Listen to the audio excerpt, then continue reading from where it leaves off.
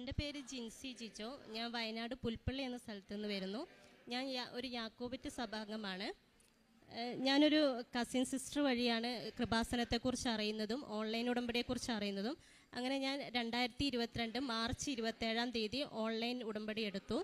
അതിൽ ആദ്യത്തെ നിയോഗമായി ഞാൻ വെച്ചത് എൻ്റെ ഹസ്ബൻഡിനൊരു ജോലി ലഭിക്കുക എന്നതായിരുന്നു. ഹസ്ബൻഡ് ജ്വല്ലറി ഫീൽഡിൽ അത്യാവശ്യം സാലറിയോടെ വർക്ക് ചെയ്തുകൊണ്ടിരുന്ന ആളായിരുന്നു. അപ്പോൾ ഒരു 10-12 വർഷം ആ ഫീൽഡിൽ വർക്ക് ചെയ്ത് ആൾക്ക് മടുത്തു എന്ന് പറഞ്ഞ് ഞങ്ങളോട് ആരോടും പറയാതെ റിസൈൻ വെച്ച് വീട്ടിൽ വന്നു. അങ്ങനെ വീട്ടിൽ വന്ന് 1 മാസം കഴിഞ്ഞപ്പോഴാണ് കോവിഡ് വന്നത്. അങ്ങനെ 2 വർഷത്തോളം ജോലി അന്വേഷിച്ചിട്ട് എവിടെയും റെഡി ആയില്ല. എവിടെയും ജോലി റെഡി ആയില്ല. അപ്പോൾ ഞങ്ങൾ ഓൺലൈൻ ഉടമ്പടി എടുത്ത് പ്രാർത്ഥിച്ചതിന് ശേഷം ഏപ്രിൽ 13 ഹസ്ബൻഡിന് വയനാട്ടിൽ തന്നെ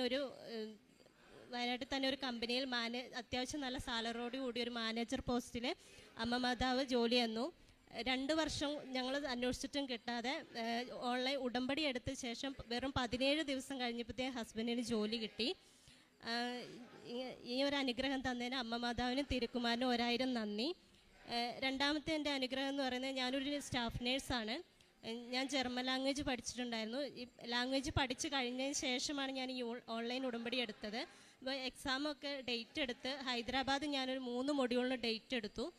അവിടെ ചെന്ന് ഈ സാക്ഷ്യങ്ങളൊക്കെ ഞാൻ അതിനു മുമ്പ് ഒത്തിരി കേൾക്കുമായിരുന്നു.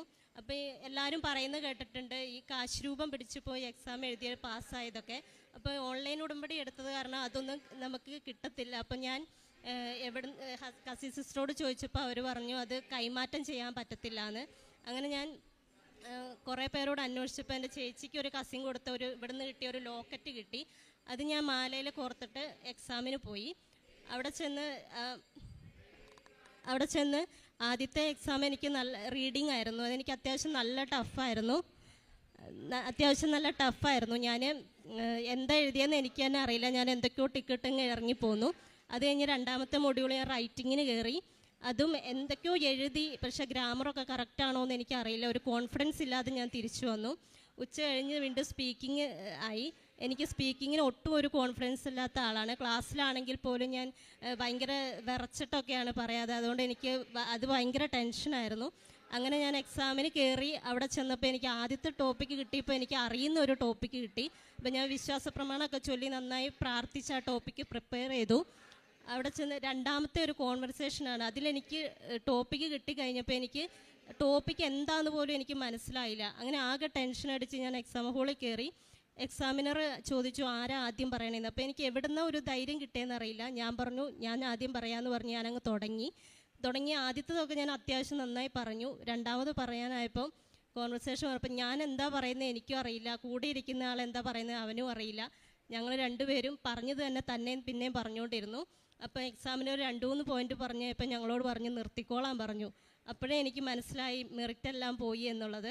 അപ്പോൾ ഞാൻ അവിടെ നിന്ന് പ്രാർത്ഥിച്ച് കരഞ്ഞുകൊണ്ട് ഇറങ്ങിപ്പോന്നു. ഹസ്ബൻഡിനോട് പറഞ്ഞു ഇതെന്തായാലും കിട്ടത്തില്ല, കാരണം എനിക്ക് അത്രയും ടഫായിരുന്നു എന്ന് പറഞ്ഞു. അപ്പോൾ ഹസ്ബൻഡ് പറഞ്ഞു നീ ടെൻഷൻ അടിക്കേണ്ട, ഓൺലൈൻ ഉടമ്പടിയൊക്കെ എടുത്തതല്ലേ എന്തായാലും കിട്ടുമോ എന്ന് പറഞ്ഞു. അങ്ങനെ 1 മാസത്തോളം എടുക്കും ആ റിസൾട്ട് വരാൻ. ഒരു മൊഡ്യൂൾ ഞാൻ ഡൽഹിയിലാണ് എഴുതിയ ഹിയറിങ്. അതെനിക്ക് അത്യാവശ്യം കുഴപ്പമില്ലാത്ത രീതിയിൽ ഞാൻ അറ്റൻഡ് ചെയ്ത് പോന്നു. അങ്ങനെ ഈ റിസൾട്ട് വെയിറ്റ് ചെയ്യുക എന്ന് പറയുന്നത് എനിക്ക് വല്ലാത്തൊരു ടെൻഷനുള്ള കാര്യമാണ്. അപ്പോൾ ഞാൻ ഒരു 10 ദിവസം കഴിഞ്ഞപ്പോൾ എൻ്റെ ഡൽഹിയിലെ റിസൾട്ട് വന്നു. അത് ഞാൻ പ്രാർത്ഥിച്ച് റിസൾട്ടെല്ലാം നോക്കിയപ്പോൾ ഞാൻ ഹിയറിങ്ങിന് പാസ്സായി. അങ്ങനെ ഞാൻ പിന്നെയും ടെൻഷൻ അടിച്ച് ഹൈദരാബാദിലെ റിസൾട്ട് വരാനുണ്ടല്ലോ 3 മൊഡ്യൂൾ, അത് ഞാൻ എത്ര ദിവസം വെയിറ്റ് ചെയ്താലാന്ന് വിചാരിച്ച് ഞാൻ ഇരിക്കുമ്പോൾ കറക്റ്റ് 1 മണിക്കൂർ കഴിഞ്ഞപ്പോഴത്തേക്ക് ഹൈദരാബാദ് റിസൾട്ടും എനിക്ക് വന്നു. അപ്പോൾ വിശ്വാസപ്രമാണം എല്ലാം ചൊല്ലി ഞാൻ നോക്കുമ്പോൾ എനിക്ക് സ്പീക്കിങ്ങും റൈറ്റിങ്ങും ഞാൻ പാസ്സായി. റീഡിങ് എനിക്ക് കിട്ടിയില്ല. അപ്പോൾ എനിക്ക് ഒരു വിഷമവും തോന്നിയില്ല, കാരണം അത്രയും ടഫായ എക്സാം ആയിരുന്നു. 3 മൊഡ്യൂൾ കിട്ടിയാൽ ഞാൻ ദൈവത്തെ സ്തുതിച്ചു.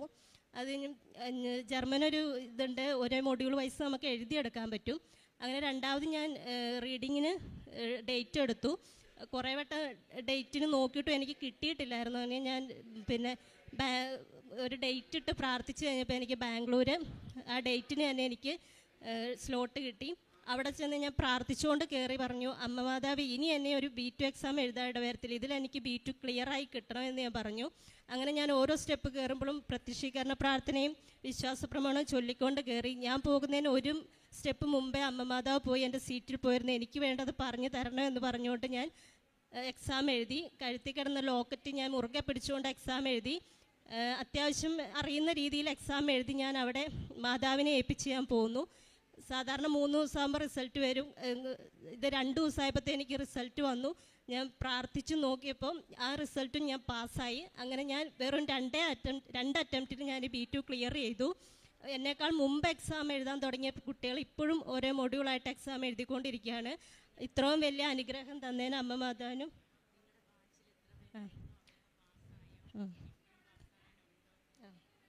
ഞാൻ B2 പഠിച്ചത് പിന്നെ ഒരു ഇൻസ്റ്റിറ്റ്യൂട്ടിൽ ഞങ്ങളായിരുന്നു ആദ്യത്തെ ബാച്ച്. അതിലൊരു 10 പേര് ഉണ്ടായിരുന്നുള്ളൂ ആദ്യത്തെ ബാച്ച് ആയതുകൊണ്ട്. അതിൽ എന്നേക്കാൾ പഠിക്കുന്ന ഒത്തിരി പിള്ളേർ 5-6 പിള്ളേരെങ്കിലും ഉണ്ടായിരുന്നു. അവരൊന്നും ഇപ്പോഴും എക്സാം എഴുതിക്കൊണ്ടിരിക്കുകയാണോ. ആ ഇൻസ്റ്റിറ്റ്യൂട്ടിൽ ഞാനാണ് ആദ്യം പാസ്സായത്. ഇത്രയും അനുഗ്രഹം തന്ന അമ്മ മാതാവിനും തിരുക്കുമാരനും 1000 നന്ദി. മൂന്നാമത് എനിക്ക് കിട്ടിയ അനുഗ്രഹം എന്ന് പറയുന്നത് ജർമ്മനി പോകുമ്പോൾ എനിക്കൊരു രജിസ്റ്റേർഡ് നേഴ്സായിട്ട് പോവുക എന്നതായിരുന്നു. ഞാൻ ഓഗസ്റ്റ് 7-ാം തീയതി ഇവിടെ വന്ന് തീർത്ഥാടന ഉടമ്പടി എടുത്തു. അതിൽ ഞാനൊരു നിയോഗമായി വെച്ചതായിരുന്നു രജിസ്റ്റേർഡ് നേഴ്സായി പോവുക എന്നത്. അവിടെ ചെന്ന് അത് കഴിഞ്ഞ് ഞാൻ കാരുണ്യ പ്രവർത്തനമൊക്കെ ചെയ്തു പോന്നു. ഗവൺമെൻറ് ഹോസ്പിറ്റലിൽ പോയി ഫുഡ് വാങ്ങിക്കൊടുക്കുക, രോഗികളെ കാണുക, പത്രം വിതരണം ചെയ്യുകയൊക്കെ ചെയ്ത് പ്രാർത്ഥിച്ചിരുന്നു. അപ്പം സെപ്റ്റംബർ 20-ാം തീയതി ആയപ്പോൾ ഞങ്ങൾ വൈകിട്ട് സന്ധ്യാപ്രാർത്ഥനയൊക്കെ കഴിഞ്ഞ് ഉടമ്പടി പ്രാർത്ഥനയൊക്കെ കഴിഞ്ഞ് ഞങ്ങളിരുന്ന് ഞാനിങ്ങനെ വ്യക്തിപരമായി പ്രാർത്ഥിച്ചുകൊണ്ടിരിക്കുമ്പോൾ ഞാൻ പറഞ്ഞു, മാതാവേ രജിസ്ട്രേഷൻ എനിക്ക് ഫുള്ള് കിട്ടിയേ പറ്റത്തുള്ളൂ. രജിസ്ട്രേഷൻ ഫുള്ള് കിട്ടിയാൽ മാത്രമാണ് നമുക്ക് ഫാമിലിയൊക്കെ 6 മന്ത് കഴിഞ്ഞ് കൊണ്ടുപോകാൻ പറ്റത്തുള്ളൂ. പിന്നെ അവിടെ ചെന്ന് എക്സാം ഒന്നും എഴുതണ്ട, നമുക്ക് നേരെ ഡ്യൂട്ടിക്ക് കയറാം. ഹാഫാണെങ്കിൽ നമുക്ക് അവിടെ ചെന്ന് എക്സാം എഴുതണം. അത് കഴിഞ്ഞ് നമ്മൾ പാസ്സായാൽ മാത്രമേ അവിടെ രജിസ്റ്റേർഡ് നേഴ്സ് ആവത്തുള്ളൂ. പിന്നെ ജോലീൻ്റെ സമയത്ത് നമ്മൾ എക്സ്ട്രാ പഠിക്കുകയും വേണം. അപ്പോൾ രജിസ്റ്റേർഡ് ആയിട്ട് തന്നെ എനിക്ക് കിട്ടിയേ പറ്റുള്ളൂ. എനിക്ക് 6 മാസത്തിൽ കൂടുതലൊന്നും എനിക്ക് എൻ്റെ പിള്ളേരെ പിരിഞ്ഞിരിക്കാൻ പറ്റില്ല അമ്മയെന്ന് പറഞ്ഞ് ഞാൻ പ്രാർത്ഥിച്ചുകൊണ്ടിരുന്ന സമയത്ത് തന്നെ ഹസ്ബൻഡിൻ്റെ ഫോണിലേക്ക് ഏജൻറ്റിൻ്റെ ഒരു മെസ്സേജ് വരികയാണ്, ജിൻസിക്ക് രജിസ്ട്രേഷൻ കിട്ടിയിട്ടുണ്ടെന്ന് പറഞ്ഞ്. അപ്പോൾ എനിക്ക് ആ സമയത്ത് എന്ത് ചെയ്യണമെന്നറിയില്ല. ഞാൻ ദൈവത്തെ സ്തുതിച്ചുകൊണ്ട് പറഞ്ഞു, എനിക്ക് കിട്ടാനൊരു വഴിയുമില്ല, ഇതെങ്ങനെ കിട്ടിയെന്ന് എനിക്കറിയത്തില്ല. കാരണം ഇതൊരു 6 മാസം എടുക്കും ഇതിൻ്റെ പ്രോസസ്സിങ്. പക്ഷേ എനിക്ക് വെറും 4 മാസം കൊണ്ട് അത് കിട്ടി. എന്നെക്കാൾ 2 മാസം മുമ്പ് കൊടുത്ത കുട്ടികൾക്കും ഒരു റിസൾട്ടും അതിൽ നിന്ന് വന്നിട്ടില്ല. അപ്പം ഞാൻ ഏജൻറ്റിനെ കുറേ വട്ടം വിളിച്ചു നോക്കി. അങ്ങനെ ഏജൻറ്റ് ഫോൺ എടുത്തിട്ട് ഞാൻ തന്നെയാണ് എനിക്ക് രജിസ്ട്രേഷൻ കിട്ടിയതാണെന്ന് കൺഫേം ചെയ്ത് പറഞ്ഞു. അങ്ങനെ ഇപ്പോൾ രജിസ്റ്റേർഡ് നേഴ്സായിട്ട് കിട്ടി. അങ്ങനെ പ്രോസസ്സിങ് കുറച്ച് ഡിലേ ആയിരുന്നു. ഈ ഉടമ്പടി എടുത്തതിന് ശേഷം കുറച്ച് ഫാസ്റ്റായി. ഇപ്പോൾ കഴിഞ്ഞ ആഴ്ച എൻ്റെ വിസ ഇൻ്റർവ്യൂ കഴിഞ്ഞു. ഇനി വിസയ്ക്ക് വേണ്ടി ഞാൻ വെയിറ്റ് ചെയ്യുകയാണ്. അപ്പോൾ അതും എൻ്റെ അമ്മ മാതാവ് എനിക്ക് സാധിച്ചു തരുമെന്ന് ഞാൻ പൂർണ്ണമായി വിശ്വസിക്കുകയാണ്. പെർമനൻറ്റ് സ്റ്റാഫ് നേഴ്സായിട്ട് തന്നെയാണ് എനിക്ക് ജർമ്മനി ജോലി കിട്ടിയിരിക്കുന്നത് പെർമനൻ്റായിട്ട്. എനിക്ക് ചെറുതും വലുതുമായിട്ട് ഒത്തിരിയേറെ അനുഗ്രഹങ്ങൾ അമ്മ മാതാവും തിരുക്കുമാരനും വഴി കിട്ടിയതിന് അമ്മ മാതാവിനും തിരുക്കുമാരനും കോടാനുകോടി നന്ദി പറയുന്നു. എൻ്റെ പേര് ശ്രുതി എൽദോ. ഞാൻ പെരുമ്പാവൂരിൽ നിന്നാണ് വരുന്നത്.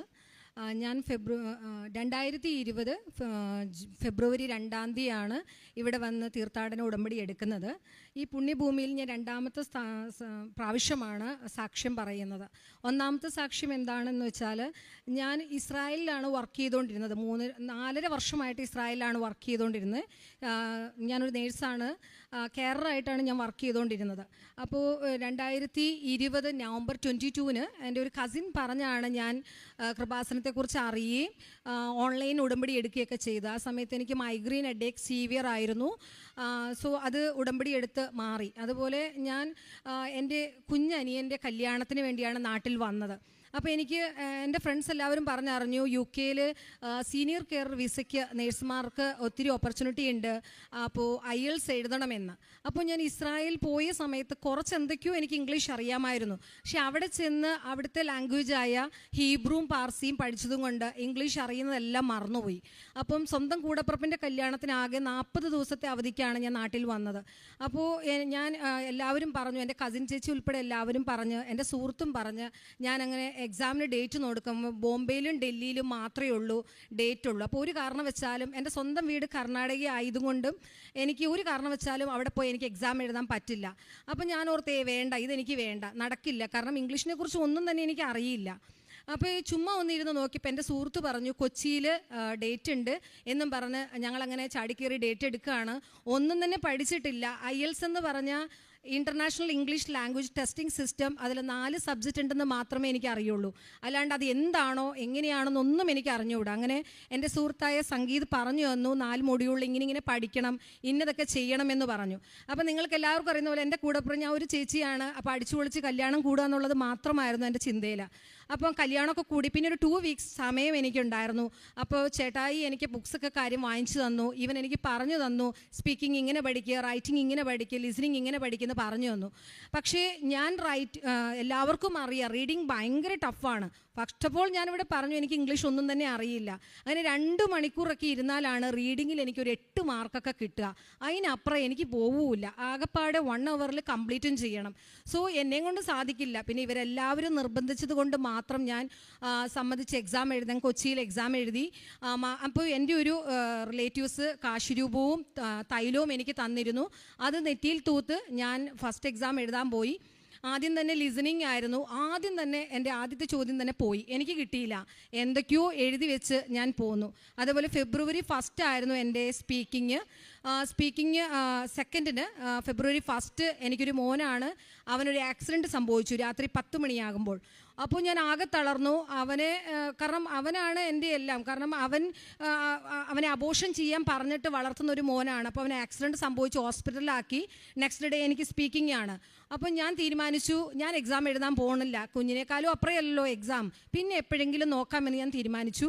പക്ഷേ ഹോസ്പിറ്റലിൽ നിന്ന് അവന് ഒരു ആപത്തും കൂടാതെ അവനെ തിരിച്ച് വീട്ടിൽ കൊണ്ടുവന്നു. എല്ലാം ദേഹം മൊത്തം പോറുകയാണ് ചെയ്തത്. പക്ഷേ കുഞ്ഞ് പേടിച്ച് അവൻ ഭയങ്കര കരച്ചിലായിരുന്നു. രാത്രിയൊക്കെ ഉറങ്ങിയില്ല. നെക്സ്റ്റ് ഡേ ഞാൻ ഹസ്ബൻഡിനോട് പറഞ്ഞു ഞാൻ എക്സാം എഴുതാൻ പോകുന്നില്ല, കാരണം എനിക്ക് ഒന്നും തന്നെ അറിയില്ല, എന്തെന്ന് എക്സാം എഴുതാനാ എന്ന് ഓർത്തു. പക്ഷേ ഇടവക ദേവാലയത്തിൽ പോയി വിശുദ്ധ കുർബാനയിൽ പങ്കെടുത്ത് അമ്മയുടെ കാശുരൂപവും തൈലവും തൂത്ത്, നിങ്ങൾക്ക് എല്ലാവർക്കും അറിയാമായിരിക്കും, ഒരുപക്ഷെ ഒരുപാട് നേഴ്സിംഗ് പഠിച്ച ആൾക്കാരും പുറത്ത് ജോലി ചെയ്ത ആൾക്കാരും ഒക്കെ ഇവിടെ ഉണ്ടാകാം. സ്പീക്കിങ്ങിന് പോകുമ്പം കുറച്ച് ഒരുങ്ങി അങ്ങനെയൊക്കെ ആയിരിക്കാം പോകാൻ. ഞാൻ ഒന്നും ചെയ്യാതെ തൈലം മാത്രം ഉണ്ടായിരുന്നുള്ളൂ എൻ്റെ നെറ്റിയിൽ. അങ്ങനെ ഒരുപാട് കരഞ്ഞുകൊണ്ടാണ് ഞാൻ സ്പീക്കിംഗ് അറ്റൻഡ് ചെയ്യാൻ ഞാൻ അവിടെ പോകുന്നത്. സത്യം പറയട്ടെ, എനിക്ക് ഒന്നും തന്നെ അറിയില്ല. അവരെന്ത് ചോദിച്ചാലും ഫസ്റ്റ് തന്നെ ബലിയാടാകണ ഞാനാണ് ഫസ്റ്റ്. അവരുടെ എക്സാം അറ്റൻഡ് ചെയ്തു. എന്തൊക്കെയോ സാറ് ചോദിച്ചു, ഞാൻ എന്തൊക്കെയോ പറഞ്ഞു. ഞാൻ ഉറപ്പിച്ചു. തിരിച്ചിറങ്ങി വന്നപ്പോൾ ഹസ്ബൻഡ് ചോദിച്ചു പൊട്ടിയല്ലേന്ന്. ഞാൻ പറഞ്ഞു വാ പൊട്ടി, എനിക്കെന്തായാലും കിട്ടില്ല. പക്ഷേ ഒന്നും സന്തോഷത്തോടെ തീരുമാനിച്ചു. IELTS എന്താണെന്ന് ഞാൻ മനസ്സിലാക്കി. അങ്ങനെ 3-ാം തീയതി ഇവിടെ വന്നു, തീർത്ഥാടന ഉടമ്പടി എടുത്തു, അമ്മയോട് കരഞ്ഞു പ്രാർത്ഥിച്ചു. അമ്മേ, ഞാനൊന്നും അവിടെ എഴുതിയിട്ടില്ല, അപ്പോൾ എനിക്ക് പോകണമെന്ന് ആഗ്രഹമുണ്ട്. കാരണം കൊച്ചു ഹസ്ബൻഡ് ഇവിടെയും ഞാൻ ഇസ്രായേലിലും. അപ്പോൾ അവനെപ്പോഴും വിളിക്കുമ്പം പറയും അമ്മേ എല്ലാവർക്കും അമ്മമാരടുത്തുണ്ട്, എനിക്ക് മാത്രമേ അമ്മയില്ലെന്ന്. അപ്പോൾ അത് കേൾക്കുമ്പോൾ എനിക്ക് ഒരുപാട് സങ്കടമായിരുന്നു. അപ്പോൾ ഇവിടെ വന്ന് തീർത്ഥാടന ഉടമ്പടി എടുത്തു, കരഞ്ഞ് അമ്മയോട് പ്രാർത്ഥിച്ചു. ദൈവകൃപയാൽ എനിക്കിത് ലഭിക്കണമേ എന്ന് ഞാൻ കരഞ്ഞു പ്രാർത്ഥിച്ചു. വചനം എഴുതി പ്രാർത്ഥിക്കുമായിരുന്നു. 1000 തവണയെല്ലാം വചനം എഴുതുമായിരുന്നു. നെഹമ്യ 2:20, ലൂക്ക 18:27 അങ്ങനെയൊക്കെ വചനം എഴുതി പ്രാർത്ഥിക്കുമായിരുന്നു. ജപമാല ചൊല്ലിയും പ്രാർത്ഥിക്കുമായിരുന്നു. അങ്ങനെ ഫെബ്രുവരി 12-ാം തീയതി എൻ്റെ റിസൾട്ട് വന്നു. എൻ്റെ സുഹൃത്ത് വിളിച്ചു പറഞ്ഞു നിൻ്റെ റിസൾട്ട് വന്നു, നീ ജയിച്ചു എന്ന്. ഞാൻ പറഞ്ഞു ഒരിക്കലും സാധിക്കില്ല. ഫസ്റ്റ് ഞാൻ ചോദിച്ചത് എനിക്ക് സ്പീക്കിങ്ങിന് എത്രയാണ് മാർക്കെന്ന്. അപ്പോൾ അവൻ പറഞ്ഞു ഇത്ര സ്കോർ. ഞാൻ പറഞ്ഞു ഒരിക്കലും അല്ല, ഇത് എൻ്റെ അല്ല. അങ്ങനെ ഒരുപാട് സന്തോഷത്തോടെ എൻ്റെ IELTS എക്സാം എനിക്ക് ക്ലിയർ ആക്കി കിട്ടി. ഞാനിപ്പോൾ UK വർക്ക് ചെയ്യണേ. അതുപോലെ തന്നെ എൻ്റെ സുഹൃത്ത് അവൾ 20 വർഷത്തെ ഫ്രണ്ട്ഷിപ്പാണ്, അവളിവിടെയുണ്ട്. അപ്പം അവൾക്കും എനിക്കും ഒരേ നഴ്സിംഗ് ഹോമിൽ ജോലി കിട്ടണമെന്ന് എൻ്റെ ഏറ്റവും വലിയ ആഗ്രഹമായിരുന്നു. ഞങ്ങൾക്ക് 2 പേർക്കും സെയിം നഴ്സിംഗ് ഹോമിൽ ഒരുമിച്ച് ജോലിയും കിട്ടി. അപ്പോൾ സിസ്റ്റർ എന്നോട് ചോദിച്ചു എങ്ങനെയാണ് നീ പ്രേക്ഷിത വേല ചെയ്യുന്നതെന്ന്. അപ്പോൾ ഞാൻ സിസ്റ്ററോട് പറഞ്ഞ ഒറ്റക്കാര്യം ഇതാണ്, എനിക്ക് പുറത്തു പോയി പ്രേക്ഷിത വേല ചെയ്യാൻ സാധിക്കില്ല. അപ്പോൾ ഞാൻ വർക്ക് ചെയ്യുന്ന നഴ്സിംഗ് ഹോമാണ്, എല്ലാം സൈക്കാട്രി പേഷ്യൻ്റ് മാത്രമേ അവിടെ ഉള്ളൂ. അപ്പം കാരുണ്യ പ്രവൃത്തികൾ. അപ്പോൾ ഞാൻ എന്ത് ചെയ്തു, ഞാനും ഇവള് ആണ് ഒരുമിച്ച് ജോലി ചെയ്യുമെങ്കിൽ ഒരു 2 പേർക്കും കൂടി 13-14 പേഷ്യൻറ്റിനെ കിട്ടും. അപ്പോൾ ഒരുപാട് നമ്മളെ ഉപദ്രവിക്കുകയും അടിക്കുകയും ചെയ്യുന്ന പേഷ്യൻ്റ് ആയിരിക്കും എല്ലാവരും തന്നെ. അപ്പോൾ ഇവളെ എനിക്ക് പാർട്ട്ണറായി കിട്ടിയ, എന്നും രാവിലെ അമ്മയോട് പോകുമ്പം പ്രാർത്ഥിക്കും ഇവളെ എനിക്ക് പാർട്ട്ണറായി കിട്ടണേ എന്ന്. കാരണം എൻ്റെ എല്ലാ കാര്യങ്ങളും അവൾക്കറിയാം. ഞാൻ കുറച്ച് ഒന്നിനും പേടിക്കുന്ന ഒരു കൂട്ടത്തിലല്ല. അപ്പോൾ അത് അവൾക്കറിയാം. അപ്പം ഞാൻ എന്ത് പറഞ്ഞാലും അവൾ കേൾക്കും. അങ്ങനെ ഞങ്ങൾ അവിടെയുള്ള പേഷ്യൻസിന് ഒരു ദിവസം നമുക്ക് 2 പേർക്കൊക്കെ ഷവർ കൊടുത്താൽ മതി. പക്ഷേ ഞങ്ങൾ 2 പേരും ഫാസ്റ്റിംഗ് എടുത്ത്, അവൾ യാക്കോബ സഭയിലാണ്, ഞാൻ പറഞ്ഞ ജപമാല ചൊല്ലിയും അമ്മ മാതാവിനെ കുറിച്ച് കൂടുതൽ പ്രാർത്ഥിക്കുകയും ചെയ്യും. അപ്പോൾ അങ്ങനെ ഞങ്ങൾ 2 പേരും ഫാസ്റ്റിംഗ് എടുത്തപ്പോൾ അമ്മയോട് ഞാൻ പറയും ചിലപ്പം വീണ് പോകുമായിരിക്കും കേട്ടോ, 12 മണിക്കൂറത്തെ ഡ്യൂട്ടിയാണ്, എന്നെ ഒന്ന് പിടിച്ച് നിർത്തിക്കോണേ, എനിക്ക് ദേഷ്യമൊന്നും വരാതെ നോക്കിക്കോണേ എന്ന് കരഞ്ഞു പ്രാർത്ഥിക്കും. അങ്ങനെ ഞങ്ങൾ ഒരുപാട് ഒരുപാട് അടി കൊണ്ടാൽ പോലും ഞങ്ങൾ ഏകദേശം ഒരു ദിവസം 6-7 പേഷ്യൻറ്റിന് ഷവർ കൊടുക്കുകയും വിശപ്പൊന്നും അറിയുക പോലും ചെയ്യാതെ ഞങ്ങൾ രണ്ടുപേരും ഒരുമിച്ച് ജോലി ചെയ്ത് അവിടെ പോകും. ആരും തൊടാത്ത പേഷ്യൻസിനെ വരെയും, അല്ലെങ്കിൽ അവരെ വേണ്ട, അവിടെ റെഫ്യൂസ് എന്ന് പറഞ്ഞു കഴിഞ്ഞാൽ പിന്നെ നമ്മൾക്കത് ചെയ്യണമെന്ന് നിർബന്ധമില്ല. പക്ഷേ ഞങ്ങൾ അവരെ റെഫ്യൂസ് പറഞ്ഞാൽ പോലും ഞങ്ങൾ രണ്ടുപേരും ഒരുമിച്ച് നിന്ന് അത് ചെയ്യുകയൊക്കെ ചെയ്യും. അതുപോലെ തന്നെ കിട്ടുന്ന ശമ്പളത്തിൽ നിന്ന് ഒരു പങ്ക് പഠിക്കാൻ കഴിവില്ലാത്ത കുഞ്ഞുങ്ങൾക്ക് വേണ്ടി പഠിക്കാൻ ഞങ്ങൾ മാറ്റിവെക്കും. അതിനോടൊപ്പം എൻ്റെ കൂടെ അവളും സഹായിക്കും. അതുപോലെ തന്നെ ഫാസ്റ്റിംഗ് എടുക്കുന്ന സമയത്തിലും പരമാവധി എല്ലാവരോടും UK-യിലുള്ള എൻ്റെ ഫ്രണ്ട്സിനോടും ഞാൻ ഓൺലൈൻ ഉടമ്പടി എടുക്കുന്നതിനെക്കുറിച്ചും അവർക്കത് എങ്ങനെയാണ് ഓൺലൈൻ ഉടമ്പടി എടുക്കേണ്ടത് എന്ന് പറഞ്ഞു കൊടുക്കാറുണ്ട്. പിന്നെ എല്ലാ ദിവസവും ഞാൻ ഡ്യൂട്ടിക്ക് പോകുന്നത് അമ്മയുടെ തൈലം തൂക്കാതെ പോയി എനിക്ക് ഭയങ്കര പേടിയാണ്. കാരണം ഞാൻ എവിടെയെങ്കിലും പെട്ടുവിടും. കാരണം ആദ്യം ചെന്നപ്പോൾ എനിക്ക് വലിയ ഇംഗ്ലീഷൊന്നും അറിയില്ല. അവർ പറയുന്ന ലാംഗ്വേജ് നമ്മൾ പറയുന്ന പോലെയല്ല. അപ്പോൾ എനിക്കൊന്നും മനസ്സിലാവില്ല. പക്ഷേ എല്ലാവരും പേടിച്ചാലും ഒരു പ്രശ്നങ്ങളിലും പെടാതെ ഇന്ന് വരെയും എന്നെ കൈപിടിച്ച് നടത്തിയത് എൻ്റെ കൃപാസന അമ്മയാണ്, ആ തൈലമാണ്. അതുപോലെ തന്നെ നമ്മൾക്ക് സ്വെറ്റിംഗ് ഒക്കെ കൂടുതലായാലും എനിക്ക് കഷത്തിൻ്റെ അവിടെയൊക്കെ ഇങ്ങനെ കുരുക്കളായിട്ടൊക്കെ വരാറുണ്ട്. അപ്പം ഞാൻ അമ്മയോട് പറയും ഇത് എൻ്റെ ആൻറ്റിബയോട്ടിക്കാണ്.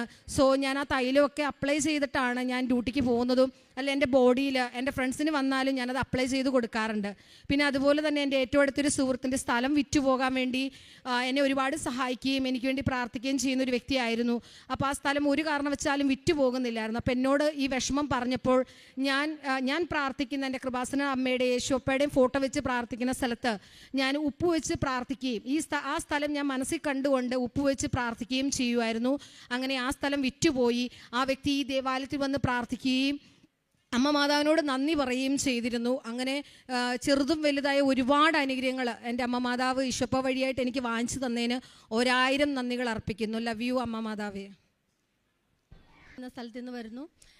ഞാൻ ആഗസ്റ്റ് 1-ാം തീയതി, അതായത് 2022 ആഗസ്റ്റ് 1-ാം തീയതിയാണ് ഉടമ്പടി എടുത്തത്.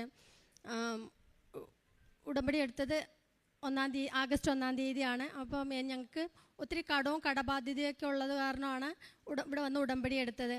എൻ്റെ ഭർത്താവിൻ്റെ നിർബന്ധമായിരുന്നു ഇവിടെ വരണമെന്ന്. ഇതിന് ഈ കൃപാസനത്തെക്കുറിച്ച് എനിക്ക് നേരത്തെ അറിയാമെങ്കിലും ഈ ഉടമ്പടിയെന്ന് എല്ലാവരും പറയുമെങ്കിലും എനിക്ക് അതെന്താണെന്ന് അറിയാൻ പാടില്ലായിരുന്നു. അപ്പോൾ എൻ്റെ ഭർത്താവിൻ്റെ അനിയൻ്റെ ഭാര്യ ഇവിടെ ഉടമ്പടി എടുക്കാമെന്ന കൂട്ടത്തിൽ ഞാൻ വന്നു കഴിഞ്ഞപ്പോഴത്തേക്കും ഒത്തിരി പേര് ഇവിടെയൊക്കെ, ഒത്തിരി ജനങ്ങളും ഒക്കെ നിറഞ്ഞിരിക്കുന്നു. ഒത്തിരി കടലാസുകളൊക്കെ ആയിട്ട് ഓടി ഒക്കെ നടക്കണം. അപ്പോൾ എനിക്ക് അത്ര വലിയ അറിവുകളൊന്നുമില്ല, ഒരു വലിയ വിദ്യാഭ്യാസവുമില്ല. അപ്പോൾ അത് പറഞ്ഞാൽ എനിക്കറിയില്ല. അപ്പോൾ എന്നൊരു ചേച്ചിയോട് ചോദിച്ചപ്പോൾ പറഞ്ഞു മൊബൈലിൽ ഏതാണ്ടൊക്കെ ചെയ്യണമെന്നൊക്കെ പറഞ്ഞു. അപ്പോൾ എൻ്റെ അനിയത്തി എന്നാൽ എന്താണ് ഉടമ്പടി എന്നൊന്നും അവളെ എനിക്ക് പറഞ്ഞു തന്നുവരുന്നില്ല.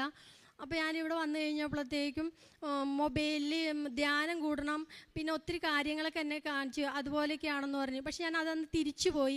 അത് കഴിഞ്ഞ് ഞാൻ ഭർത്താവിനോട് പറഞ്ഞു ഇന്നതുപോലെയാണ് കാര്യങ്ങളെന്നപ്പോൾ ഹസ്ബൻഡ് ഇച്ചിരി മദ്യം കഴിക്കുന്ന കൂട്ടത്തിലായിരുന്നു. അപ്പം ഭർത്താവ് എന്നോട് പറഞ്ഞു നമുക്ക് നാളെ തന്നെ ആഗസ്റ്റ് 1-ാം തീയതി തന്നെ പോയി ഉടമ്പടി എടുത്ത് പ്രാർത്ഥിക്കണം, നമുക്ക് രക്ഷപ്പെടണമെന്ന് പറഞ്ഞു. അപ്പോൾ അങ്ങനെയാണ് ഞാനും എൻ്റെ ഭർത്താവും കൂടി ഇവിടെ വരുന്നത്. അന്ന് തൊട്ട് ഇന്ന് വരെ എൻ്റെ ഭർത്താവ് ഒരു തുള്ളി മദ്യം കഴിക്കുക ചെയ്തിട്ടുള്ള പരിശുദ്ധ അമ്മയുടെ കരം പിടിച്ചാണ് ഇതുവരെ നടക്കുന്നത്. അതുപോലെ തന്നെ ഞങ്ങൾക്ക് കൊറോണ വന്ന് ജോലിയൊന്നുമില്ലാതെ എല്ലാവരും വിഷമിച്ചിരിക്കുന്ന സമയത്ത് ബാങ്കിൽ ലോൺ അടക്കാൻ ഒന്നും പറ്റിയില്ല. ഭർത്താവിന് കൂലിപ്പണിയാണ്. അപ്പം ഭർത്താവിൻ്റെ ഒരാളുടെ ശമ്പളം പൈസ കൊണ്ട്, അതായത് 1000 രൂപയാണ് ഒരു ദിവസം കിട്ടുന്നത്. അതുകൊണ്ട് 3 മക്കളും ഞാനും കഴിഞ്ഞിരുന്നത്. അപ്പോൾ എനിക്ക് ശ്വാസം മുട്ട്, മരുന്നടിക്കണം, എനിക്കൊരു ജോലിക്കൊന്നും പോകാൻ പറ്റില്ല. അപ്പോൾ ഭർത്താവിൻ്റെ ആ പൈസ കൊണ്ട് ജീവിക്കണ ഒത്തിരി കടമുള്ള കടം വീട്ടാൻ മാത്രമേ ഞങ്ങൾക്ക് സഹായിച്ചിരുന്നുള്ളൂ. അപ്പം ഈ കൊറോണ വന്ന് ലോണിൻ്റെ ഭാഗത്തേക്ക് തിരിഞ്ഞു നോക്കണില്ല. അപ്പോൾ ഈ ഫെബ്രുവരി 3-ാം തീയതിയാണ് ജപ്തി നോട്ടീസ് ഞങ്ങൾക്ക് വരണത്. അപ്പോൾ എൻ്റെ ഭർത്താവിൻ്റെ ജന്മദിനവും കൂടിയായിരുന്നു അന്ന്. അപ്പോൾ ജപ്തി നോട്ടീസ് വന്നപ്പോൾ ഞങ്ങൾ ഒത്തിരി തകർന്നു. കാരണം പലിശ 5.5 ലക്ഷം രൂപ ഞങ്ങൾ ലോൺ എടുത്തിട്ടുണ്ടായി. പലിശ 1,30,000 രൂപ അടക്കണം. അത് ഞങ്ങൾ സ്വപ്നം പോലും കാണാൻ കഴിയാത്ത തുകയാണ്. അപ്പം ആ ജപ്തി നോട്ടീസും കൊണ്ട് ഞങ്ങളിവിടെ ഓടി വന്ന് കരഞ്ഞു വന്ന് ഭർത്താവ് ഇവിടെ നിലവിളിച്ച് കരഞ്ഞ് തളർന്നിരിപ്പായി. പക്ഷേ എനിക്ക് അന്നേരം ഭയങ്കര ധൈര്യമായിരുന്നു. കാരണം ഞാൻ ഉടമ്പടി ചെയ്തിട്ടുണ്ട്. ആ ഉടമ്പടിയുടെ സംരക്ഷണവും ആ ശക്തി എനിക്ക് വല്ലാതെ എൻ്റെ ഉള്ളിലേക്ക് നിറഞ്ഞിരിക്കുകയായിരുന്നു.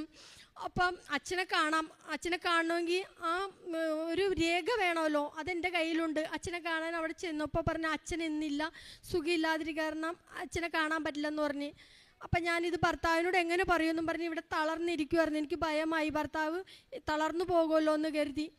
അപ്പം ഞാൻ എന്ത് ചെയ്തു, ഉടമ്പടി കാശ് രൂപം മേടിക്കാം, അമ്മയുടെ ഉപ്പും മേടിക്കാം, കാരണം എൻ്റെ കയ്യിൽ നിന്ന് ഉപ്പ് തീർന്നു പോയി, ഉപ്പ് മേടിക്കാമെന്ന് ഓർത്ത് ഞാൻ അവിടെ പോയി നിന്നപ്പോഴത്തേക്ക് ക്യൂവിൽ നിന്നപ്പോൾ എൻ്റെ മനസ്സിലേക്ക് അച്ഛനിവിടെ ഇല്ലെങ്കിൽ എന്താ, എൻ്റെ ജീവനോട് പ്രത്യക്ഷപ്പെട്ട എൻ്റെ അമ്മ ഇവിടെ ഉണ്ടല്ലോ എന്നുള്ള ഒരു ഉള്ളിൽ നിന്നൊരു വിളി വന്നു. ഞാൻ വേഗം തന്നെ ഒരു ചേട്ടനെ എൻ്റെ ഫ്രണ്ടിൽ കയറ്റി, ചേട്ടാ ഇവിടെ നിൽക്കട്ടോ, ഞാനിപ്പോൾ വരാം, എൻ്റെ അമ്മയുടെ മുമ്പിൽ പോയി പ്രാർത്ഥിക്കട്ടെ എന്ന് പറയും. കൈ വിരിച്ച് നിന്ന് ഞാൻ ജപമാല ചൊല്ലി ഞാൻ ഇവിടെ ആൾക്കാരെ കയറി വന്നപ്പോൾ ഭർത്താവിനെ മുഖത്ത് നോക്കാൻ എനിക്ക് പേടി, കാരണം എറണാകുളം വരെ ഞാൻ ഇതിനെ എങ്ങനെ കൊണ്ടുപോകും, തളർന്നു പോയാലോ, കുഴഞ്ഞു വീഴും. ആ സ്റ്റേജിൽ എൻ്റെ ഭർത്താവ് നിൽക്കുന്നത്.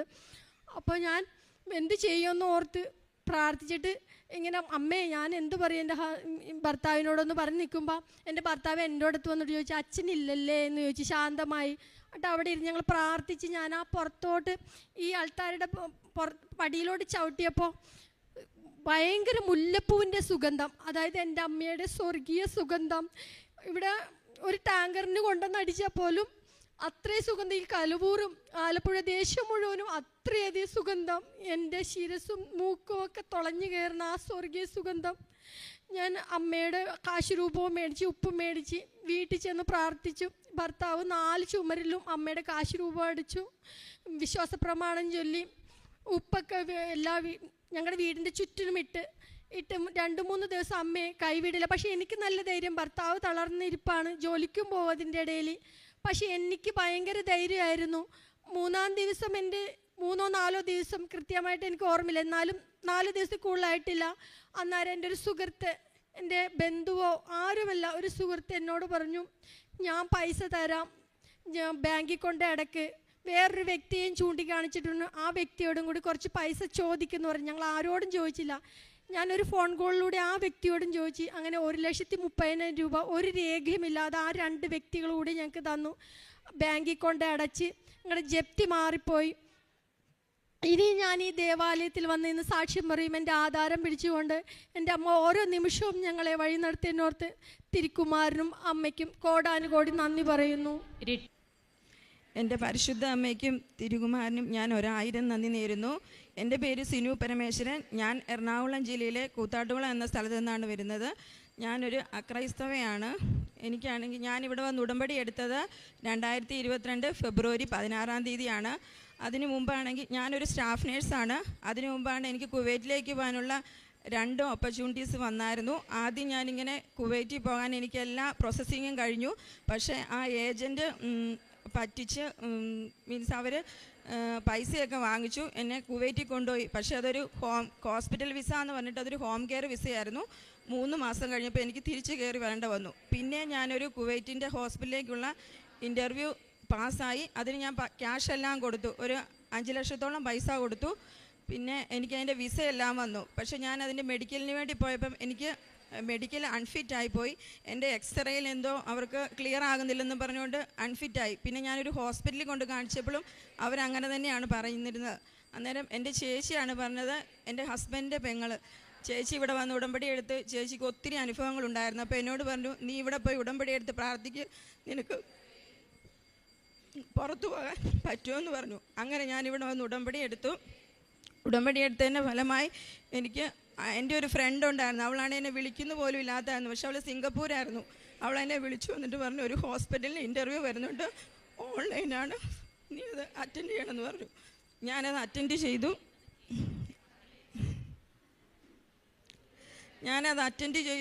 എനിക്ക് ആ ഇൻ്റർവ്യൂ കിട്ടിക്കഴിഞ്ഞ് എൻ്റെ പ്രോസസ്സിങ് ഒക്കെ ഭയങ്കര സ്ലോ ആയിരുന്നു. ഞാൻ എന്നിട്ടും അപ്പോൾ എല്ലാവരും പറയുമായിരുന്നു, നീ ഉടമ്പടി എടുത്ത് പ്രാർത്ഥിച്ചിട്ടും ഒന്നും എന്നാ ഉടമ്പടി എന്തെങ്കിലും ഇത് പറ്റിയിട്ടാണോ നിനക്ക് പോകാൻ പറ്റാത്തതെന്ന് പറയാമെന്ന്. പക്ഷേ ഞാൻ 5:30-ക്കുള്ള പ്രതീക്ഷീന പ്രാർത്ഥനയൊക്കെ 4 മണിക്ക് എഴുന്നേറ്റ് ചെല്ലുമായിരുന്നു. പിന്നെ പത്രമാണെങ്കിലും ഇവിടുന്ന് കിട്ടിയാൽ ഞാൻ ഇവിടുന്ന് എല്ലാം കൊടുത്ത് തീർത്താണ് വീട്ടിൽ ചെല്ലുന്നത്.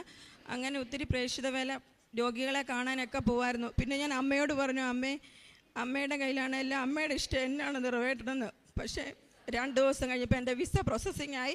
എനിക്ക് സിംഗപ്പൂരോട്ടുള്ള എല്ലാം ക്ലിയറായി. എനിക്ക് ക്ലിയർ ആയെന്ന് വെച്ചാൽ അതിൻ്റെ കൂടെ മെഡിക്കൽ ഉണ്ടായിരുന്നു.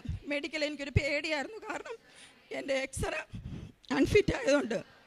പക്ഷെ ഞാൻ അമ്മയുടെ കാശ് രൂപം പിടിച്ചുകൊണ്ട് ഞാൻ പോയി മെഡിക്കലിൽ കയറി.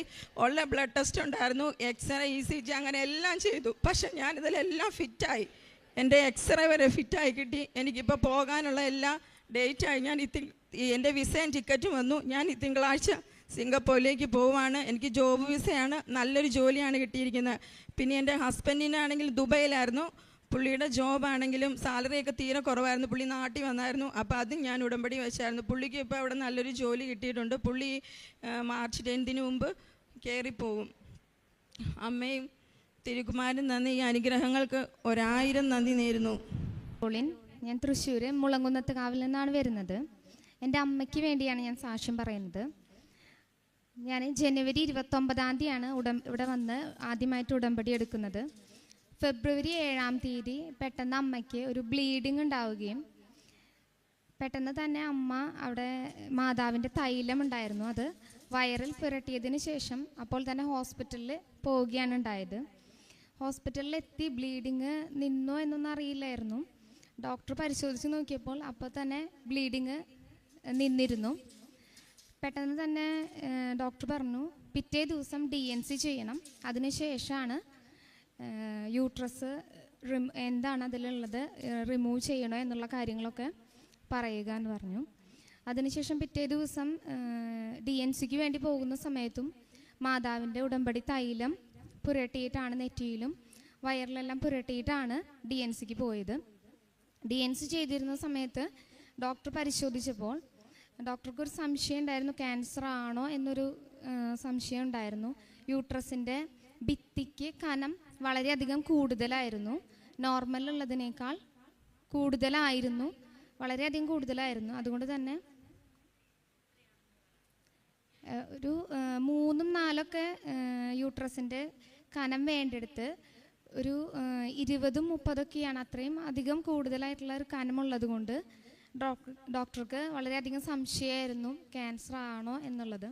പക്ഷെ DNC ചെയ്യുന്ന സമയത്ത് സ്കാൻ ചെയ്ത് നോക്കിയപ്പോൾ DNC ചെയ്ത് നോക്കിയപ്പോൾ തലേ ദിവസം ഉണ്ടായിരുന്ന യൂട്രസിനുണ്ടായിരുന്ന ഒരു കനം പിറ്റേ ദിവസം DNC ചെയ്യുന്ന സമയത്ത് ഡോക്ടർക്ക് കാണാനായിട്ട് സാധിച്ചില്ല. അതുപോലെ തന്നെ ബയോപ്സിക്ക് അയക്കാൻ വേണ്ടി യൂട്രസിൽ നിന്നും എന്തെങ്കിലും അയക്കുന്നതിന് വേണ്ടി ഡോക്ടർ നോക്കിയപ്പോൾ ഒന്നും തന്നെ അതിൽ നിന്നും എടുക്കാനായിട്ടും ഡോക്ടർക്ക് സാധിച്ചില്ല. അത് കഴിഞ്ഞ് ആ ബുധനാഴ്ചയാണ് അടുത്ത ഡോക്ടറെ കാണാനായിട്ട് വരാൻ, യൂട്രസ് റിമൂവ് ചെയ്യുന്ന ഡേറ്റൊക്കെ തരുന്നതിന് വേണ്ടി വരാനായിട്ട് പറഞ്ഞിട്ടുണ്ടായിരുന്നത്. അതിൻ്റെ ഇടയിൽ DNC കഴിഞ്ഞ് പിറ്റേ ദിവസം ഇവിടെ വന്ന് ഞാനും അമ്മയും വന്ന് ജോസഫ് അച്ഛനെ കാണുകയും ജോസഫ് അച്ഛൻ അമ്മയ്ക്ക് വേണ്ടി സൈത്ത് നെറ്റിയിൽ പുരട്ടി പ്രാർത്ഥിക്കുകയും അമ്മയുടെ കയ്യിൽ കൊടുത്ത് വയറിൽ പുരട്ടാൻ പറയുകയൊക്കെ ചെയ്തിരുന്നു. അത് കഴിഞ്ഞാണ് പിറ്റേ ദിവസം അമ്മ ഡോക്ടറെ കാണാനായിട്ട് പോകുന്നത്. ഡോക്ടറെ ചെന്ന് കണ്ടപ്പം മുൻപുണ്ടായിരുന്ന പോലെയുള്ള യാതൊരുവിധ പ്രശ്നങ്ങളും ഇല്ല, സർജറി ഒന്നും വേണ്ട എന്നാണ് ഡോക്ടർ പറഞ്ഞത്. ഇത്രയും വലിയൊരു അത്ഭുതകരമായ അത്ഭുതം ചെയ്തു തന്ന കൃപാസന മാതാവിനും ഈശോയ്ക്കും 1000 നന്ദി. പിന്നീട് ഒരു അനുഗ്രഹം കൂടി ഞങ്ങൾക്ക് ലഭിച്ചു. 18 വൈകുന്നേരം പെട്ടെന്ന് അമ്മയ്ക്ക് ഒരു ശ്വാസതടസ്സമുണ്ടായി. ഭയങ്കരമായ ശ്വാസം എടുക്കുന്നതിനായിട്ട് ഭയങ്കര ബുദ്ധിമുട്ട് തോന്നി. അപ്പോൾ എന്താണ് ചെയ്യേണ്ടതെന്ന് അറിയാതെ ഞാൻ അമ്മയുടെ കഴുത്തിൽ വിശ്വാസ പ്രമാണം ചൊല്ലി മാതാവിൻ്റെ തൈലം പുരട്ടിയ അപ്പോൾ തന്നെ ശ്വാസം എടുക്കാനുള്ളൊരു ബുദ്ധിമുട്ട് പെട്ടെന്ന് നിൽക്കുകയും ഹോസ്പിറ്റലിലേക്ക് കൊണ്ടുപോകാമെന്നുള്ളൊരു സാഹചര്യം ഉണ്ടായി. മറ്റത് നിൽക്കാൻ പോലും പറ്റാതെ ഭയങ്കര ശ്വാസം എടുക്കാനായിട്ട് ഭയങ്കര ബുദ്ധിമുട്ടായിരുന്നു. ആ ഒരു ബുദ്ധിമുട്ട് അപ്പം തന്നെ അവസാനിച്ച് ഹോസ്പിറ്റലിലേക്ക് പോവുകയും അവിടെ ചെന്ന് അവർ പെട്ടെന്ന് ECG ഒക്കെ എടുത്തു. അതിലൊന്നും യാതൊരുവിധ പ്രശ്നങ്ങളും ഇല്ലാതെ കൃപാസന മാതാവ് ഞങ്ങളെ സഹായിച്ചു. ഒരു കഫക്കെട്ടിൻ്റെതായൊരു ചെറിയൊരു പ്രശ്നം ഉണ്ടായിരുന്നുള്ളൂ.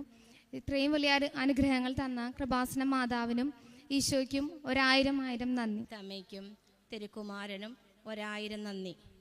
എൻ്റെ പേര് ജോയ്സി ജോസഫ്, സ്ഥലം വൈറ്റില തൈക്കൂടം. ഞാൻ 2017 നവംബർ 28 ആദ്യമായി ഇവിടെ വന്ന് ഉടമ്പടി എടുത്തിരിക്കുന്നത്.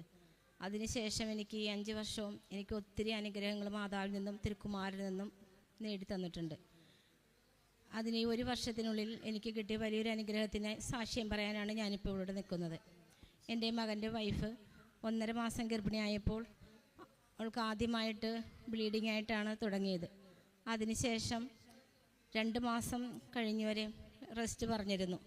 അതിനുശേഷം ഡോക്ടർ പറഞ്ഞു, ഇനിയിപ്പോൾ കുഴപ്പമൊന്നുമില്ല, ജോലിക്ക് പോവുകയാണെങ്കിൽ പോകാം, അതിനുശേഷം എന്താ ചെയ്യണമെന്ന് വെച്ചാൽ ചെയ്യാമെന്ന് പറഞ്ഞു. ഡോക്ടറുടെ നിർദ്ദേശപ്രകാരം തന്നെ ഞങ്ങൾ OET ക്ലാസ്സിന് പോയി മോൾ അറ്റൻഡ് ചെയ്തു. അതിനുശേഷം 5.5 മാസമായപ്പോൾ വീണ്ടും മോൾക്ക് ബ്ലീഡിങ്ങായി, രാത്രിക്ക് തന്നെ ഭയങ്കര കോംപ്ലിക്കേഷനായി ഹോസ്പിറ്റലിൽ അഡ്മിറ്റ് ചെയ്തു. അപ്പോൾ ഞാൻ അതിന് മുന്നായി ഇത് ബ്ലീഡിങ് കണ്ടപ്പോൾ തന്നെ ഞാൻ മാതാവിൻ്റെ ഉടമ്പടി കാശുരൂപവും ഉടമ്പടി തൈലവും വയറിൽ വെച്ച് കുരിശ് വരച്ച് പ്രാർത്ഥിച്ചു, മാതാവേ, എനിക്ക് അമ്മ തന്ന കുഞ്ഞാണെങ്കിൽ ഈ കുഞ്ഞിനെ എനിക്ക് അമ്മ മാതാവിൻ്റെ തിരുനടയിൽ കൊണ്ടുവന്ന് സാക്ഷ്യം പറയാൻ അമ്മ എനിക്ക് തിരിച്ച് തന്നെ മാതാവേ എന്ന് ഞാൻ പ്രാർത്ഥിച്ചാണ് വീട്ടിൽ നിന്ന് ഹോസ്പിറ്റലിലേക്ക് പോയത്. അവിടെ ചെന്നതിന് ശേഷം നൈറ്റിലെ ഡോക്ടർ പറഞ്ഞു, കോംപ്ലിക്കേഷനാണ്, യൂട്രസ് ഇറങ്ങി പോന്നിരിക്കുകയാണ്, കൊച്ചിൻ്റെ ഹെഡ് പുറത്തേക്ക് പോന്നുകൊണ്ടിരിക്കുകയാണ്, കിട്ടാൻ സാധ്യത വളരെ കുറവാണെന്ന് പറഞ്ഞു.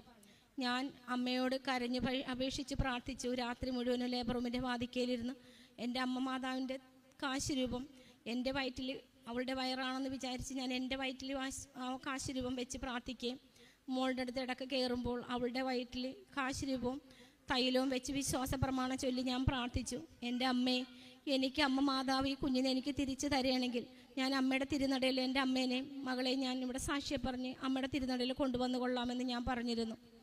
അതിനുശേഷം 5.5 മാസമായതിന് ശേഷം ഈ ഡോക്ടർ രാവിലെ റൂമിൽ വന്നു കഴിഞ്ഞ് എന്നോടത്ത് വന്ന് വിളിച്ചിട്ട് പറഞ്ഞു, കോംപ്ലിക്കേഷൻ ആയിരുന്നു, ഇന്നലെ രാത്രിക്ക് തന്നെ നിങ്ങളുടെ തക്ക സമയത്തൂടെ എത്തിച്ചതിൻ്റെ ഫലമായും ദൈവാനുഗ്രഹത്താലും കുഞ്ഞിന് യാതൊരു കുഴപ്പവുമില്ല, യൂട്രസ് കയറിയിട്ടുണ്ട്, നമുക്കിനി സ്റ്റിച്ചിട്ട് യൂട്രസ് നിർത്താമെന്ന് പറഞ്ഞു. അതിനുശേഷം ഒരു 3-4 ദിവസം ഹോസ്പിറ്റലിൽ അഡ്മിറ്റ് ചെയ്തതിന് ശേഷം വീട്ടിലേക്ക് വന്ന് പൂർണ്ണ ബെഡ് റെസ്റ്റോടുകൂടി 9 മാസവും ഫുൾ ബെഡ് റെസ്റ്റ് തന്നെയായിരുന്നു, ബെഡിൽ തന്നെയായിരുന്നു എല്ലാം. അതിനുശേഷം 9 മാസം പകുതി ആയപ്പോഴാണ് ഡോക്ടറെ അടുത്ത് ചെന്നതിന് ശേഷം ഡോക്ടർ പറഞ്ഞു, എല്ലാ മാസവും ചെക്കപ്പിന് ചെല്ലുമ്പോൾ ഡോക്ടർ പറഞ്ഞു, ബെഡ് റെസ്റ്റ് തന്നെയാണ്, വേറെ ഒന്നും ചെയ്യേണ്ട, കട്ടിലെ തന്നെയാണ്, ഒന്നിന് പോകാൻ പുറത്തൊന്നും പോകരുതെന്ന് പറഞ്ഞിരുന്നു. അങ്ങനെ 9 മാസം പകുതി ആയപ്പോഴാണ് ഡോക്ടർ പറഞ്ഞത്, മോളെ വയനാടാണ് മോളുടെ വീട്, അങ്ങോട്ടൊക്കെ കൊണ്ടുപോകുന്നതിന് കുഴപ്പമൊന്നുമില്ല, അങ്ങോട്ട് കൊണ്ടുപോകാമെന്ന് പറഞ്ഞു. അങ്ങനെ മോൻ തന്നെ കൊണ്ടുപോയി യാത്ര ചെയ്തു. അവിടെ ചെന്നതിന് ശേഷം പിറ്റേ ദിവസം തന്നെ ഡോക്ടറെ കാണിച്ചു. ഡോക്ടറിന് ഒരു കുഴപ്പവുമില്ല, നമുക്ക് സ്റ്റിച്ച് എടുക്കാം, പെയിൻ എന്തെങ്കിലും വരുവാണെങ്കിൽ കുഴപ്പമില്ലല്ലോ, ഇനിയിപ്പോൾ യാത്രയൊന്നും ഇല്ലല്ലോ എന്ന് പറഞ്ഞു. അതിനുശേഷം ഒരു കുഴപ്പമില്ലാതെ എൻ്റെ അമ്മ മാതാവ് എനിക്ക് എൻ്റെ കുഞ്ഞിനെ തിരിച്ചു തന്നു. യാതൊരുവിധ കോംപ്ലിക്കേഷനിൽ നോർമൽ ഡെലിവറിയോടുകൂടി തന്നെ അമ്മ മാതാവ് എനിക്ക് കുഞ്ഞിനെ തിരിച്ചു തന്നു. രണ്ടാമത്തെ സാക്ഷ്യം, എനിക്ക് കഴിഞ്ഞ 2 ആഴ്ചയ്ക്ക് മുന്നേ ഡെങ്കി പോസിറ്റീവായിരുന്നു. അതിനുശേഷം മകനും വൈഫിനും ഡെങ്കി പോസിറ്റീവായി. 5 മാസമായി ഈ കുഞ്ഞിന് വളരെയധികം ബുദ്ധിമുട്ട് ഞങ്ങൾക്കുണ്ടായതിന് ശേഷം ഞാൻ പ്രാർത്ഥിച്ച് മാതാവിനോട്, മാതാവേ, ഞങ്ങൾക്കുണ്ടായ ബുദ്ധിമുട്ടുകളും പ്രയാസവും കുഞ്ഞായി ഇവനൊന്നും ഉണ്ടാവരുത്. അമ്മ മാതാവ് തന്നെ ബ്ലഡ് എടുത്ത് റിസൾട്ടിന് അയക്കുമ്പോൾ അവന് ഒരു കുഴപ്പവും ഉണ്ടാവാതെ നെഗറ്റീവായി തന്നെ മാതാവ് എനിക്കിത് ആക്കി തന്നെ എന്ന് മാതാവിനോട് ഞാൻ കരഞ്ഞ് നിലവിളിച്ച് പ്രാർത്ഥിച്ചിരുന്നു. അതിനുശേഷം മാതാവിൻ്റെ ഉടമ്പടി തൈലവും ഞാൻ നെറ്റിയിൽ കുരിശ് വരച്ചു, കാശുരൂപം അവൻ്റെ നെറ്റിയിൽ വെച്ച് പ്രാർത്ഥിച്ചു. അവനെ NICയിലേക്ക് ബ്ലഡ് ടെസ്റ്റിനായിട്ട് കൊണ്ടുപോയി. ഞാൻ മാതാവിനോട് പ്രാർത്ഥിച്ചു, മാതാവേ, അവൻ ബ്ലഡ് എടുക്കുമ്പോൾ ഒരു ഉറുമ്പരിക്കണ വേദന പോലും എൻ്റെ കുഞ്ഞിന് അനുഭവപ്പെടരുത്, അവൻ നിലവിളിക്കൊന്നും ചെയ്യരുത് മാതാവേ. ബ്ലഡ് എടുത്ത് റിസൾട്ട് വന്നു, ഒരു കുഴപ്പവും ഉണ്ടായില്ല, നെഗറ്റീവാണെന്ന് ഡോക്ടർ പറഞ്ഞു. സിസ്റ്റർ എടുത്ത് പറഞ്ഞു, കുഞ്ഞിന് ഒരു കരച്ചിൽ പോലും ഉണ്ടായില്ല, ബ്ലഡ് എടുത്തപ്പോൾ അവൻ അനങ്ങാതിരുന്നു, ഒരു കുഴപ്പം ഉണ്ടായില്ലെന്ന്. എനിക്ക്, എൻ്റെ കുഞ്ഞിനും എൻ്റെ കുടുംബത്തിനും ഇത്രയും വലിയൊരു അനുഗ്രഹം അമ്മയിൽ നിന്നും തിരുക്കുമാരിൽ നിന്നും തന്നതിന് 1000 നന്ദി ഞാൻ പറഞ്ഞുകൊള്ളുന്നു. യേശുവേ നന്ദി, യേശുവേ സ്തുതി, യേശുവേ മഹത്വം. എൻ്റെ പേര് എലിസബത്ത് സേവർ, ഞാൻ കണ്ണമാലിയിൽ നിന്ന് വരുന്നു. ഞാൻ ഉടമ്പടി എടുത്തിട്ട് കഴിഞ്ഞ ഫെബ്രുവരി 20-ാം തീയതിയാണ്. എൻ്റെ വീട് പണിക്ക് പൂർത്തീകരണത്തിൻ്റെ ആവശ്യമായിട്ട് വീടിൻ്റെ ആധാരം പണയം ബാങ്കിൽ വയ്ക്കുകയും, എന്നാൽ 2018-ലാണ് വെച്ചത്. പിന്നെ അത് കഴിഞ്ഞ് കൊറോണ വരികയും പിന്നെ അതെനിക്ക് എടുക്കാനോ അടക്കാനോ ഒന്നും പറ്റാത്തൊരവസ്ഥയിലായിരുന്നു. എന്നാൽ ഇടയ്ക്ക് നോട്ടീസ് വരും അടയ്ക്കണമെന്ന്, ഇടയ്ക്ക് എന്തെങ്കിലും കൊണ്ടുപോയി അടക്കും, എന്നാലും അത് പലിശയിലും പിഴപ്പലിശയിലുമായി പോയിക്കൊണ്ടിരുന്നു. എന്നാൽ കഴിഞ്ഞ ഇടയ്ക്ക് പിന്നെ ജപ്തി നടപടികൾ ആരംഭിക്കുന്നുവെന്ന് പറഞ്ഞുകൊണ്ട് നോട്ടീസ് വരാൻ തുടങ്ങി. അപ്പം ഞാൻ ഒത്തിരിയേറെ വിഷമിച്ച് ഉടമ്പടി എടുത്ത്. എന്നാൽ കഴിഞ്ഞ ഡിസംബർ 6-ാം തീയതി എൻ്റെ ഉടമ്പടിയുടെ 3ാമത്തെ പുതുക്കലായിരുന്നു. അന്ന് വന്നിട്ട് ഞാൻ അമ്മയോട് പറഞ്ഞ്, അമ്മേ അടുത്ത എൻ്റെ 4ാം പുതുക്കലിന് മുന്നേ അമ്മ എൻ്റെ ഈ ആധാരം എടുപ്പിക്കാനൊരു മാർഗം അമ്മ എനിക്ക് കാണിച്ചു തരണം എന്ന് പറഞ്ഞിട്ട് പോയത്. എന്നാൽ അത് കഴിഞ്ഞ് അച്ഛനെ കാണാൻ നിന്നു. എന്നാൽ അച്ഛനെ കാണാൻ എനിക്ക് സാധിച്ചില്ല. പെട്ടെന്ന് എനിക്ക് എന്തോ ഒരു തണുത്ത കാറ്റടിക്കണ പോലെ തോന്നി. പെട്ടെന്ന് അച്ഛൻ പറഞ്ഞ കാര്യം ഞാൻ ഓർത്ത്, അച്ഛനെ കണ്ടില്ലെന്ന് ഓർത്ത് നിങ്ങൾ വിഷമിക്കരുത്, നിങ്ങളുടെ കാര്യങ്ങൾ അമ്മയോട് പറഞ്ഞിട്ട് പോയാൽ മതി എന്ന് പറഞ്ഞിട്ടുള്ളത് കൊണ്ട് ഞാൻ ഈ അൾത്താരയിൽ ഫ്രണ്ടിൽ വന്ന് നിന്ന് പ്രാർത്ഥിക്കാൻ വേണ്ടി വന്ന് നിന്നു. എന്നാൽ എൻ്റെ ആധാരത്തിൻ്റെ ഒരു കാര്യമോ ഒന്നും ഞാൻ ജപ്തിയുടെ കാര്യം ഒന്നും അമ്മയോട് പറഞ്ഞില്ല. ഇവിടെ നിന്ന് കരയുന്ന കുറച്ച് പേരെയൊക്കെ നോക്കി നിന്നിട്ട് അവർക്ക് വേണ്ടി കുറച്ച് നേരമൊക്കെ പ്രാർത്ഥിച്ചിട്ട് പോയി. വീട്ടിൽ ചെന്നപ്പോഴാണ് ഞാൻ പറയണത്, അമ്മേ ഞാൻ അവിടെ വന്ന് നിന്ന് ഒന്നും അമ്മേനോട് പറഞ്ഞില്ല ആധാരത്തിൻ്റെ ജപ്തിയുടെ കാര്യമെന്ന് പറഞ്ഞ്. അപ്പോൾ അമ്മ എന്നോട് പറഞ്ഞ്, നീ ഉടമ്പടി ഉപ്പെടുത്തിട്ട് നിൻ്റെ ജോലി സ്ഥലത്ത് കൊണ്ടുപോയി ഇത്തിരി തൂകണം എന്ന് പറഞ്ഞ്. അങ്ങനെ ഞാൻ പിറ്റേ ദിവസം ജോലിക്ക് പോയപ്പോൾ എൻ്റെ ഫ്ലാറ്റിൽ അവിടെയൊക്കെ കുറേശ്ശെ എല്ലായിടത്തും ഇട്ട്. അത് കഴിഞ്ഞ് കുറച്ച് സമയം കഴിഞ്ഞപ്പോഴത്തേക്കും ബാങ്കിൽ നിന്ന് വിളിച്ചിട്ട് അവർ പറഞ്ഞ്, നിങ്ങൾക്കിത് പുതുക്കി വെക്കാനുള്ള ഒരു ഓപ്ഷനും കൂടി ഉണ്ട് എന്ന് പറഞ്ഞു. അപ്പം ഞാൻ പറഞ്ഞു, അയ്യോ സാറേ എനിക്കിത് പുതുക്കി വെക്കാനുള്ള പൈസ എൻ്റെ കയ്യിലില്ല, പുതുക്കി വെച്ചാൽ 3 ദിവസം കഴിഞ്ഞ് നിങ്ങൾക്ക് പൈസ തിരിച്ച് അക്കൗണ്ടിലേക്ക് ഇട്ട് തരാമെന്ന് പറഞ്ഞു. എന്നാലും അത് അങ്ങോട്ട് അടക്കാനുള്ള പൈസ ഇല്ലാത്തതുകൊണ്ട് ഞാൻ വളരെ വിഷമിച്ചു. അപ്പോൾ ആ സാറ് എൻ്റെ അടുത്ത് പറഞ്ഞില്ല, നിങ്ങൾക്ക് ഈ പൈസ കിട്ടും, നിങ്ങൾ ആരടുത്തെങ്കിലും ചോദിച്ച് എന്തായാലും കിട്ടും എന്ന് പറഞ്ഞ്. അങ്ങനെ കഴിഞ്ഞ് കുറച്ച് നേരം ഞാനിങ്ങനെ പ്രാർത്ഥിച്ച് വിശ്വാസ പ്രമാണം ചൊല്ലിക്കൊണ്ട് പ്രാർത്ഥിച്ച്, അമ്മ എന്താണ് ഞാൻ ചെയ്യേണ്ടത്? ആ സാറ് പറയണ കിട്ടും, എനിക്ക് ആരാണല്ലേ ഉള്ളത് തരാനെന്ന് പറഞ്ഞ് ഞാനിങ്ങനെ പ്രാർത്ഥിച്ചപ്പോൾ പെട്ടെന്ന് അമ്മ എൻ്റെ അടുത്ത് പറഞ്ഞ്, എൻ്റെ ഫ്ലാറ്റിൽ ഞാനൊരു വീട്ടിലും കൂടി ജോലി ചെയ്യുന്നുണ്ട്, അങ്ങനെ അവിടെ ചോദിക്കും നീ എന്ന് പറഞ്ഞ്. അപ്പം ഞാൻ അവിടെ ചോദിച്ച്, എനിക്കിങ്ങനെ ആധാരം പുതുക്കി വെക്കലിൻ്റെ ആവശ്യത്തിനായിട്ടാണ് 3 ദിവസത്തിനുള്ളിൽ തിരിച്ചു തരാമെന്ന ബാങ്കുകാർ പറയണത്, അതുകൊണ്ട് എനിക്ക് കുറച്ച് പൈസ തന്ന് ഒന്ന് സഹായിക്കാൻ പറ്റുമോ എന്ന് ചോദിച്ച്. അപ്പോൾ ആ ചോദിച്ച കൊച്ച് ഇവിടെ വന്ന് ഉടമ്പടി എടുത്തിട്ടുള്ളതാണ്. അപ്പോൾ അത് പറഞ്ഞ് സാറിനോട് ചോദിക്കട്ടെ ചേച്ചി, എനിക്ക് അറിയില്ല ഉണ്ടാവുമോ എന്ന് ഇത്രയും പൈസയെന്ന് പറഞ്ഞ്. എന്നാൽ പിറ്റേ ദിവസം ഞാൻ ജോലിക്ക് ചെല്ലുമ്പോൾ എന്നോട് പറഞ്ഞ്, ചേച്ചി പേപ്പറുകളൊക്കെ ശരിയാക്കിക്കോ, പുതുക്കി വെക്കാനുള്ള പൈസ സാറ് തരാമെന്ന് പറഞ്ഞ്. അങ്ങനെ അതിൻ്റെ പിറ്റേ ദിവസം ഞാൻ വില്ലേജിലൊക്കെ പോകേണ്ട 2 പേപ്പർ കൂടി ശരിയാക്കണം. അപ്പോൾ ഇനി വില്ലേജിൽ പോകാനുള്ള സാധനങ്ങളുമായിട്ടാണ് ജോലി സ്ഥലത്തേക്ക് ചെന്ന് അവിടെ നിന്ന് നേരത്തെ ഇറങ്ങാമെന്ന് വിചാരിച്ച്. അപ്പോഴേ എന്നോട് വിളിച്ചിട്ട് പറയണേന്ന്, ചേച്ചി അത് ഇനി പുതുക്കി വെക്കണ്ട, ചേച്ചി ആധാരം എടുപ്പിച്ചോ, പൈസ സാറ് ബാങ്കിലേക്ക് ഇട്ട് തരാമെന്ന് എന്ന് പറയുകയും ഡിസംബർ 6-ാം തീയതിയാണ് ഞാൻ ഇവിടെ വന്ന് അമ്മേനോട് പറഞ്ഞിട്ട് പോയത്. എന്നാൽ ജനുവരി 4-ാം തീയതി ആധാരം എടുപ്പിക്കുകയും ചെയ്തു. പരിശുദ്ധ അമ്മയ്ക്കും ഈശോയ്ക്കും നന്ദി. കൂടാതെ എൻ്റെ മോളുടെ കയ്യിൽ നിറച്ച് അരിമ്പാറയായിരുന്നു. 1 വർഷത്തോളമായിട്ട് കൈ നിറയെ അരിമ്പാറയായിട്ട്.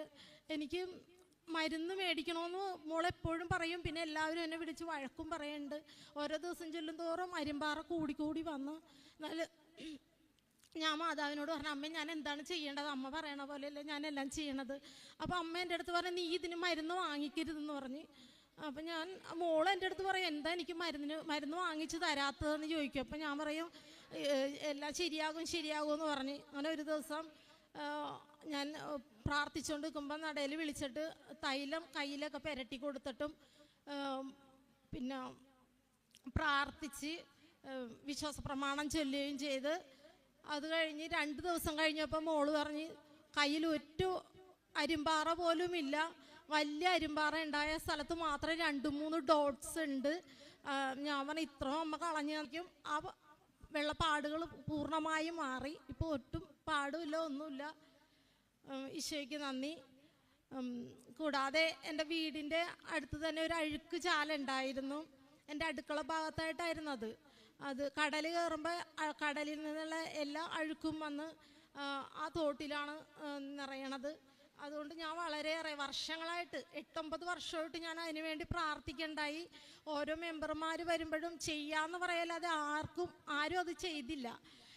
എന്നാലിപ്പോൾ ഒരു മാസമായിട്ട് ഞാൻ മാതാവിനോട് പറഞ്ഞു, അമ്മ എനിക്ക് എന്തെങ്കിലും ഇനി ചെയ്തു തന്നെ അമ്മ എന്ന് പറഞ്ഞിട്ട് വിശ്വാസ പ്രമാണം ചൊല്ലി ഉപ്പിട്ട് ഇടണുണ്ടായിരുന്നു. എന്നാൽ കഴിഞ്ഞ ദിവസം അവർ പറഞ്ഞ് ഞങ്ങൾ അടുത്ത ദിവസം തന്നെ ഈ കാണ പണിയുമെന്ന് പറയുകയും അതിനുള്ള എല്ലാ മെറ്റീരിയൽസും അടുപ്പിച്ച് നാളെ തന്നെ പണി തുടങ്ങുമെന്ന് പറഞ്ഞ് ഇന്നലെ വന്ന് പറയുകയും ചെയ്ത്.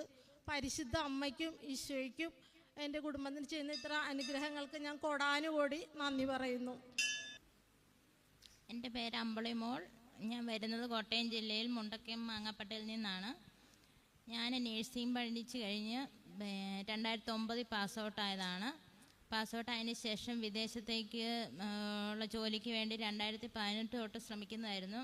പക്ഷേ എനിക്ക് ഇൻ്റർവ്യൂ എല്ലാം പാസ്സാവും, പക്ഷേ പല തടസ്സങ്ങൾ കാരണം അത് നടക്കുന്നില്ലായിരുന്നു. പിന്നെ സാമ്പത്തിക ബുദ്ധിമുട്ടുകളും കാരണം പലതും എനിക്ക് കയറിപ്പോകാൻ പറ്റിയിട്ടില്ല. അങ്ങനെ ഞാൻ 2018 ലാസ്റ്റൊക്കെ ആയപ്പോഴത്തേനും ഒരു ജപ്പാൻ്റെ ഇൻ്റർവ്യൂ വന്നു. അപ്പോൾ അതിന് അറ്റൻഡ് ചെയ്യണമെങ്കിൽ ജപ്പാൻ ലാംഗ്വേജ് പഠിക്കണമായിരുന്നു. അങ്ങനെ പഠിക്കാൻ പോയപ്പോൾ എറണാകുളത്തൊരു ഹോസ്റ്റലിൽ നിന്നാണ് ഞാൻ പഠിച്ചുകൊണ്ടിരുന്നത്.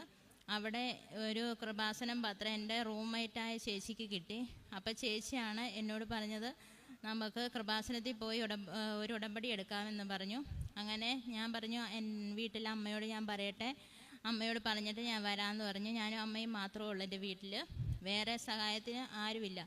അങ്ങനെ ഞാൻ 2019 മെയ് മാസം 16-ാം തീയതി വന്ന് ഉടമ്പടി എടുത്ത് ഞാൻ അമ്മയ്ക്ക് നിയോഗം വെച്ചത് എൻ്റെ ജോലിയുടെ കാര്യത്തിന് വേണ്ടിയായിരുന്നു.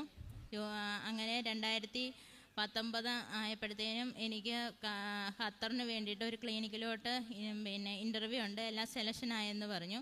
അങ്ങനെ ഞങ്ങൾ 6-7 പേരുണ്ടായിരുന്നു. 6-7 പേരുണ്ടായിരുന്നതിൽ അവർക്കെല്ലാം വിസയും ടിക്കറ്റും എല്ലാം വന്ന് നവംബർ മാസം 2019 നവംബർ ആയപ്പോഴത്തേനും അവർ പോയി. പക്ഷേ എനിക്ക് ടിക്കറ്റ് മാത്രം കിട്ടിയിട്ടില്ല.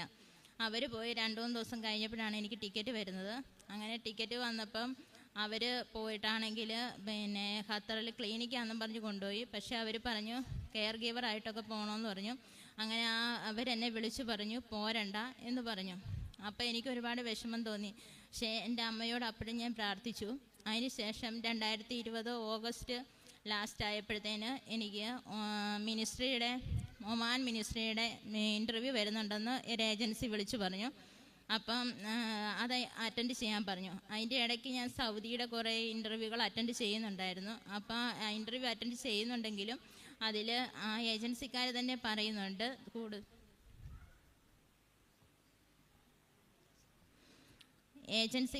പറയുന്നുണ്ട് സാലറി കൂടുതലുള്ളതിൽ നമുക്ക് അറ്റൻഡ് ചെയ്യാം, അപ്പോൾ ഇൻ്റർവ്യൂ എല്ലാം അറ്റൻഡ് ചെയ്തോളാൻ പറഞ്ഞു.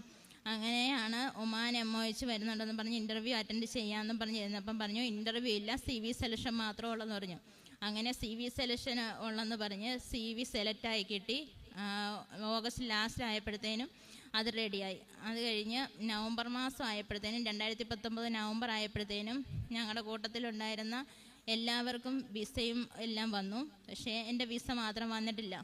അപ്പം ഞാൻ ഏജൻസി വിളിച്ചു ചോദിച്ചപ്പോൾ അവർ പറഞ്ഞു അമ്പിളിയുടെ വിസയ്ക്ക് എന്ത് പറ്റിയെന്ന് അറിയത്തില്ല, അന്നൊരു ഫ്രൈഡേ ആയിരുന്നു, ഫ്രൈഡേ ഹോളിഡേ ആണ്. അപ്പം ഏജൻസിയിൽ സാർ അവിടെ ഉണ്ട്, സാറ് വന്ന് ചോദിക്കട്ടെ, മിനിസ്ട്രിയിൽ പോയി ചോദിക്കാമെന്ന് പറഞ്ഞിട്ടുണ്ട്, എന്താ പറ്റിയെന്ന് അറിയത്തില്ല എന്ന് പറഞ്ഞു.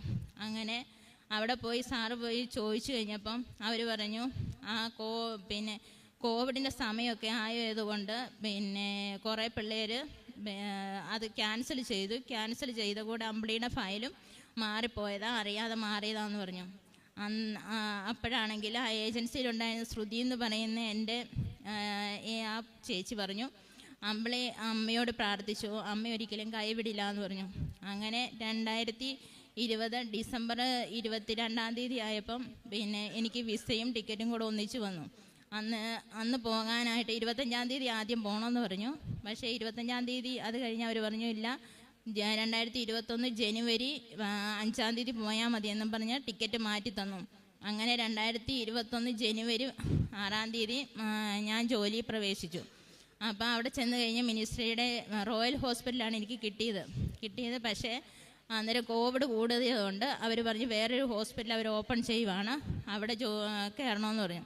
അപ്പോൾ ഞങ്ങൾ പറഞ്ഞു ഓക്കെ എന്ന് പറഞ്ഞു. അങ്ങനെ ഞങ്ങളെല്ലാവരും കുറേ പേര് 96 പേരുണ്ടായിരുന്നു. ഞങ്ങളെല്ലാം കോവിഡ് ഡ്യൂട്ടിക്ക് ചെയ്യേണ്ടി വന്നു. കോവിഡ് ഡ്യൂട്ടി ചെയ്തെങ്കിലും ഞങ്ങളുടെ സ്റ്റാഫിന് ആർക്കും കോവിഡ് വന്നൊന്നുമില്ല. അവിടെ എല്ലാം അമ്മ അനുഗ്രഹിച്ചു.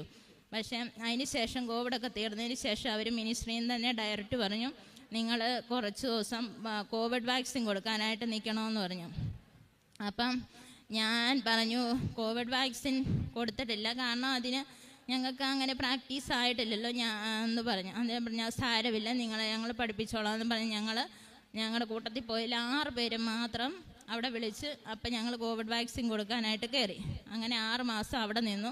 അതിന് ശേഷം അവർ മിനിസ്ട്രിയുടെ തന്നെ ഡയറക്റ്റ് റീനൽ ഡയാലിസിസ് സെൻറ്ററിൽ ഇപ്പം ഡയാലിസിസ് ടെക്നീഷ്യന്മാരുടെ ജോലിയാണ് ഇപ്പം ഞാൻ ചെയ്യുന്നത്. അതായത് എനിക്ക് ഡയാലിസിസ് ടെക്നീഷ്യനായിട്ട് അവർ തന്നെ ജോലി തന്ന് അവർ തന്നെ പഠിപ്പിച്ച് അവിടെയാണ് ഇപ്പം ഞാൻ ജോലി ചെയ്യുന്നത്. അങ്ങനെ 2 വർഷത്തിന് ശേഷം ഞാൻ ഈ ജനുവരി 29-ാം തീയതി വന്നു. 31-ാം തീയതി വന്ന് ഉടമ്പടി പുതുക്കി. അപ്പോൾ കൊച്ചച്ഛൻ ഇവിടെ ഉണ്ടായിരുന്നു, അച്ഛനെ കണ്ടായിരുന്നു. അപ്പോൾ അച്ഛൻ പറഞ്ഞു സാക്ഷ്യം പറയണമെന്ന് പറഞ്ഞു. അപ്പോൾ ഞാൻ പറഞ്ഞു ഞാൻ പോകുന്നതിന് മുമ്പ് ഞാൻ പറഞ്ഞോളാമെന്ന് പറഞ്ഞു. അടുത്ത ശനിയാഴ്ച മാർച്ച് 4-ാം തീയതി ഞാൻ തിരിച്ചു പോവുകയാണ്. അപ്പം അമ്മയ്ക്ക് 1000 നന്ദി ഞാൻ പറയുന്നു. പിന്നെ ആണെങ്കിൽ എൻ്റെ സ്ഥലം KSF-യിൽ 2013 വെച്ചതാണ്. ചിട്ടി ഉണ്ടായിരുന്നു. അങ്ങനെ ചിട്ടിക്ക് വേണ്ടിയിട്ട് ആ സ്ഥലം പട്ടയം പണയം വെച്ചായിരുന്നു. അത് സാമ്പത്തിക ബുദ്ധിമുട്ട് പോലെ ഞങ്ങൾക്ക് എടുക്കാൻ പറ്റാതെ വന്നു. പിന്നെ അങ്ങനെ ഒരുപാട് കടങ്ങളുണ്ടായിരുന്നു. എല്ലാം കടങ്ങളെല്ലാം വീടി വന്നുകൊണ്ടിരിക്കുകയാണ്. അപ്പോൾ ഈ കഴിഞ്ഞ 2022 നവംബറൊക്കെ ആയപ്പോഴത്തേനും KSF-കാർ വന്ന് വീട്ടിൽ വന്നിട്ട് അമ്മയോട് പറഞ്ഞു ജപ്തി നടപടിയായി, ജപ്തി ചെയ്യാൻ പോവുകയാണ് സ്ഥലമെന്ന് പറഞ്ഞു. അപ്പോൾ വില്ലേജ് ഓഫീസിലെല്ലാം പറഞ്ഞു. അപ്പോൾ അമ്മ അവിടെ ചോദിച്ചപ്പോൾ അവർ പറഞ്ഞു റവന്യൂ റിക്കവറി ഓഫീസ് കോട്ടയത്ത് കഞ്ഞിക്കുഴി ചെന്ന് നിങ്ങൾ നേരിട്ട് സംസാരിക്കണം, ക്യാഷ് അടയ്ക്കാൻ അവർ സമ്മതിക്കത്തില്ല, ക്യാഷ് അടിച്ചേ പറ്റുള്ളൂ, അല്ലെങ്കിൽ ജപ്തിയാന്ന് പറഞ്ഞു. അങ്ങനെ ചെന്ന് പറഞ്ഞപ്പോഴാണെങ്കിൽ അമ്മ എന്നെ വിളിച്ചു പറഞ്ഞു. അപ്പം ഞാൻ അമ്മയോട് പറഞ്ഞു അമ്മ അവിടെ പോയിന്ന് സംസാരിക്കാൻ പറഞ്ഞു. അപ്പം ഇവിടുന്ന് കൊണ്ടുപോയ കാശ് രൂപം ഞാൻ അമ്മയുടെ കയ്യിൽ കൊടുത്തിട്ടുണ്ട്. ഉടമ്പടി കാശ് രൂപ അല്ലാതെ ഇവിടുന്ന് മേടിച്ച കാശ് രൂപം ഉണ്ടായിരുന്നു. പിന്നെ ആണെങ്കിൽ അമ്മയുടെ കയ്യിൽ ഉപ്പൊക്കെ ഉണ്ടായിരുന്നു. അപ്പം അമ്മ അതുമായിട്ടാണ് പോയി റവന്യൂ റിക്കവറി ഓഫീസിൻ്റെ അവിടെ ചെന്നിട്ട് അവിടെ മുകളിലോട്ട് കയറി പോകുന്ന സ്റ്റെപ്പിൻ്റെ സൈഡിൽ അമ്മ വിശ്വാസ പ്രമാണം ചൊല്ലി ഒരു ശകലം ഉപ്പിട്ടിട്ട് കയറിപ്പോയി. അവിടെ ചെന്നപ്പോൾ അവിടുത്തെ സാറുമാർ എല്ലാം നല്ല ഇത് സംസാരിച്ചു. എന്നിട്ട് അവർ ജപ്തി നടപടി ഒഴിവാക്കി കാലാവധി തന്നു. 2023 മാർച്ച് 31-നകം അടച്ചു തീർത്താൽ മതിയെന്ന് പറഞ്ഞു.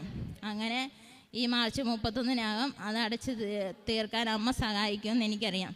പിന്നെ ഉള്ളത് എൻ്റെ വല്യമ്മച്ചിയുടെ അനിയത്തി. അമ്മയ്ക്കാണ് ഹാർട്ടിന് പമ്പിങ് കുറവാണെന്ന് പറഞ്ഞ് കഴിഞ്ഞ ജനുവരിയിൽ 2003 ജനുവരിയിലാണെങ്കിൽ ഹോസ്പിറ്റലിൽ അഡ്മിറ്റായിരുന്നു, ICUലൊക്കെ അഡ്മിറ്റായിരുന്നു. അപ്പോൾ ആണെങ്കിൽ ഒരു ദിവസം അമ്മ കാണാൻ ചെന്നപ്പം എന്നെ വിളിച്ചപ്പോൾ അമ്മ എന്നോട് സംസാരിച്ചപ്പോൾ അമ്മ പറഞ്ഞു കൊച്ചേ നീ വരുമ്പോൾ എൻ്റെ വീട്ടിൽ വന്ന് നിൽക്കണമെന്ന് പറഞ്ഞു. ഞാൻ പറഞ്ഞു ഞാൻ വരുമ്പോൾ കൊണ്ടുവരാമെന്ന് പറഞ്ഞു. അങ്ങനെ ഞാൻ വന്ന് കഴിഞ്ഞ ഫെബ്രുവരി 2-ാം തീയതിയൊക്കെ ആയപ്പോൾ അമ്മേനെ വീട്ടിൽ കൊണ്ടുവന്നു. പിറ്റേ ദിവസം രാവിലെ അമ്മ ചായ എടുത്ത് കുടിച്ചപ്പോൾ അമ്മയ്ക്ക് കുടിക്കാൻ പറ്റുന്നില്ല, വലത്ത് കൈ തളർന്ന പോലെ പോവുക. അപ്പോൾ ആണെങ്കിൽ അമ്മ പറഞ്ഞു എന്തോ വേദന പോലാന്ന് പറഞ്ഞു. ഇതിങ്ങനെ ഇടയ്ക്കിടയ്ക്ക് ഉണ്ടാവും എന്ന് പറഞ്ഞു. അമ്മയ്ക്ക് അത്ര സീരിയസ് ആയ കേസായതുകൊണ്ട് ഹോസ്പിറ്റലിൽ നിന്ന് ഡോക്ടേഴ്സ് ആണെങ്കിലും പറഞ്ഞു വിട്ടത് ഇതുപോലെ സീരിയസ് ആണ് എന്നാണ് പറഞ്ഞത്. പക്ഷേ എന്നാലും അമ്മയുടെ ഒരു കാശ് രൂപം ഞാൻ ഉടമ്പടി പുതുക്കിയിട്ട് പോയപ്പോൾ ഞാൻ കാശ് രൂപം വാങ്ങിയിട്ടാണ് പോയത്.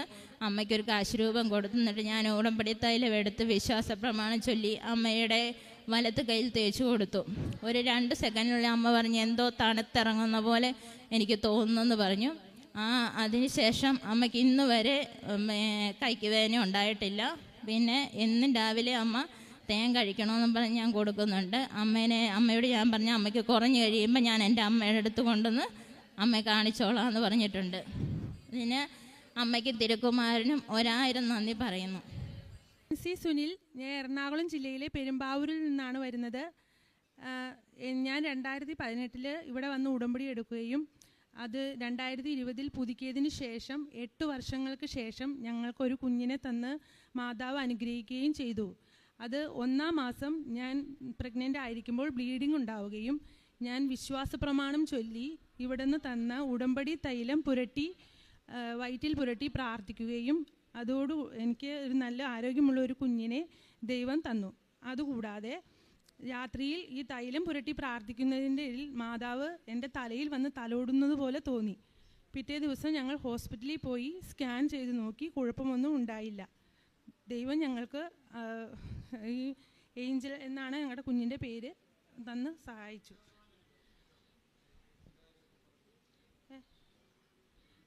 അതുകൂടാതെ ഞങ്ങൾ 5 പ്രാവശ്യം IVF ചെയ്ത് ട്രീറ്റ്മെൻറ്റ്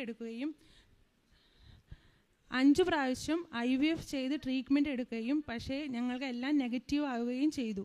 6ാമത്തെ പ്രാവശ്യം ഇവിടെ വന്ന് ഉടമ്പടി എടുക്കുകയും 2020 ഫെബ്രുവരി മാസത്തിൽ ഞങ്ങൾ വീണ്ടും ഈ IVF ചെയ്യുകയും ഞങ്ങൾക്ക് പോസിറ്റീവായി റിസൾട്ട് വരികയും ചെയ്തു.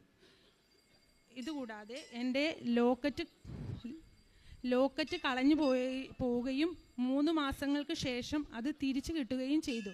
അത് ഒരു പ്രാവശ്യം ഞങ്ങൾ കോട്ടയത്തിന് പോകുന്ന വഴിയിൽ എൻ്റെ കഴുത്തിൽ നിന്നും ചാടി പോവുകയാണ് ഉണ്ടായത്. പക്ഷേ അത് കാറിൽ ഉണ്ടായിരിക്കുമെന്ന് എഴുതി കാറിലൊക്കെ പരിശോധിച്ച് നോക്കി, കിട്ടിയില്ല.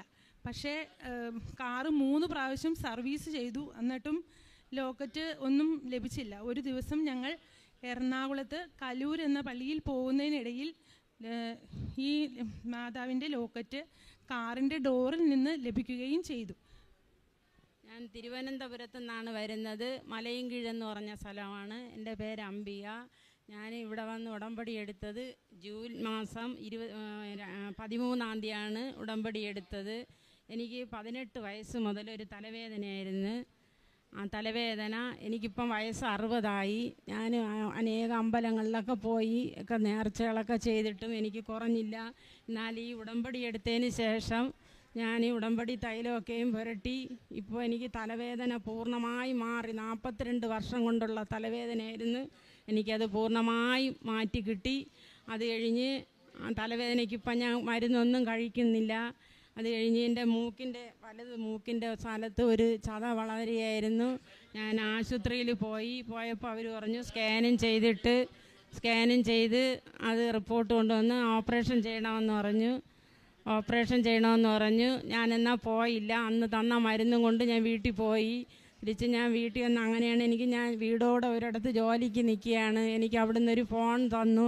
അതിൽ കൂടിയാണ് ഞാൻ അമ്മയെ അറിഞ്ഞതും എനിക്ക് പത്രങ്ങൾ കിട്ടിയതും. ഞാൻ ഒറ്റയ്ക്കാണ് തിരുവനന്തപുരത്ത് നിന്ന് ആദ്യമായിട്ട് വന്നത്. എനിക്ക് വലിയ ടെൻഷൻ ഉണ്ടായിരുന്നു. എന്നാൽ എൻ്റെ അമ്മ എന്നെ തക്ക സമയം വന്നു ചേർന്ന് ഞാൻ ഉടമ്പടി എടുത്തു. ഞാൻ ഒറ്റയ്ക്ക് സമയത്തിന് വീട്ടിലെത്തുകയും ചെയ്തു. എനിക്ക് ആ മൂക്കിൻ്റെ വേദന വളരെയേറെ വിഷമായിരുന്നു. ഞാൻ ചുമച്ച് തുപ്പുന്നതൊക്കെ രക്തമായിരുന്നു. ഞാൻ ദൈവത്തോട് പറഞ്ഞു, എനിക്ക് ആരുമില്ല ദൈവമേ, എൻ്റെ അമ്മ ഇതെനിക്ക് മാറ്റിത്തരണേ എന്ന് ഞാൻ പ്രാർത്ഥിച്ചു. എനിക്കറിയാമെന്നുള്ള രീതിയിൽ ഞാൻ പ്രാർത്ഥിച്ചു. എന്നാൽ എനിക്ക് ഒരു സൈഡ് മൊത്തം വേദനയായിരുന്നു. ഞാൻ വിചാരിച്ചു പല്ല് വേദനയാണെന്ന് പറഞ്ഞ് ഞാൻ 1 പ്രാവശ്യം പോയി, 2 പ്രാവശ്യം പോയി, 3 പല്ലെടുത്തു. എന്നിട്ട് എനിക്ക് ഈ സൈഡിലെ വേദന പോയില്ല. ഒരു ദിവസം രാത്രി 2 മണിക്ക് ഞാൻ അഴിച്ചിരുന്ന് കണ്ണീരോടെ വീട്ടോടെയും കാണാതെ ഞാൻ പ്രാർത്ഥിച്ച്, ദൈവമേ ഞാൻ ജോലിക്ക് നിൽക്കുന്ന വീടാണ്, എനിക്ക് വേദന കൊണ്ട് സഹിക്കാൻ വയ്യാന്ന് ഞാൻ പറഞ്ഞ് ഞാൻ ഈ ഉടമ്പടി തൈലം എടുത്ത് പുരട്ടി കണ്ണുനീരോടെ പ്രാർത്ഥിച്ച് മുട്ടുമേലിൽ നിന്ന് 1/2 മണിക്കൂർ കഴിഞ്ഞപ്പോൾ എൻ്റെ തൊണ്ടയിലൊരു കട്ടി വരും പോലെ എനിക്ക് തോന്നി. ഞാൻ ബാത്റൂമിൽ പോയി കയ്യിലത് തുപ്പി നോക്കിയപ്പോൾ ഇത്രയുള്ളൊരു കട്ടി എൻ്റെ കയ്യിൽ ഞാൻ തുപ്പി നോക്കി. ഞാൻ ദൈവത്തോട് നന്ദി പറഞ്ഞു, ദൈവമേ ആ കട്ടി എനിക്ക് ഫോട്ടോ എടുക്കാനൊന്നും അറിഞ്ഞൂടില്ലെങ്കിൽ ഞാൻ ഫോണിലിട്ട് ഞാൻ കാണിച്ചു തന്നതായിരുന്നു. അതിൻ്റെ പിറ്റേന്ന് രാവിലെ എണീറ്റപ്പോൾ എൻ്റെ മൂക്കിൻ്റെ അടപ്പൊക്കെ മാറി, ആ രക്തം തുപ്പണതെല്ലാം മാറി, എല്ലാം പൂർണ്ണമായി തലവേദനയും മാറി, എൻ്റെ മൂക്കിൻ്റെ അടവും മാറി. അത് കഴിഞ്ഞ് എൻ്റെ ഈ ചെവിയിൽ ഇവിടുന്ന് ഒരു ചെറുതായിട്ടൊരു കഴല വളർന്നു വരികയായിരുന്നു. എൻ്റെ മക്കൾ പറഞ്ഞു, അമ്മ ക്യാൻസർ തന്നെയെന്ന് അറിഞ്ഞൂടാ, ടെസ്റ്റ് ചെയ്യാൻ പറഞ്ഞു. ഞാൻ പറഞ്ഞു, എൻ്റെ അവയവത്തിൽ എന്ത് അസുഖം ഉണ്ടെന്ന് ദൈവം അറിയാതെ വരികയില്ല. ഞാൻ ദൈവത്തെ പൂർണ്ണമായും വിശ്വസിച്ചു. ഞാൻ അനേക അമ്പലങ്ങളിൽ പോയി നേർച്ചയിട്ടിട്ട് മാറാത്ത അസുഖങ്ങൾ എൻ്റെ ദൈവം എനിക്ക് മാറ്റി തന്നു. ഇത് മാറുമെന്ന് ഞാൻ പൂർണ്ണമായും വിശ്വസിച്ചു. എന്നാൽ ഒരു സൈഡിലൊക്കെയും മാറി, ഇനി ശകലേ ഉള്ളൂ, അതും എൻ്റെ അമ്മ പൂർണ്ണമായി മാറ്റുമെന്ന് ഞാൻ ഉറച്ച് വിശ്വസിക്കുന്നു. ദൈവത്തിന് നമസ്കാരം. പരിശുദ്ധമ്മേ, ദൈവമാതാവേ, എൻ്റെ പേര് പരമേശ്വരൻ. ഞാൻ അങ്കമാലി കുത്തിയതോട് ഇടവകയെന്ന് വരുന്നു. ഞാൻ ഉടമ്പടി 2022 വന്ന് ഉടമ്പടി വെച്ചതാണ്. ഉടമ്പടി വെച്ചത് ഒന്നാമത്തെ കാര്യം, എൻ്റെ മകൻ്റെ കാര്യമാണ്. അവൻ 12 വയസ്സിൽ അവന് മൂത്ര തടസ്സമായിട്ട് ബുദ്ധിമുട്ട് അനുഭവിക്കുമായിരുന്നു. അത് 12 വയസ്സായപ്പോൾ ഞാൻ കാരത്തുവഴി എന്ന ആശുപത്രിയിൽ കൊണ്ടുപോയി. അവന് ഡോക്ടറെ കാണിച്ച് ഡോക്ടർ പറഞ്ഞു ഒരു ഓപ്പറേഷൻ വേണ്ടി വരുമെന്ന് പറഞ്ഞു. ഓപ്പറേഷൻ വേണ്ടി വരുമെന്ന് പറഞ്ഞ് ഓപ്പറേഷൻ ചെയ്ത് ഒരു 3-4 മാസം കഴിഞ്ഞപ്പോൾ അവന് വീണ്ടും ബുദ്ധിമുട്ടായി തുടങ്ങി. അത് കഴിഞ്ഞ് 25 വയസ്സിൽ ഇവന് വന്നിട്ട് ലിസിക്ക് പോയി അവിടെ പറഞ്ഞു ഓപ്പറേഷൻ വേണ്ടി വരുമെന്ന് പറഞ്ഞു. ഓപ്പറേഷൻ ചെയ്ത് ഒരു 3 മാസത്തേക്ക് വലിയ കുഴപ്പമൊന്നും ഉണ്ടായില്ല. പിന്നെ അവന് മൂത്രനാളം അടയണ സംഭവമായി. ഇപ്പോൾ 2022 ജൂണിൽ എനിക്ക് റിപ്പോർട്ട് കിട്ടണം. അച്ഛൻ എനിക്കിപ്പോൾ മൂത്രമൊഴിക്കാൻ വളരെ സന്തോഷമായി, അവന് ഒരു തടസ്സവുമില്ല എന്നാണ് അവൻ അവിടുന്ന് ഗൾഫിൽ നിന്ന് വിളിച്ച് പറയണേ. അമ്മയുടെ അടുത്ത് വന്ന് ആത്മാർത്ഥമായിട്ട് പ്രാർത്ഥിച്ച ഒരു നിയോഗമാണ് അമ്മ ഇത്. അമ്മ എത്രയും വേഗം ഈ സംഭവം അമ്മ മാറ്റിക്കളഞ്ഞ് ഡോക്ടർമാർ അവന് ട്യൂബ് ഇടാനായിട്ട് നാണമായിട്ട് അവന് ഇടാറില്ല. ഞാൻ ഇവിടുന്ന് ട്യൂബ് മേടിച്ച് ഗൾഫിലേക്ക് അബുദാബിയിലേക്ക് അയച്ചു കൊടുത്ത് എൻ്റെ മോന് ബുദ്ധിമുട്ടുണ്ടായിട്ട്. അത് കഴിഞ്ഞ് ഞാനിവിടെ വന്ന് ഉടമ്പടി എടുത്തപ്പോഴാണ് ഞാൻ ഇത് മോൻ്റെ നിയോഗം വെച്ച് 3-ാം മാസത്തിനുള്ളിൽ അവൻ പറഞ്ഞ് 2-ാം മാസത്തിൽ അവൻ പറഞ്ഞു അച്ഛൻ എനിക്കിപ്പോൾ ഒരു കുഴപ്പമില്ല, ട്യൂബ് ഇടേണ്ട കാര്യമില്ല, എനിക്ക് മൂത്രം സുഖമായിട്ട് പോകുന്നുണ്ട്, ഒരു ബുദ്ധിമുട്ടുമില്ല അച്ഛാന്ന് എനിക്ക് വിളിച്ചു പറഞ്ഞു. കൂടാതെ 2ാമത്തെ നിയോഗം എന്ന് പറഞ്ഞത് എനിക്ക് ഭവനം, ഒരു ചെറിയ ഭവനമായിരുന്നു ആദ്യം ഉണ്ടായിരുന്നത്, വഴിയില്ല, ഒരു പാടത്തിൻ്റെ നടക്കായിരുന്നു. അവിടെ എനിക്ക് 2018 വെള്ളം വന്ന് ആ വെള്ളം വാർക്കയുടെ മുകളിൽ അരക്ക് മേളിൽ വെള്ളമായിരുന്നു. എൻ്റെ വാർക്കയുടെ മുകളിൽ 3-5 ദിവസം വെള്ളത്തിൽ ആ പെര കിടന്ന് പെരയുടെ നടു പൊട്ടി ചോർന്നൊലിച്ച് കിടന്നിരുന്നപ്പോൾ ഇപ്പോൾ ഈ 21 എനിക്ക് ലൈഫ് പദ്ധതിയിൽ എന്നെ ഉൾക്കൊള്ളിച്ചുകൊണ്ട് ഒരു പെര പാസ്സായി. 3 മാസം കഴിഞ്ഞപ്പോൾ വിയോ എന്ന് പറഞ്ഞ് തൻ്റെ ലോൺ പാസ്സായി, തറ കെട്ടിക്കോ, തനിക്ക് കാശ് കയ്യിലുണ്ടെങ്കിൽ തറ കെട്ടിക്കോ, കാശ് ഞങ്ങൾ അക്കൗണ്ടിൽ ഇട്ട് തരാമെന്ന് പറഞ്ഞു. ഞാൻ ഇവിടുന്ന് കടവും വായ്പൊക്കെ മേടിച്ച് തമിഴന്മാരെ ഇന്ന് പലിശയ്ക്കൊക്കെ എടുത്ത് തറ കെട്ടി. 2ാമത് പിന്നെയും പെൻഡിങ്ങിലായി, എനിക്ക് പൈസ വന്നില്ല. ഇങ്ങനെ ഇരിക്കുന്ന സമയത്ത് ഞാൻ ഇവിടെ വന്ന് പ്രാർത്ഥിച്ച് അമ്മേ എൻ്റെ ഭവനം പണിയാൻ പറ്റുന്നില്ല അമ്മ അവിടുന്ന് എന്നെ സഹായിക്കണം അമ്മേ, ഞാൻ കുറേ നാളുകളായിട്ട് ഒരു ഭവനം സ്വപ്നം കാണണം അമ്മേ. നല്ല രീതിയിൽ എപ്പോൾ മലവെള്ളം വന്നാലും എൻ്റെ ഭവനത്തിൽ കയറി പോകുന്ന ഒരു സംഭവം ഉണ്ടായിരുന്നത്. അങ്ങനെ ഉടമ്പടി എടുത്ത് അമ്മയോട് ഈ നിയോഗം വെച്ചതിൽ എനിക്ക് ഇന്ന് സുന്ദരമായിട്ടുള്ള പെര പരിശുദ്ധമായ മാതാവ് എനിക്ക് തന്ന്. അമ്മേ നന്ദി, അമ്മേ സ്വത്രം. അമ്മേ തരില്ല എന്ന് പറഞ്ഞ ലോൺ മുതൽ എൻ്റെ ഭവനത്തിന് എനിക്ക് ലോൺ കാശി വാങ്ങിന്ന് തന്ന് 4 ലക്ഷം രൂപ എനിക്ക് തരൂല എന്ന് പറഞ്ഞു. അവർ വന്ന് നോക്കി, വഴിയില്ല, 4 സെൻറ്റ് ഉള്ളു, തരൂല എന്ന് പറഞ്ഞ് പോയിട്ട് 2ാമത് എന്നെ വിളിപ്പിച്ച് ആ ലോൺ എനിക്ക് തന്ന്. ആ ലോൺ കൂടാതെ പിന്നെ എനിക്ക് 2 ലക്ഷം രൂപയും തന്ന് എൻ്റെ ടൈൽ മോരിടാനുള്ള സന്ദർഭം അമ്മ തന്ന്. അമ്മേ പരിശുദ്ധ അമ്മേ ദൈവമാതാവേ, എല്ലാ മക്കൾക്കും ഇതുപോലെ അനുഗ്രഹം കൊടുക്കണം അമ്മേ, പരിശുദ്ധ മാതാവേ, ദൈവമാതാവേ. 3ാമത്തെ ഇത് എൻ്റെ ചേച്ചിയുടെ മകന് ഒരു പണിസ്ഥലത്ത് വെച്ചുണ്ടായ ഒരു അസുഖമാണ്. അവന് പ്രഷർ കൂടി ബ്ലോക്കിൻ്റെ ഒരു സംഭവമൊക്കെ ഉണ്ടായി. അവനങ്ങനെ പെട്ടെന്ന് ആശുപത്രി കൊണ്ടുപോയി, പറയാൻ പറ്റാത്ത സ്ഥിതിയൊക്കെ ആയി. ഒരു സൈഡ് ഇങ്ങനെ ഇതായി പോയി, കോടിപ്പോയി. അങ്ങനെ വന്നപ്പോൾ ഡോക്ടർ LFE കൊണ്ടുപോയി ഡോക്ടർ പറഞ്ഞ് IC കയറ്റണം. IC കയറ്റി അതിനെ 2 ദിവസം IC അഡ്മിറ്റ് ചെയ്ത്. അപ്പോൾ അവിടെ നിന്ന് ഡോക്ടർ പറഞ്ഞ് 2 ദിവസം കഴിഞ്ഞിട്ട് പറയാമെന്ന് പറഞ്ഞു. ഇങ്ങനെ ഇരിക്കുമ്പോൾ ചേച്ചി എന്ന് പറഞ്ഞാൽ എൻ്റെ ഭാര്യയുടെ ചേച്ചിയുടെ മോനാണ്. ഇവിടെ നിന്ന് ഉടമ്പടിയിൽ അവൻ്റെ നിയോഗം ഉടമ്പടിയിൽ വെച്ച് അമ്മയോട് പ്രാർത്ഥിച്ച് അമ്മയുടെ തൈലവും ഉപ്പും കൊണ്ടുപോയി അവിടെ കൊടുത്ത് അവൻ്റെ മേലിലും ശരീരത്തിലും ഉപ്പിട്ട് വെള്ളം കൊടുക്കാൻ വേണ്ടി പറഞ്ഞുകൊണ്ട് കൊടുത്ത് 2 ദിവസം കഴിഞ്ഞപ്പോൾ ഡോക്ടർ പറയണ ആളെ കൊണ്ടുപോക്കുക എല്ലാം നോർമലായി, ഒരു കുഴപ്പമില്ലാണ്ട് ഇന്ന് അവൻ സുന്ദരമായിട്ട് അവൻ്റെ വീട്ടിൽ ചെറിയ ചെറിയ പണികളെടുത്ത് നടക്കണം. അമ്മേ, പരിശുദ്ധ അമ്മേ, ദൈവമാതാവേ, നന്ദി ദൈവമേ, നന്ദി ദൈവമേ.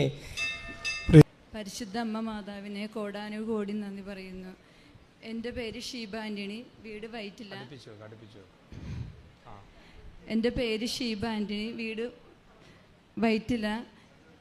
ഞാൻ 2022 എനിക്ക് ഭയങ്കര ബ്ലീഡിങ് ആയിരുന്നു. ബ്ലീഡിങ് എന്ന് വെച്ചാൽ നിൽക്കാത്ത ബ്ലീഡിങ് ആയിരുന്നു. ഞാൻ വർക്ക് ചെയ്യുമായിരുന്നു. വർക്ക് ചെയ്യണ സമയത്ത് എല്ലാ ദിവസവും ഞാൻ ഉച്ച സമയത്തൊക്കെ ഏത് സമയം വീട്ടിൽ വരും. എപ്പോഴും ഇത് തന്നെ. ഞാൻ വിചാരിച്ച് ഞാൻ പെട്ടെന്ന് എന്തെങ്കിലും സംഭവിക്കുമെന്ന് എനിക്ക് പേടിയായിരുന്നു. അപ്പോൾ എന്നോട് ഡോക്ടർ പറഞ്ഞു സ്കാൻ ചെയ്യണം. എത്ര നാളെ സ്കാൻ ചെയ്യാൻ പറഞ്ഞിട്ട് എന്താ വെച്ചോണ്ടിരിക്കണം. അപ്പോൾ ഞാൻ പറഞ്ഞു ഡോക്ടർ എനിക്ക് പേടിയാണ്, എന്തെങ്കിലും വല്ല ക്യാൻസറാണ്, എന്തെങ്കിലും ആകൂല എന്ന് വിചാരിച്ച് എനിക്ക് പേടി. ഞാനോർത്ത് മരിക്കണമെങ്കിൽ മരിച്ചോട്ടെ. കാരണം സ്കാൻ ചെയ്ത് കഴിഞ്ഞാൽ ഞാനിപ്പോൾ വീട്ടിൽ 2 മക്കളാണ്. അപ്പോൾ വേറെ ആരും ഇല്ല, ഹസ്ബൻഡും ഉണ്ട്, ആരും നോക്കാനില്ലാത്ത ഒരു സംഭവം കൊണ്ട് ഞാൻ സ്കാൻ ചെയ്തില്ല. അങ്ങനെ ഇവിടെ വന്ന് അച്ഛനോട് ഞാൻ പറഞ്ഞു അച്ഛൻ ഇങ്ങനെ ബ്ലീഡിങ് ആണ് എനിക്ക് ഭയങ്കരമായിട്ടും. അപ്പം പറഞ്ഞ അച്ഛൻ പറഞ്ഞ് ഒരു തൈലം തന്നിട്ട് എന്നോട് പറഞ്ഞ് ബാത്റൂമിൽ പോയിട്ട് നീ ഗർഭപാത്രത്തിൽ പെരട്ടിയിട്ട് വാന്ന് പറഞ്ഞ് വിശ്വാസ പ്രമാണം ചൊല്ലി. അതിന് ശേഷം ഞാൻ ആദ്യം സ്കാൻ ചെയ്ത് ശേഷം 19 mm കട്ട് ചെയ്യേണ്ടതെന്ന് പറഞ്ഞു. അതായത് എൻഡോമെട്രിയം, അതായത് അത് ക്യാൻസർ ആകാൻ വളരെ ചാൻസ് കൂടുതലാണെന്നാണ് ഡോക്ടർ വിധി എഴുതിയത്. അതിന് ശേഷം ഞാൻ അച്ഛനെ എപ്പോഴും ഇടയ്ക്കൊക്കെ വന്ന് അച്ഛനെ കാണാറുണ്ട്. അതിനുശേഷം ഡോക്ടറെ കണ്ടപ്പോൾ ഡോക്ടർ പറഞ്ഞ് ചിലപ്പോൾ ഇത് റിമൂവ് ചെയ്ത് എടുക്കാൻ ചാൻസ് വളരെ കൂടുതലാണ്. അപ്പം എന്തായാലും നോക്കാം, നമുക്ക് 6 മാസം വരെയും വെയിറ്റ് ചെയ്യാമെന്ന് പറഞ്ഞ്. അങ്ങനെ ഞാൻ ഇവിടെ വന്ന് ഉടമ്പടിയിൽ എൻ്റെ നിയോഗം വെച്ച് പ്രാർത്ഥിച്ചതിൻ്റെ ഫലമായി 6 മാസം സ്കാൻ ചെയ്തതിന് ശേഷം 19 mm എന്ന കട്ടി ഉണ്ടായിരുന്ന സ്ഥാനത്ത് 3 mm കട്ടിയായിട്ട് മാറിയത്. അതിൻ്റെ സ്കാനിങ് റിപ്പോർട്ട് ഞാനിവിടെ കൊണ്ടുവന്നിട്ടുണ്ട്. ഒരുപാട് ഞാൻ മാതാവിനോട് നന്ദി പറയുന്നു. രണ്ടാമത്തെ അനുഭവം എന്ന് വെച്ചാൽ എൻ്റെ മോൾ MBBS ചൈനയിൽ പഠിക്കുകയാണ്. 2019 ചൈനയിൽ പോയത്.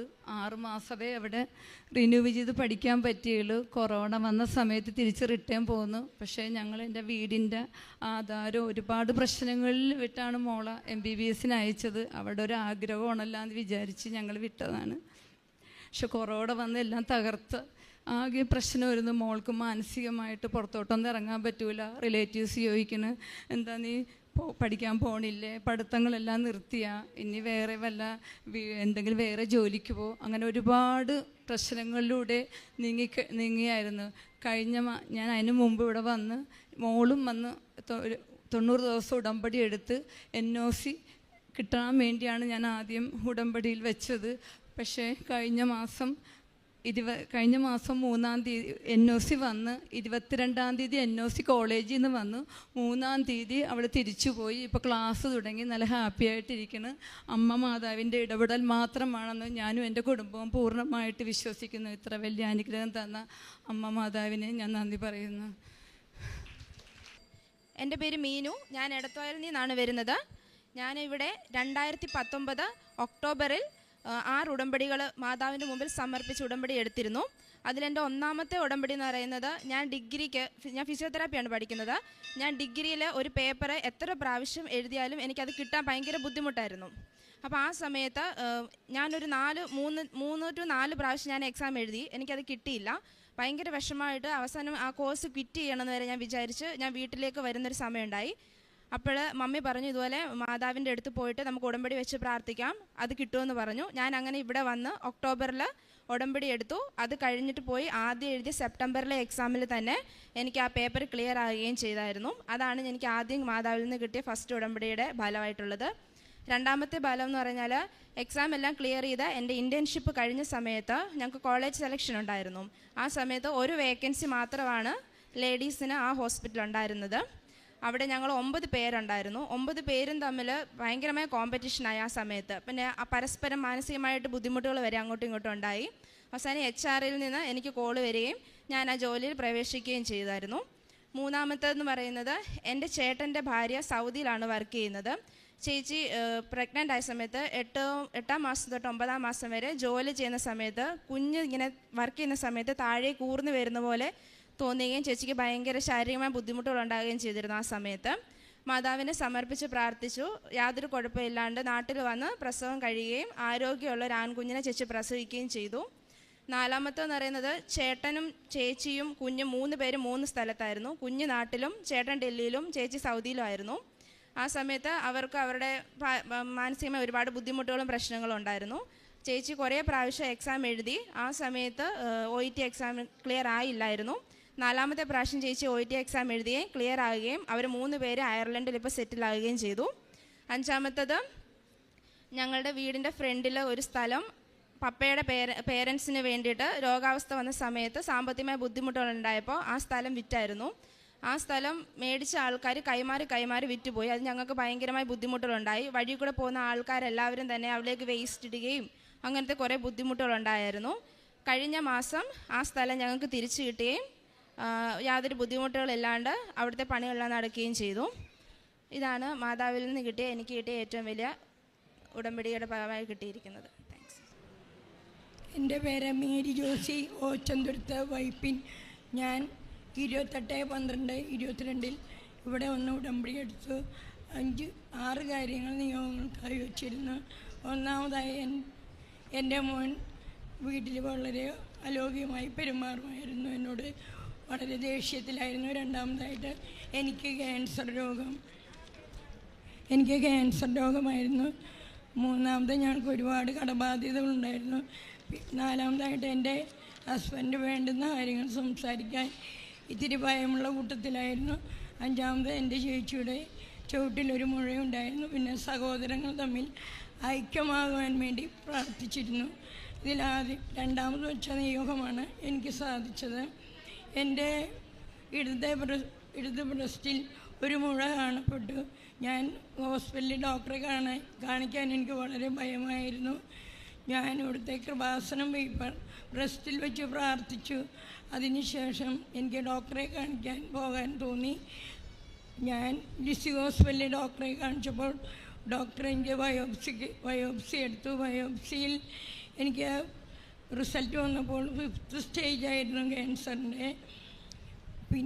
പിന്നീട് എനിക്ക് ഹോസ്പിറ്റലിലേക്ക് പോകാനോ ഒന്നും തോന്നിയിരുന്നില്ല. മാമോഗ്രാം, എക്സ്റേ, സ്കാനിങ് ഇതെല്ലാം എടുത്തു. അപ്പോൾ ഇതിലൊന്നും മാതാവിൻ്റെ കൃപ കൊണ്ട് ഒന്നും തെളിഞ്ഞു കണ്ടിരുന്നില്ല. ഈ കണ്ട മുഴയൊന്നും തന്നെ ഉണ്ടായിരുന്നില്ല. പിന്നീട് ഡോക്ടർ പറഞ്ഞു ബയോപ്സിയിൽ കണ്ടതുപോലെ തന്നെ ഇത് ഓപ്പറേഷൻ ചെയ്യണമെന്ന് പറഞ്ഞു. അപ്പം ഞാൻ ക്രിസ്മസ് കഴിഞ്ഞിട്ട് വരാമെന്ന് പറഞ്ഞു പോകുന്നു. പിന്നീട് ഞാൻ പോയത് കളമശ്ശേരി മെഡിക്കൽ കോളേജ് ഹോസ്പിറ്റലായിരുന്നു. അവിടുത്തെ രാജേഷ് ഡോക്ടറിനെ അഡ്മിറ്റാക്കി. ഞാൻ അഡ്മിറ്റാകാതെ ക്രിസ്മസ് കഴിഞ്ഞ് വരാമെന്നും പറഞ്ഞ് അവിടെ നിന്നും പോന്നു. പിന്നീട് ഞാൻ ചികിത്സയൊന്നും എടുക്കാതെ തന്നെ 1/12/22 ഞാനിവിടെ വന്ന് പ്രാർത്ഥിച്ചു. അപ്പോൾ എൻ്റെ ഇടത് കൈപ്പത്തി വിടരില്ലായിരുന്നു. ഞാൻ ഇവിടെ മാതാവിൻ്റെ മുമ്പിൽ കൊന്തയിൽ പ്രാർത്ഥിച്ചപ്പോൾ ശക്തയും ധീരയുമായിരിക്കുക എന്ന വചനം എൻ്റെ മനസ്സിലേക്ക് വന്നുകൊണ്ട് എൻ്റെ ഈ ഇടത് കൈപ്പത്തി വിടരുകയും ഞാൻ മാതാവിന് നന്ദി പറഞ്ഞ് പ്രാർത്ഥിക്കുകയും ചെയ്തു. പിന്നീട് ഞാൻ ക്യാൻസറിൻ്റേതായ ഡോക്ടറിൻ്റെ അടുത്ത് പിന്നെ ചെന്നപ്പോൾ ഇത്രയും ദിവസമായതുകൊണ്ട് പെറ്റ് CT ചെയ്യണമെന്ന് എറണാകുളം ഹോസ്പിറ്റലിലെ ഡോക്ടർ എന്നോട് പറഞ്ഞു. ഞാൻ പെറ്റ് CTക്കായിട്ട് പോയപ്പോൾ പല സ്ഥലങ്ങളിലും മെഷീൻ കേടായി വന്നു. ലാസ്റ്റ് ഇമാജിൻ ലില്ലി എന്ന സ്കാനിങ് സെൻറ്ററിൽ ചെന്നു. അവിടെ ചെന്ന് പെറ്റ് CT ചെയ്തപ്പോൾ ഒന്നും തന്നെ ഉണ്ടായിരുന്നില്ല. നേരിയൊരു പാടായിരുന്നു. അങ്ങനെ ഞാൻ ലിസി ഹോസ്പിറ്റലിൽ തന്നെ വന്ന് ഡോക്ടറെ കാണിച്ചപ്പോൾ ഡോക്ടർ പറഞ്ഞ് ഇവിടെ ഒരു മുഴ പോലും ഇല്ലല്ലോ, ഇത് വല്ല വീണ് ചതഞ്ഞ പാടായിരുന്നു എന്ന് പറഞ്ഞു. മാതാവിൻ്റെ അനുഗ്രഹം എന്നുകൊണ്ട് മാത്രമാണ് ഇതെനിക്ക് ലഭിച്ച കൃപയായിട്ട് ഞാൻ കരുതുന്നു. പരിശുദ്ധ അമ്മയ്ക്കും അവിടുത്തെ തിരുക്കുമാരനും 1000 നന്ദി. എൻ്റെ പേര് മോളി. ഞാൻ കലൂർ സെൻറ്റ് ഫ്രാൻസിസ് സെവേഴ്സ് ഇടവക അംഗമാണ്. ഞാൻ 26/11/2021 ആദ്യമായി ഉടമ്പടി എടുത്തത്.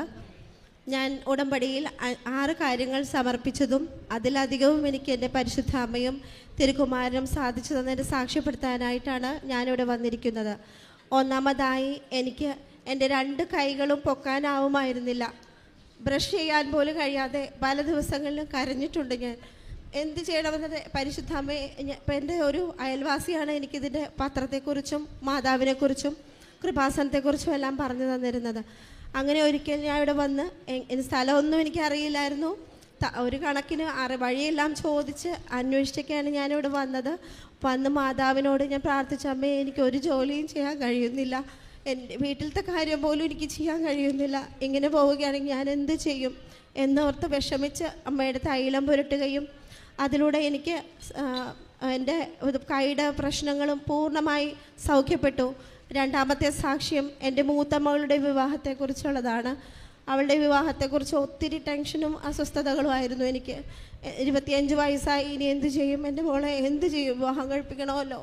അങ്ങനെ ഒത്തിരി വേദനിച്ച അമ്മയോട് ഞാൻ കണ്ണുനീരോടെ ഈ തരിസന്നിധാനത്തിൽ വന്നിരുന്ന് കരഞ്ഞു, അമ്മേ എൻ്റെ മകളുടെ വിവാഹം ഒന്ന് നടത്തി തരണമേ, എൻ്റെ കയ്യിൽ ഒരു മാർഗവുമില്ല എന്ന് ഞാൻ അമ്മയുടെ അടുത്ത് വന്ന് സാക്ഷ്യപ്പെടുത്തിക്കോളാം, ഞാൻ എല്ലാ കാര്യങ്ങളും അമ്മയോട് സാക്ഷ്യപ്പെടുത്തിക്കോളാം എന്ന് അതിൻ്റെ ഫലമായി തന്നെ എൻ്റെ മകളുടെ വിവാഹം അത്ഭുതകരമായി നടക്കുകയും അതിൽ ഒത്തിരി സന്തോഷവതിയാണ് ഞാൻ ഇന്ന് എൻ്റെ കുടുംബവും.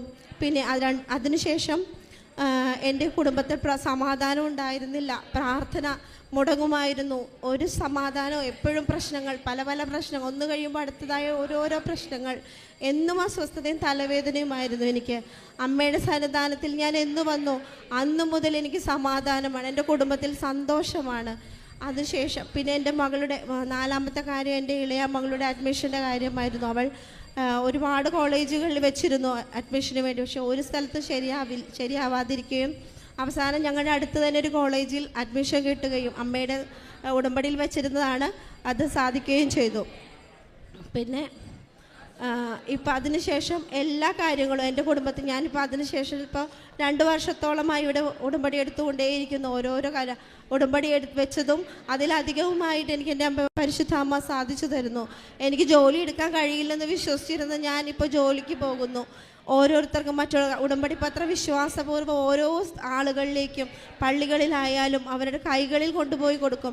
അവിടെ ഇവിടെയും മാറ്റിവെക്കാതെ കൈകളിൽ വിശ്വാസത്തോടെ പ്രാർത്ഥിക്കണം എന്ന് ഇവിടുത്തെ ഓരോ എൻ്റെ സാക്ഷ്യങ്ങളും മറ്റുള്ളവരുടെ സാക്ഷ്യങ്ങളും എല്ലാം അവരോട് പറഞ്ഞ് കൊടുക്കാൻ എനിക്ക് മാതാവ് എന്നെ ഇടവരുത്തിയതിനും ഒത്തിരി നന്ദിയോടെ ഞാൻ എൻ്റെ അമ്മയ്ക്കും തിരുകുമാരനും 1000 നന്ദി പറയുന്നു. എന്നെപ്പോലെ ഒരു പ്രതീക്ഷയുമില്ലാതെ ഈ കൃപാസനത്തിൻ്റെ വാതിൽപ്പടിയിൽ വന്ന് മുട്ടുന്ന ഓരോ മക്കളെയും പരിശുദ്ധ അമ്മ അനുഗ്രഹിക്കുന്നതിനെ ഓർത്ത് ഞാൻ നന്ദി പറയുന്നു. യേശുവേ നന്ദി, യേശുവേ സ്തോത്രം. എൻ്റെ പേര് ടിറ്റി തോമസ്, ഞാൻ എടത്വ ഇടവകയിൽ നിന്ന് വരുന്നു. എനിക്ക് ആദ്യമായിട്ട് മാതാവ് തന്ന അനുഗ്രഹം, ഞാൻ OET പാസ്സായതാണ്. ഞാൻ 2020 ജനുവരിയിലാണ് ഇവിടെ വന്ന് മാതാവിൻ്റെ അടുത്ത് വന്നിട്ട് ഉടമ്പടി എടുക്കുന്നത്. ഞാൻ സൗദിയിലായിരുന്നു വർക്ക് ചെയ്തുകൊണ്ടിരുന്നത്. 3 വർഷമായിട്ട് അവിടെ വർക്ക് ചെയ്തു, ഒറ്റയ്ക്കായിരുന്നു. അപ്പോൾ എൻ്റെ ഹസ്ബൻഡും കുഞ്ഞും നാട്ടിലായിരുന്നു. അപ്പം ഞങ്ങൾക്ക് ഒരുമിച്ചായിരിക്കുന്നതിന് വേണ്ടിയിട്ട് ഞാൻ OETക്ക് ട്രൈ ചെയ്യുന്നുണ്ടായിരുന്നു. 3 പ്രാവശ്യം എക്സാം എഴുതി, കിട്ടിയില്ലായിരുന്നു. ഞാൻ റിവാലുവേഷന് കൊടുത്തു, ഒരു മാർക്ക് പോലും എനിക്ക് ചേഞ്ച് വന്നിട്ടൊന്നുമില്ലായിരുന്നു. പക്ഷെ ഞാനിവിടെ റിസൈൻ ചെയ്ത് വന്ന് ജനുവരിയിൽ ഉടമ്പടി എടുത്ത് മാതാവിനോട് പ്രാർത്ഥിച്ചതിൻ്റെ ഫലമായിട്ട് ഞാൻ മാർച്ച് 7-ന് എക്സാമിന് ഡേറ്റും എടുത്തായിരുന്നു, ഉടമ്പടി എടുത്ത സമയത്ത് തന്നെ. അപ്പം എക്സാമിന് ഡേറ്റ് എടുത്തു. എൻ്റെ റിസൾട്ട് വന്നപ്പോഴത്തേക്ക് എനിക്ക് റൈറ്റിംഗ് പിന്നെയും പോയായിരുന്നു. അപ്പം ആ സമയത്താണ് കൊറോണ വന്നതും ലോക്ക്ഡൗൺ ആവുകയും പിന്നീട് ഒരു എക്സാം എഴുതുക എന്നൊക്കെ പറഞ്ഞു കഴിഞ്ഞാൽ അത് ഭയങ്കര ബുദ്ധിമുട്ടുള്ളൊരു കാര്യമായിരുന്നു. അന്ന് ക്ലാസ്സുകളൊന്നും നടക്കുന്നൊന്നും ഇല്ലായിരുന്നു. അപ്പോഴത്തേക്ക് ഞാൻ റിവാലുവേഷന് കൊടുത്തപ്പം മാതാവ് എനിക്ക് C ഗ്രേഡിൽ നിന്നും 290 ആയിരുന്ന മാർക്ക് എനിക്ക് 360 ആയിട്ട് മാതാവ് എനിക്ക് കൂട്ടിത്തരികയും ചേഞ്ചായിട്ട് എനിക്ക് അയർലൻഡ് സ്കോർ ലഭിക്കുകയും ചെയ്തു. അവിടെ നിന്നും പേപ്പർ വർക്ക് ചെയ്യുക എന്ന് പറയുന്നതും വളരെ ബുദ്ധിമുട്ടുള്ളതായിരുന്നു. കൊറോണ കാരണം ഞങ്ങൾക്ക് പേപ്പറെല്ലാം സെൻഡ് ചെയ്ത് കൊടുക്കണമായിരുന്നു. അങ്ങനെ എൻ്റെ ഒരു പേപ്പർ മിസ്സാവുകയും ഇടയ്ക്ക് പേപ്പറുകൾ ഡിലേ വരികയും ചെയ്തു പോകുന്നതിന് വേണ്ടിയിട്ടുള്ള. പക്ഷേ മാതാവിൻ്റെ അനുഗ്രഹത്താൽ എൻ്റെ പേപ്പർ അവിടെ എത്തിയെന്ന് പറഞ്ഞ് അവരെനിക്ക് മെയിൽ ചെയ്യുകയും ഡിസംബറിൽ എൻ്റെ DL വരികയും ചെയ്തു. അതിനുശേഷം ഒരു കുഴപ്പവും കൂടാതെ എൻ്റെ ഫസ്റ്റ് അറ്റംപ്റ്റിൽ തന്നെ ഇൻ്റർവ്യൂ പാസ്സാവുകയും 2021 ജൂണിൽ ഞാൻ അയർലൻഡിലെത്തി. ഇപ്പോൾ 1.5 വർഷമായിട്ട് അവിടെ ഞാൻ വർക്ക് ചെയ്യുന്നു. എൻ്റെ ഹസ്ബൻഡും കുഞ്ഞും 6 മാസത്തിന് ശേഷം അവിടെ വന്ന് ഹസ്ബൻഡിനും ജോലി കിട്ടി. ഇപ്പോൾ ഒരു കുഴപ്പവും കൂടാതെ മാതാവ് തന്ന ഈ അനുഗ്രഹത്തെ ഓർത്ത് ഞാൻ നന്ദി പറയുന്നു. രണ്ടാമതായിട്ട് എനിക്ക് 2 ആങ്ങളമാരാണുള്ളത്. അതിൽ ഒരാങ്ങളയ്ക്ക് ചെറിയ സ്കിൻ ഡിസീസ് ഉണ്ടായിരുന്നു, സോറിയാസിസ് പോലത്തെ ഒരു രോഗം. പക്ഷേ അത് അവന് ചില ആഹാരങ്ങൾ കഴിക്കുമ്പോൾ മാത്രമായിരുന്നു ട്രിഗർ ആവുന്നത്. പക്ഷേ മാതാവിനോട് ഉടമ്പടി വെച്ച് പ്രാർത്ഥിച്ചതിൻ്റെ ഫലമായിട്ട് ഇപ്പോൾ അവൻ ആ അസുഖത്തിൻ്റെ ആയിട്ടുള്ള ഒരു ലക്ഷണവും കാണിക്കുന്നില്ല. എൻ്റെ അമ്മയ്ക്കും അതുപോലെ കാലിന് ചെറിയൊരു രോഗം, ഈ സ്കിൻ ഡിസീസ് ഉണ്ടായിരുന്നു. അതും ഇപ്പോൾ പൂർണ്ണമായും മാറ്റി. അമ്മയ്ക്ക് നടക്കുന്നതിനൊന്നും കുഴപ്പമൊന്നുമില്ല ഇപ്പം.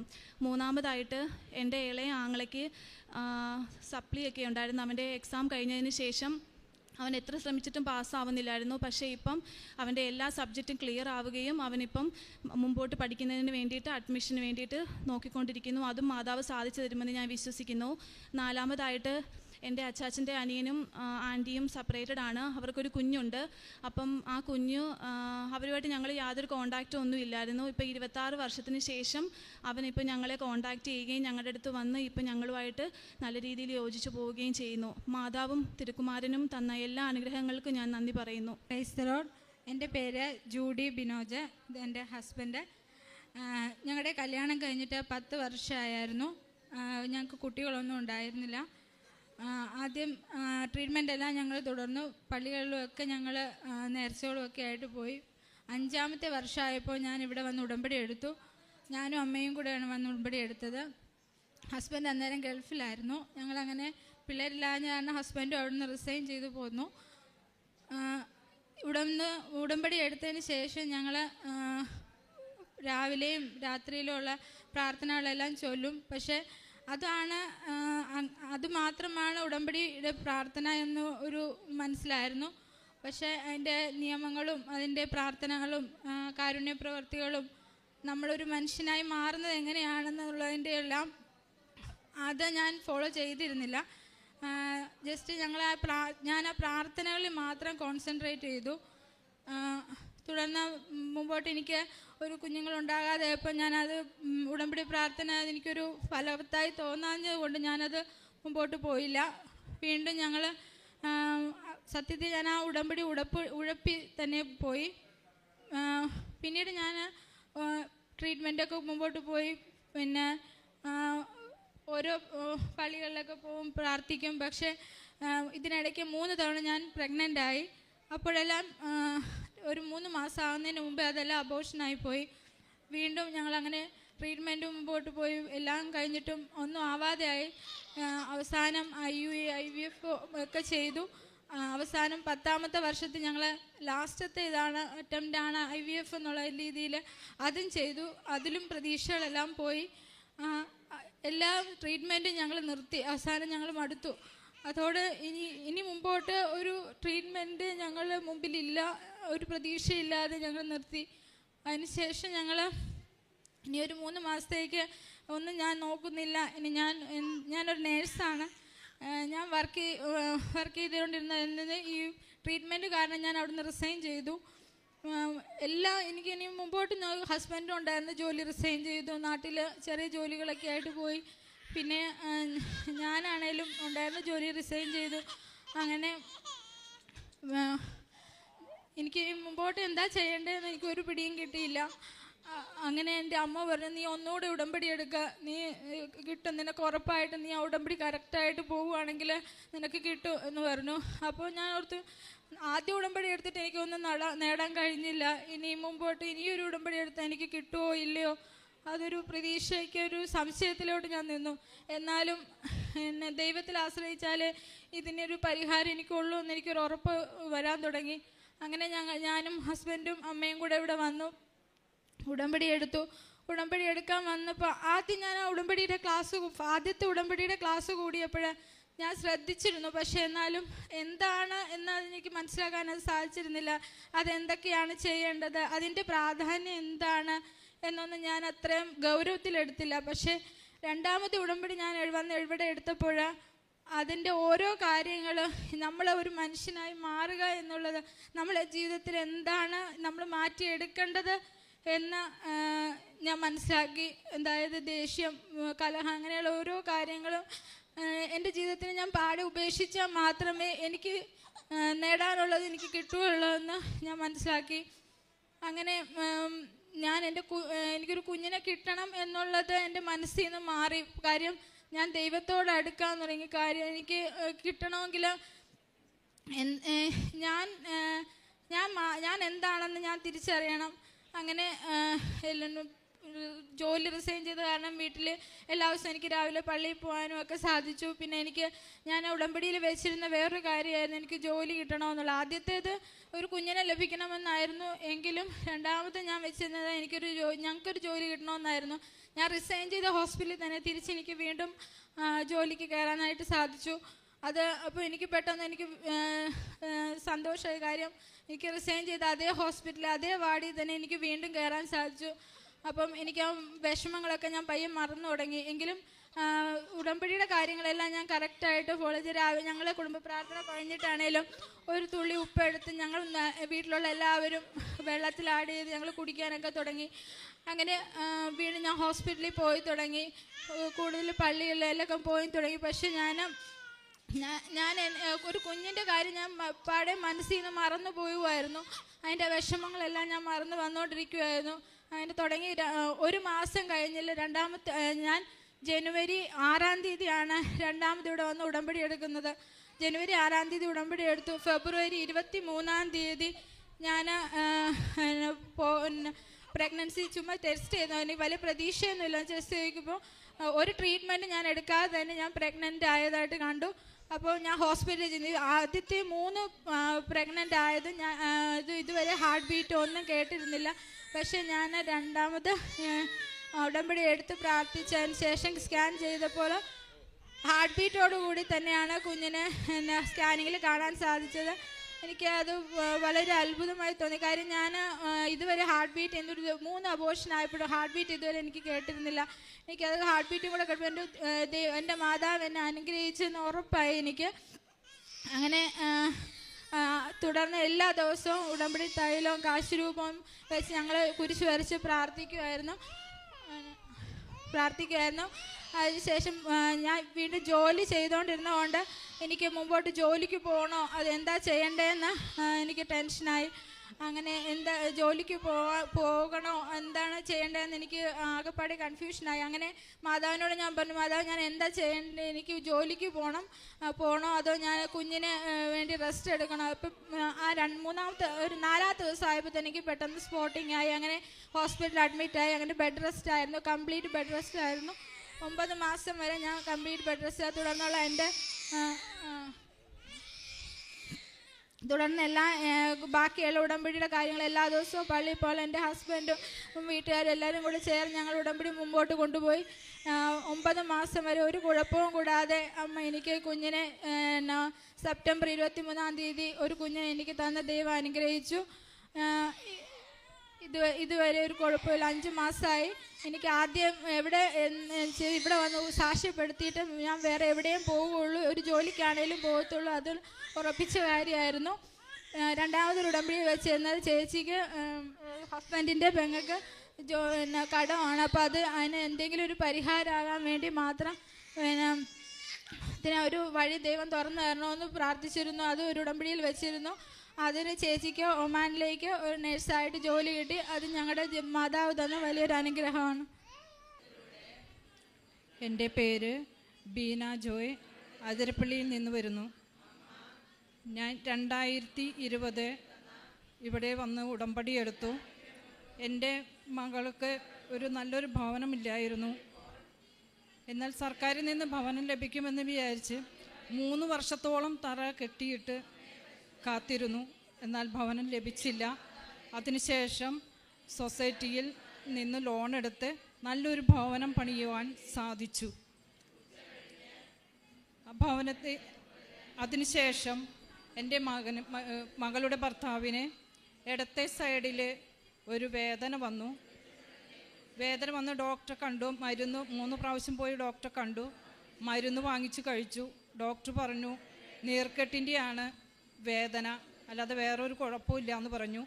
എന്നാൽ മകൻ്റെ നിർബന്ധപ്രകാരം സ്കാനിങ് ചെയ്യണമെന്ന് ഡോക്ടറോട് പറഞ്ഞു. അങ്ങനെ മകൻ്റെ നിർബന്ധപ്രകാരം സ്കാനിങ് ചെയ്തു. അപ്പോൾ വയറ്റിൽ ഒരു മുഴയുണ്ട് എന്ന് മനസ്സിലാക്കി. അങ്ങനെ ഡോക്ടർ പറഞ്ഞു CT സ്കാൻ ചെയ്തു നോക്ക് എന്ന് പറഞ്ഞ് CT സ്കാൻ ചെയ്തു. അപ്പോൾ വയറ്റിൽ കിഡ്നിയോട് ചേർന്ന് 15 സെൻറ്റിമീറ്ററോളം വലിപ്പമുള്ള ഒരു മുഴ, അത് ട്യൂമറാണ് എന്ന് പറഞ്ഞു. എന്നാൽ അത് ഓപ്പറേഷൻ ചെയ്ത് കളയണം, ഓപ്പറേഷൻ ചെയ്യുമ്പോൾ കിഡ്നി അടക്കം ഓപ്പറേഷൻ ചെയ്ത് കളയണം എന്ന് പറഞ്ഞു. ഞങ്ങൾ തൃശ്ശൂർ മെഡിക്കൽ കോളേജിൽ പോയി ഡോക്ടറെ കണ്ടു. ഡോക്ടർ പറഞ്ഞു കിഡ്നി ഒരെണ്ണം പോകും, ഓപ്പറേഷൻ ചെയ്യണം, എത്രയും പെട്ടെന്ന് ചെയ്യണം. ഇത്രയും വലിപ്പമുണ്ടായിട്ടും ഇതുവരെ നിങ്ങൾ അറിഞ്ഞില്ലേ ഈ രോഗം വന്നത്? ഒരു ബ്ലീഡിങ്ങോ അല്ലെങ്കിൽ മുടി കൊഴിച്ചലോ വേറെ ഭക്ഷണം കഴിക്കാതെ വരികയോ അങ്ങനെ ഒരു അസ്വസ്ഥതയും നിങ്ങൾക്ക് ഉണ്ടായില്ലേ എന്ന് ചോദിച്ചു. ഇല്ല എന്ന് ഞങ്ങൾ പറഞ്ഞു. എന്നാൽ 2021 ഡോക്ടറെ കണ്ട് ഓപ്പറേഷൻ ഫിക്സ് ചെയ്തു. ഓപ്പറേഷൻ നടന്നു. അപ്പോൾ ഞാൻ മാതാവിൻ്റെ തൈലം, ഉടമ്പടി തൈലം പുരട്ടി മകന് വേണ്ടി പ്രാർത്ഥിച്ചു. ഓപ്പറേഷൻ തിയേറ്ററിൽ കയറിയപ്പോൾ ജപമാല ചൊല്ലി, എൻ്റെ മാതാവേ, എൻ്റെ മകൻ്റെ രോഗം, ക്യാൻസർ എന്ന രോഗം മുഴുവനായിട്ട് എടുത്തു മാറ്റണമേ എന്ന് പ്രാർത്ഥിച്ചു. എന്നാൽ ഓപ്പറേഷൻ കഴിഞ്ഞു. ഡോക്ടർ 5 ദിവസം അവിടെ കിടക്കേണ്ടി വന്നു. ഡോക്ടർ വീട്ടിൽ പോയിക്കോളാൻ പറഞ്ഞു. മരുന്നൊന്നും തന്നില്ല, യാതൊരുവിധ മരുന്നുകളും തന്നില്ല. ബ്ലഡിൻ വയ്ക്കാൻ മാത്രമുള്ള മരുന്ന് മാത്രം തന്നു. അതും കൊണ്ട് ഞങ്ങൾ വീട്ടിൽ വന്നു. ഒരു 10 ദിവസം കഴിഞ്ഞപ്പോഴത്തേനും മകൻ്റെ സൗണ്ട് നഷ്ടപ്പെട്ടു. അപ്പോൾ ഇനി ഓപ്പറേഷൻ ചെയ്താലും വല്ല സൈഡ് എഫക്റ്റ് ആണോ എന്ന് അറിയില്ല. ഞങ്ങൾ വേഗം മെഡിക്കൽ കോളേജിൽ പോയി ഡോക്ടറെ കണ്ടു, ENTയുടെ ഡോക്ടറെ കണ്ടു. ഡോക്ടറെ കണ്ട് കഴിഞ്ഞപ്പോൾ എൻഡോസ്കോപ്പി ചെയ്യണമെന്ന് പറഞ്ഞു. എൻഡോസ്കോപ്പി ചെയ്തു. അതിൽ യാതൊരു കംപ്ലൈൻറ്റും ഇല്ല എന്ന് പറഞ്ഞു. തിരിച്ച് വീട്ടിൽ വന്നു. ഞങ്ങൾ ദിവസവും ഉടമ്പടി തൈലം പുരട്ടി മാതാവിനോട് പ്രാർത്ഥിച്ചു. അങ്ങനെ വീണ്ടും ഒരു മാസത്തോളം ശബ്ദം നഷ്ടപ്പെട്ടു പോയിരുന്നു. വിശ്വാസ പ്രമാണം ചൊല്ലി ഉടമ്പടി തൈലം പരത്തിയതിന് ശേഷം വീണ്ടും സൗണ്ട് തിരിച്ചു കിട്ടി. മാതാവിന്,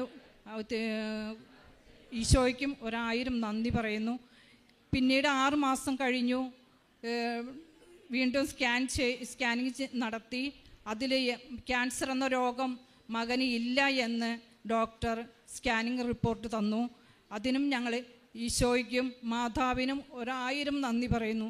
ഞാൻ പ്രാർത്ഥിച്ചത് എൻ്റെ മകൻ്റെ രോഗം പൂർണ്ണമായി എടുത്തു മാറ്റണമേ എന്നായിരുന്നു. എന്നാൽ മാതാവ് പൂർണ്ണമായും മകൻ്റെ രോഗം എടുത്തു മാറ്റി. ഇന്ന് ഒരു മരുന്നുമില്ല, ബ്ലഡ് വയ്ക്കാനോ ഒന്നിനും ഒരു മരുന്നുമില്ല. പ്രഷറിൻ്റെ ഗുളിക, യൂറിക് ആസിഡ് ഉണ്ട്, അതിൻ്റെ മാത്രം ഗുളിക മാത്രം കഴിക്കുന്നു. യാതൊരു കുഴപ്പവുമില്ലാതെ മകൻ ഇന്ന് ജോലിക്ക് പോകുന്നു. പിന്നെ എനിക്ക് തലവേദനയുണ്ടായിരുന്നു. 6 വർഷത്തോളമായി തലവേദന. ഡോക്ടർമാരെ കാണും, തലയുടെ ഡോക്ടറെ കാണും, കണ്ണിൻ്റെ ഡോക്ടറെ കാണും, എന്ന് മരുന്ന് കഴിക്കും, അപ്പോഴത്തെ കുറയും, പിന്നെയും വരും. എനിക്ക് ശബ്ദം കേൾക്കാൻ പറ്റില്ല. തലയിൽ ബാക്ക് സൈഡ് എല്ലാം തല മൊത്തം വേദനയാണ്. സൗണ്ട് കുറഞ്ഞു പോവും, സൗണ്ട് ഉണ്ടാക്കാൻ പറ്റാത്ത അവസ്ഥ, ശബ്ദം കേൾക്കാൻ പറ്റാത്ത അവസ്ഥ. ഭയങ്കര അസ്വസ്ഥതയായിരുന്നു, ഭയങ്കര വേദനയുമായിരുന്നു. എന്നാൽ മാതാവിൻ്റെ ഉടമ്പടി തൈലം വിശ്വാസ പ്രമാണം ചൊല്ലി ഞാൻ നെറ്റിയിലും നാവിലും പുരട്ടി തലയിലിങ്ങനെ മസാജ് ചെയ്തു മാതാവിൻ്റെ തൈലം കൊണ്ട്. അതിനുശേഷം ഇപ്പോൾ 5 മാസത്തോളമായി എനിക്ക് തലവേദന എന്നൊരു സംഭവം എൻ്റെ ശരീരത്തിലില്ല, തലയിലില്ല. അതിനും മാതാവിനോട് 1000 നന്ദി. ഈശോയോടും പുത്രനും പരിശുദ്ധാത്മാവിന് സ്തുതി. ആവേ മരിയ അമ്മയ്ക്ക് സ്തുതി. എൻ്റെ പേര് ബീന തോമസ്. ഞാൻ Thrissur Sacred heart Latin church ഇടവക അംഗമാണ്. ഞാൻ ഇവിടെ സെപ്റ്റംബർ 11-ാം തീയതി 2022 സെപ്റ്റംബർ 11-ാം തീയതിയാണ് ഉടമ്പടി എടുക്കാനായി വന്നത്. ഉടമ്പടി എടുക്കാൻ വന്നപ്പോൾ ഞാൻ ആദ്യം നിയോഗമായി വെച്ചത് പരിശുദ്ധാത്മാവ് അഭിഷേകം കിട്ടുന്നതിന് വേണ്ടിയിട്ടാണ്, കുടുംബത്തിലെല്ലാവർക്കും. എൻ്റെ മകന് ബിടെക് പഠിച്ചിരിക്കുന്ന കാലത്ത് പുകവലിയുടെ നല്ല ശീലമുണ്ടായിരുന്നു. അത് ക്ലാസ് കഴിഞ്ഞ് വന്നിട്ടും വർഷങ്ങളായിട്ടും അവനത് നിർത്താൻ പറ്റുന്നുണ്ടായിരുന്നില്ല. ഞാൻ ഉടമ്പടി എടുത്തതിൻ്റെ 4-ാം നാൾ മുതൽ അവൻ പുകവലി എന്നുള്ള ദുശീലത്തിൽ നിന്നും വിടുതൽ കിട്ടി. മാതാവ് അവനെ അനുഗ്രഹിച്ചിരിക്കുന്നു. അതിന് ഞാൻ ആദ്യമായി അമ്മയ്ക്ക് നന്ദി പറയുന്നു. മകൻ 6 തുടങ്ങി 8 വർഷത്തിനുള്ളിൽ ഈ പുകവലി നിർത്താൻ പറ്റാതിരുന്ന അവസ്ഥയാണ്. അതിൽ നിന്നാണ് 4 ദിവസം കൊണ്ട് വിടുതൽ കിട്ടിയത്. അത് അമ്മയുടെ പൂർണ്ണമായ അനുഗ്രഹമാണെന്ന് ഞാൻ ഉറച്ചു വിശ്വസിക്കുന്നു. രണ്ടാമതായി, എൻ്റെ മകൾക്ക് 25 വയസ്സ് മുതൽ ഞാൻ വിവാഹം ആലോചിച്ച് തുടങ്ങിയതാണ്. പക്ഷേ എന്ത് വന്നു കഴിഞ്ഞാലും 29 വയസ്സായിട്ടും വിവാഹം നടക്കുന്നുണ്ടായിരുന്നില്ല. പല മാട്രിമോണി സൈറ്റിലും ഞാൻ ഇട്ടു. കേരള മാട്രിമോണി, അതുപോലെ ചാവറ, ഇൻറ്റിമേറ്റ്, നെസ്റ്റ് ഇഷ്ടംമാരെ ചാനലിലിട്ടു. അതുപോലെ തന്നെ 40-40 ബ്രോക്കർമാരുടെ ലിസ്റ്റിലും ഈ കേരളം മുഴുവനും തന്നെ അവളുടെ പ്രൊഫൈൽ പോയിട്ടുണ്ട്. എന്നിട്ട് നടക്കാതിരുന്ന കാര്യം പരിശുദ്ധ അമ്മ ഉടമ്പടി എടുത്ത് 3 മാസം ആയപ്പോഴത്തേക്കും എനിക്കത് നടത്തി തന്നു. ഞാൻ ചോദിച്ചത് വിശുദ്ധിയുള്ള ദൈവവിശ്വാസമുള്ള ഒരു മകനെ എൻ്റെ മകൾക്ക് ജീവിത പങ്കാളിയായി കിട്ടണം എന്നുള്ളതായിരുന്നു. ഇപ്പോൾ എനിക്കറിയാം ആ മകൻ ഏറ്റവും അധികം യേശുവിനെ സ്നേഹിക്കുകയും യേശുവിനെ നല്ലൊരു വിശ്വാസിയാണ്, നല്ല പ്രാർത്ഥനയുള്ള മകനാണ്. എൻ്റെ മകൾ ഈശോ പരിശുദ്ധ അമ്മ വഴിയായി എൻ്റെ മകൾക്ക് നല്ല സമ്മാനമാണ് നൽകിയിരിക്കണമെന്ന് ഞാൻ ഉറച്ചു വിശ്വസിക്കുന്നു. ഞാൻ അമ്മയ്ക്ക് നന്ദി പറയുന്നു, ഈശോന് ഞാൻ നന്ദി പറയുന്നു. മൂന്നാമത്തെ ഇത് വെച്ചിരിക്കുന്നത് എന്താണെന്ന് വെച്ചാൽ എൻ്റെ ജീവിത പങ്കാളിക്ക് റിട്ടയർമെൻറ്റ് ആനുകൂല്യങ്ങൾ 3 വർഷമായിട്ട് കിട്ടിയിട്ടുണ്ടായിരുന്നില്ല. മകളുടെ കല്യാണമായപ്പോഴത്തേക്കും 16 ലക്ഷം രൂപ ആ മാസം തന്നെ കിട്ടുകയും നല്ല ആർഭാടമായിട്ട് ആ വിവാഹം നടക്കാനും സമ്മതിച്ചു. അത് പരിശുദ്ധ അമ്മ തന്നെയാണ് നടത്തി തന്നെന്നുള്ളതിൻ്റെ തെളിവ്. എനിക്ക് മകൾക്കൊരു കല്യാണ ആലോചന വന്നാൽ പോലും, ഒരു പെണ്ണ് കാണൽ വന്നാൽ പോലും എനിക്ക് അന്ന് വയറ്റിൽ ഗ്യാസ് കയറലും വയറ്റിളക്കം ഒക്കെയാണ്. കാരണം എന്താണെന്ന് വെച്ചാൽ കല്യാണം നടക്കുകയില്ല, ഞങ്ങൾക്കും പ്രയാസം, മകൾക്കും പ്രയാസം, അതൊട്ട് ആരോടും പറയാനും പറ്റുന്നില്ല. ഈ അവസ്ഥയിലുള്ള എനിക്ക് കല്യാണം വന്നപ്പോൾ യാതൊരു പ്രശ്നങ്ങളും ഇല്ലാതെ പരിശുദ്ധ അമ്മ തന്നെ അത് ഓടി നടന്ന് നടത്തി തന്നുള്ളതാണ്. ഒരു ടെൻഷനോ എല്ലാ കാര്യങ്ങളും ഡെക്കറേഷൻ തുടങ്ങി സദ്യ എല്ലാം അതിഗംഭീരമായിട്ട് അമ്മ നടത്തി തന്നു. അമ്മ യേശോടെ വരാതെയാണ് മകളുടെ വിവാഹം അത്രയും നന്നായിട്ട് നടക്കില്ലെന്ന് എനിക്ക് നല്ല ഉറപ്പാണ്. അമ്മയ്ക്ക് 1000 നന്ദി, ഈശോയ്ക്ക് 1000 നന്ദി ഞാൻ പറയുന്നു. അടുത്തതായിട്ട് എനിക്ക് പറയാനുള്ളത്, എൻ്റെ മകൻ ബിടെക് കഴിഞ്ഞ് GME പഠിച്ചു. അവൻ 3 വർഷം ജോലിക്ക് വേണ്ടി കാത്തിരുന്നു. ഷിപ്പിൽ കയറാനായിട്ട് ബോംബെയിൽ പോയി മാസങ്ങളോളം അവിടെ താമസിച്ചു. പക്ഷെ ഒരു ജോലി അവന് കിട്ടിയില്ലായിരുന്നു. അവന് വേണ്ടി വളരെയധികം പൈസ നമുക്ക് ചിലവാക്കേണ്ടി വന്നു. എന്നാലും അതൊന്നും ഫലവത്തായിരുന്നില്ല. എൻ്റെ മകൾക്ക് വിവാഹം നടക്കുന്നില്ല. ഇത് രണ്ടും ആയപ്പോൾ ഞാൻ ഇവിടെ വന്ന് ഉടമ്പടി എടുത്തപ്പോൾ ഞാൻ അമ്മയോട് പറഞ്ഞത്, എന്നെ അമ്മയുടെ ഈ സാക്ഷിയാക്കി എനിക്ക് ഇവിടെ ഈ അൾത്താരയിൽ കയറിയിരുന്ന് എല്ലാവരും കേൾക്കുക, ഉച്ചത്തിൽ എനിക്ക് ഈ അനുഗ്രഹം എല്ലാവരുടെയും മുമ്പിൽ പറയണം എന്നുള്ളതായിരുന്നു. ഞാൻ എല്ലാ മാസവും ആദ്യത്തെ ആഴ്ച ഞാൻ ഇവിടെ വരും, കുടുംബസമേതം വരും. വന്നു കഴിഞ്ഞിട്ട് എന്താ ചെയ്യണമെന്ന് വെച്ചാൽ 3 കെട്ട് പേപ്പർ വാങ്ങിക്കും. അത് പിറ്റേ ദിവസം തന്നെ പള്ളിയിൽ കൊണ്ടുപോയി കൊടുക്കും. എൻ്റെ നിയോഗം ഉടമ്പടി എടുത്തിട്ടുള്ള എല്ലാ അനുഗ്രഹങ്ങളും സാധിച്ചു തരണമെന്നും ഉടമ്പടി എടുത്തിട്ടുള്ള എല്ലാ കുടുംബങ്ങളെയും അനുഗ്രഹിക്കണമെന്നായിരുന്നു. എനിക്ക് വലിയ രീതിയിൽ ചാരിറ്റി ഒന്നും നടത്താൻ പറ്റിയിട്ടില്ല, എങ്കിലും എൻ്റെ കഴിവിനെ സാധിക്കുന്ന വിധം ഞാൻ ചെയ്തിട്ടുണ്ട്. അങ്ങനെ എൻ്റെ മകൾക്ക് അങ്ങനെ ഇരിക്കുമ്പോൾ എൻ്റെ മകൾ 2 പ്രാവശ്യം MDSന് വേണ്ടിയിട്ട് പരീക്ഷ എഴുതുമ്പം 4000 ആ റാങ്കിലേക്കാണ് വരുന്നത്. ആ റാങ്കിലൂടെ പഠിക്കണമെങ്കിൽ ഗവൺമെൻറ് സീറ്റ് കിട്ടില്ല. അങ്ങനെ വരുമ്പോൾ എന്തായാലും 30-35 ലക്ഷം മിനിമം ഇവിടെ വേണ്ടി വരും. ആ സമയത്ത് മകൾ ഒരു തീരുമാനം എടുത്ത് പുറത്ത് പോയി പഠിക്കാം. അങ്ങനെയാണെന്നുണ്ടെങ്കിൽ ഈ കൊടുക്കുന്ന പൈസയെങ്കിലും മുതലാകുമല്ലോ. ഇവിടെ ആണെങ്കിൽ മോനാണെങ്കിലും ജോലി കിട്ടുന്നില്ല. അപ്പം മോനും പറഞ്ഞു, നമുക്കൊരു കാര്യം ചെയ്യാം, നമുക്ക് പുറത്തേക്ക് പോകാമെന്ന് പറഞ്ഞിട്ട് എന്നോട് പറഞ്ഞിരുന്നു കൊണ്ട് ഞാൻ ഇവിടെ വന്നപ്പോൾ ദൈവ നിയോഗമെങ്കിൽ എൻ്റെ മക്കൾ പുറത്തുപോയി പഠിക്കുന്നതിനും അവിടെ ഈശോയ്ക്ക് വേണ്ടി വേല ചെയ്യാൻ അവരെ യോഗ്യരാക്കണമേ എന്ന് കൂടി പറഞ്ഞിട്ടാണ് ഞാൻ നിയോഗം വെച്ചത്. ഇവർ ഇവിടെ വന്ന് നിയോഗമെടുത്ത് ചെന്ന് ആദ്യം തന്നെ അവർ പരീക്ഷ പോയി എഴുതി. ഫസ്റ്റ് ചാൻസിൽ തന്നെ 2 പേരും 9ൽ 7.5 എന്ന സ്കോറോടുകൂടി പാസ്സായി. മകൾ ഇപ്പോൾ ഫീസ് കംപ്ലീറ്റ് ആയിട്ട് അടച്ചു, മകൻ പാർട്ട് പേയ്മെൻറ്റ് അടച്ചു, ബാക്കിയെല്ലാം പ്രോസസ്സിങ്ങിലാണ്. ഈ വിവാഹം ഞാൻ ഉടമ്പടി എടുത്ത ആദ്യ ദിവസം തന്നെ ഞാൻ ചെന്നപ്പോൾ വെളുപ്പിന് ഞാൻ സ്വപ്നം കാണുന്നത് ഞാൻ സാക്ഷ്യം പറയുന്നതായിട്ട് എൻ്റെ അനിയത്തിയോട് ഞാൻ പറയുന്നതായിട്ടാണ് കണ്ടത്.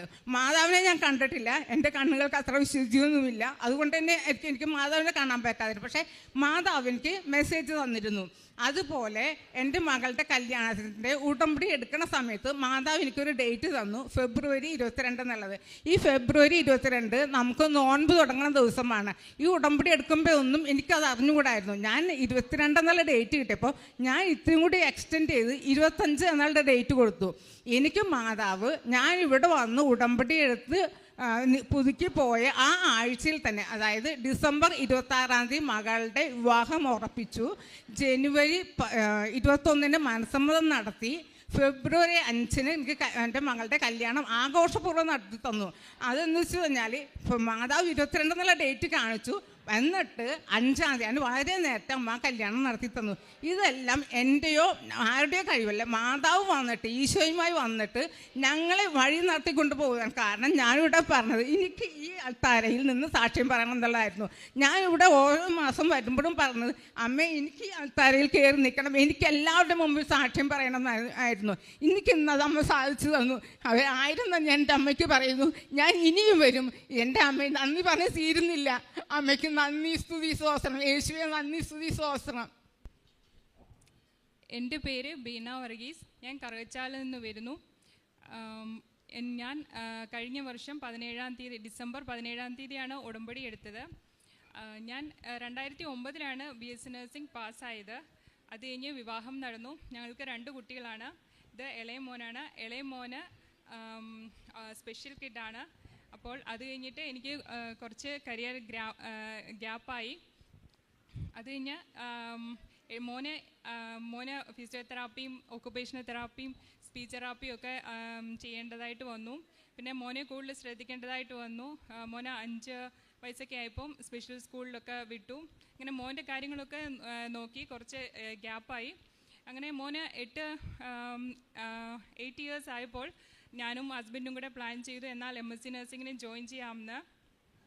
അങ്ങനെ MSc നഴ്സിംഗ് പഠിക്കാം എന്നുള്ള ഉദ്ദേശത്തോടെ MSc നഴ്സിങ്ങിന് ജോയിൻ ചെയ്തു. കുറച്ച് 7 വർഷത്തെ ഗ്യാപ്പും അതുപോലെ തന്നെ പുതിയ സ്റ്റുഡൻസ് ലൈഫ് 10-12 വർഷം ഏജ് ഡിഫറൻസ് ഉള്ള ഒരു സ്റ്റുഡൻറ്റ് ലൈഫും സിലബസും വെച്ചുള്ള പഠിത്തവും യൂണിവേഴ്സിറ്റി എക്സാം എല്ലാം കൂടി എനിക്ക് നല്ല സ്ട്രെയിൻ ഉണ്ടായിരുന്നു. അത് കഴിഞ്ഞ് ഫസ്റ്റ് ഇയർ സെക്കൻഡ് ചാൻസോടെ ഞാൻ ക്ലിയർ ആക്കി. അത് കഴിഞ്ഞ് സെക്കൻഡ് ഇയർ ആയപ്പോൾ അതിൽ നഴ്സിംഗ് പഠിച്ചവർക്കറിയാം, അതിൽ മാനേജ്മെൻറ്റ് എന്ന് പറയുന്ന ഒരു സബ്ജക്റ്റ് ഉണ്ടായിരുന്നു. അത് നേഴ്സസുമായിട്ട് ഒട്ടും റിലേഷൻ ഇല്ലാത്തൊരു സബ്ജക്റ്റാണ്. അത് നല്ല സ്ട്രെയിൻ ഉണ്ടായിരുന്നു. അതിനാണ് മിക്കവരും ഫെയിലാവുന്നത്. പക്ഷേ ഞാൻ സെക്കൻഡ് ഇയർ എക്സാമിന് പഠിച്ചുകൊണ്ടിരുന്നപ്പോൾ എൻ്റെ മദറിനോടെ ചേട്ടത്തി പറഞ്ഞു, ഇതുപോലെ കൃപാസനത്തിൽ ചെന്ന് പ്രാർത്ഥിക്കാം, ഉടമ്പടി എടുക്കാം എന്നൊക്കെ മോള് നേർന്നാൽ മതി, എക്സാം ഒക്കെ പാസ്സാവും, മാതാവെല്ലാം സഹായിക്കുമെന്ന് പറഞ്ഞു. അങ്ങനെ ഞാൻ ഉടമ്പടി എടുക്കാം എന്ന് പറഞ്ഞു. അങ്ങനെ എൻ്റെ സെക്കൻഡ് ഇയർ എക്സാം കഴിഞ്ഞു, പ്രാക്ടിക്കൽ എക്സാം എല്ലാം കഴിഞ്ഞ് ഞാൻ 2 വീക്സ് കഴിഞ്ഞപ്പോൾ ഞാൻ ഇവിടെ ഉടമ്പടി എടുക്കാൻ വന്നു. മാതാവിൻ്റെ സന്നിധിയിൽ വന്നതും കരഞ്ഞ് പ്രാർത്ഥിച്ചു. ആൻറ്റി ഉണ്ടായിരുന്നു എൻ്റെ കൂടെ.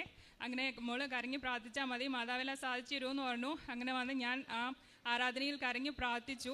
മാതാവെ, എനിക്ക് എൻ്റെ ഫസ്റ്റ് നിയോഗം തന്നെ MSc നഴ്സിങ്ങിന് പാസ്സാവണം എന്നുള്ളതായിരുന്നു. പിന്നെയും ആ പുസ്തകം എല്ലാം തുറന്നു വെച്ച് പഠിക്കാനും ആ ഒരു പിന്നെ ആ സ്റ്റുഡൻറ്റ് ലൈഫിലോട്ട് പോകാനും ഒക്കെ ഓർക്കാൻ കൂടി വയ്യായിരുന്നു. അങ്ങനെ ഞങ്ങൾ ആ ഉടമ്പടിയെല്ലാം കഴിഞ്ഞ് ഒരു 6:30 ഞങ്ങൾ തിരിച്ചു പോകുമായിരുന്നു. അപ്പോൾ കുറച്ച് ദൂരം, ഒരു 15 മിനിറ്റായി കാണും. അപ്പോൾ തന്നെ എൻ്റെ ക്ലാസ്മേറ്റ് വിളിച്ചു പറഞ്ഞു, ഇതുപോലെ റിസൾട്ട് പബ്ലിഷ് ചെയ്തിട്ടുണ്ടെന്ന് പറഞ്ഞു. അങ്ങനെ ഞാനിങ്ങനെ ആകെ പേടിച്ചെന്നപ്പോൾ പറഞ്ഞു, അവൾ തന്നെ റിസൾട്ട് നോക്കി പാസ്സായി എന്നുള്ള വിവരം ഇവിടുന്ന് ഇറങ്ങി 15 മിനിറ്റ് കഴിഞ്ഞപ്പോൾ തന്നെ മാതാവ് എനിക്ക് അത്ഭുതകരമായ ആ വിജയ സന്തോഷം അറിയിച്ചു തന്നു. അതെനിക്ക് എല്ലാവരോടും പറയാതിരിക്കാൻ വയ്യ. എൻ്റെ ബലഹീനതയിൽ മാതാവ് എനിക്ക് സഹായിച്ചു തന്ന ഒരു അത്ഭുതകരമായ സംഭവമായിരുന്നു എൻ്റെ ജീവിതത്തിൽ തന്നെ. അതുപോലെ തന്നെ അത് കഴിഞ്ഞ് ഞാൻ എൻ്റെ ജോലിക്ക് വേണ്ടിയിട്ടുള്ള ശ്രമങ്ങൾ തുടങ്ങി. 2 ഇൻ്റർവ്യൂ കഴിഞ്ഞു, റിസൾട്ട് ഒന്നും വന്നില്ല.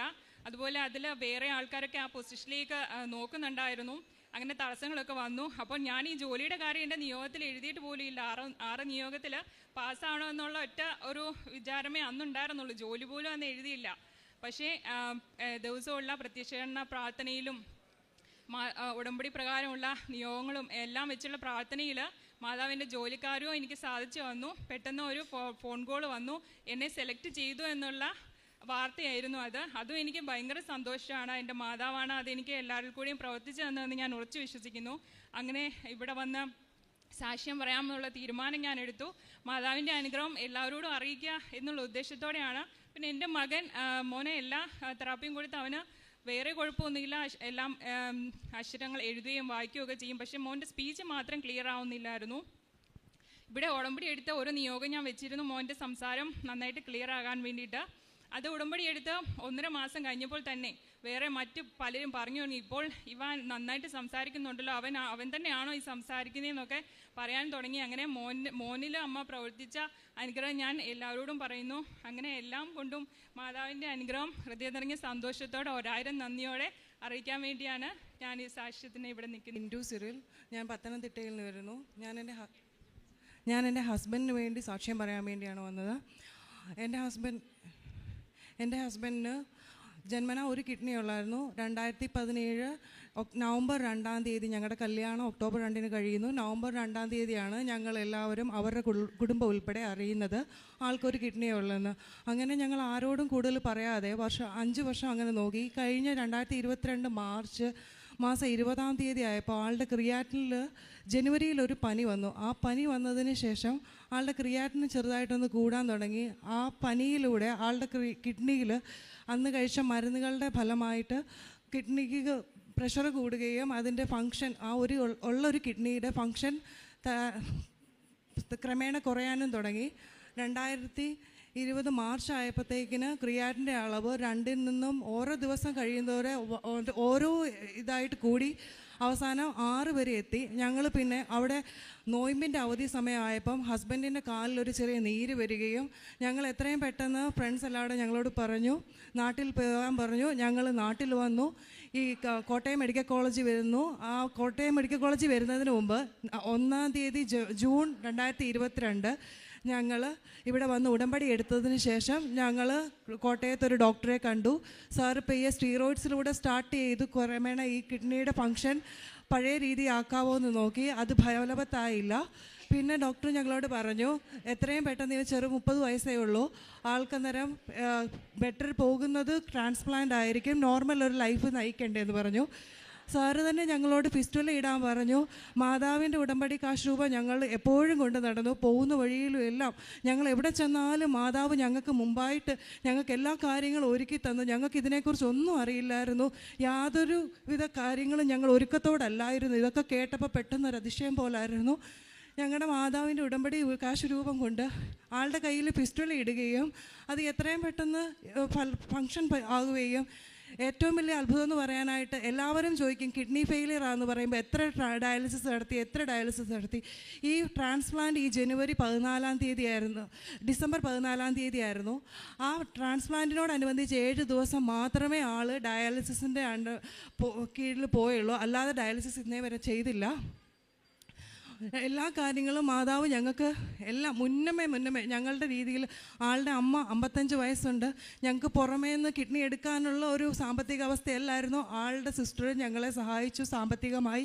ആളുടെ അമ്മ ഞങ്ങൾക്ക് വേണ്ടി മുന്നോട്ട് വന്നു. ഞങ്ങൾക്കൊരു ജീവിതം തരുവാനായിട്ട് അമ്മ കിഡ്നി ഞങ്ങൾക്ക് ദാനം ചെയ്തു. എല്ലാ കാര്യങ്ങളും ഇത്രത്തോളം ഭംഗിയായി. ആൾക്കിപ്പോൾ ഈ മാർച്ച് 14 ആകുമ്പോൾ 3 മാസമാകും. യൂറിൻ ഔട്ട്പുട്ടും എല്ലാം ഭംഗിയായിട്ട് ഇപ്പോഴും പോകുന്നു. മാതാവ് ഞങ്ങളുടെ ജീവിതത്തിൽ നിന്ന് എല്ലാ കാര്യങ്ങൾക്കും നന്ദി. അതുപോലെ ഞങ്ങളുടെ അടുത്തുള്ള റൂമിൽ ഇതുപോലെ കിഡ്നി 2 ഫെയിലിയറായി. 2 കിഡ്നിയിലും മുഴകളായിട്ട് അവർ ഖത്തറിൽ നിന്ന് വന്ന ബാങ്കിൽ ജോലിക്കാരാണ്.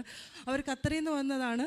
ഞങ്ങളുടെ കയ്യിൽ ഞങ്ങൾക്ക് മാതാവ് ചെയ്തു തന്ന എല്ലാ കാര്യങ്ങളും ഞങ്ങൾ മാതാവിന് അവരോട് ഞങ്ങൾക്ക് സാക്ഷീകരിക്കാൻ ഞങ്ങളുടെ ഹോസ്പിറ്റലിൽ വാസത്തിൽ ഞങ്ങൾക്ക് ഞങ്ങളുടെ ജീവിതത്തിൽ മാതാവ് ചെയ്തു തന്ന ചെറുതും വലുതുമായ ഓരോ കാര്യങ്ങളും ഞങ്ങൾക്ക് മാതാവ് ചെയ്ത എല്ലാ കാര്യങ്ങളും ഞങ്ങൾക്ക് സാക്ഷീകരിക്കാൻ ഞങ്ങൾക്കിടയായി.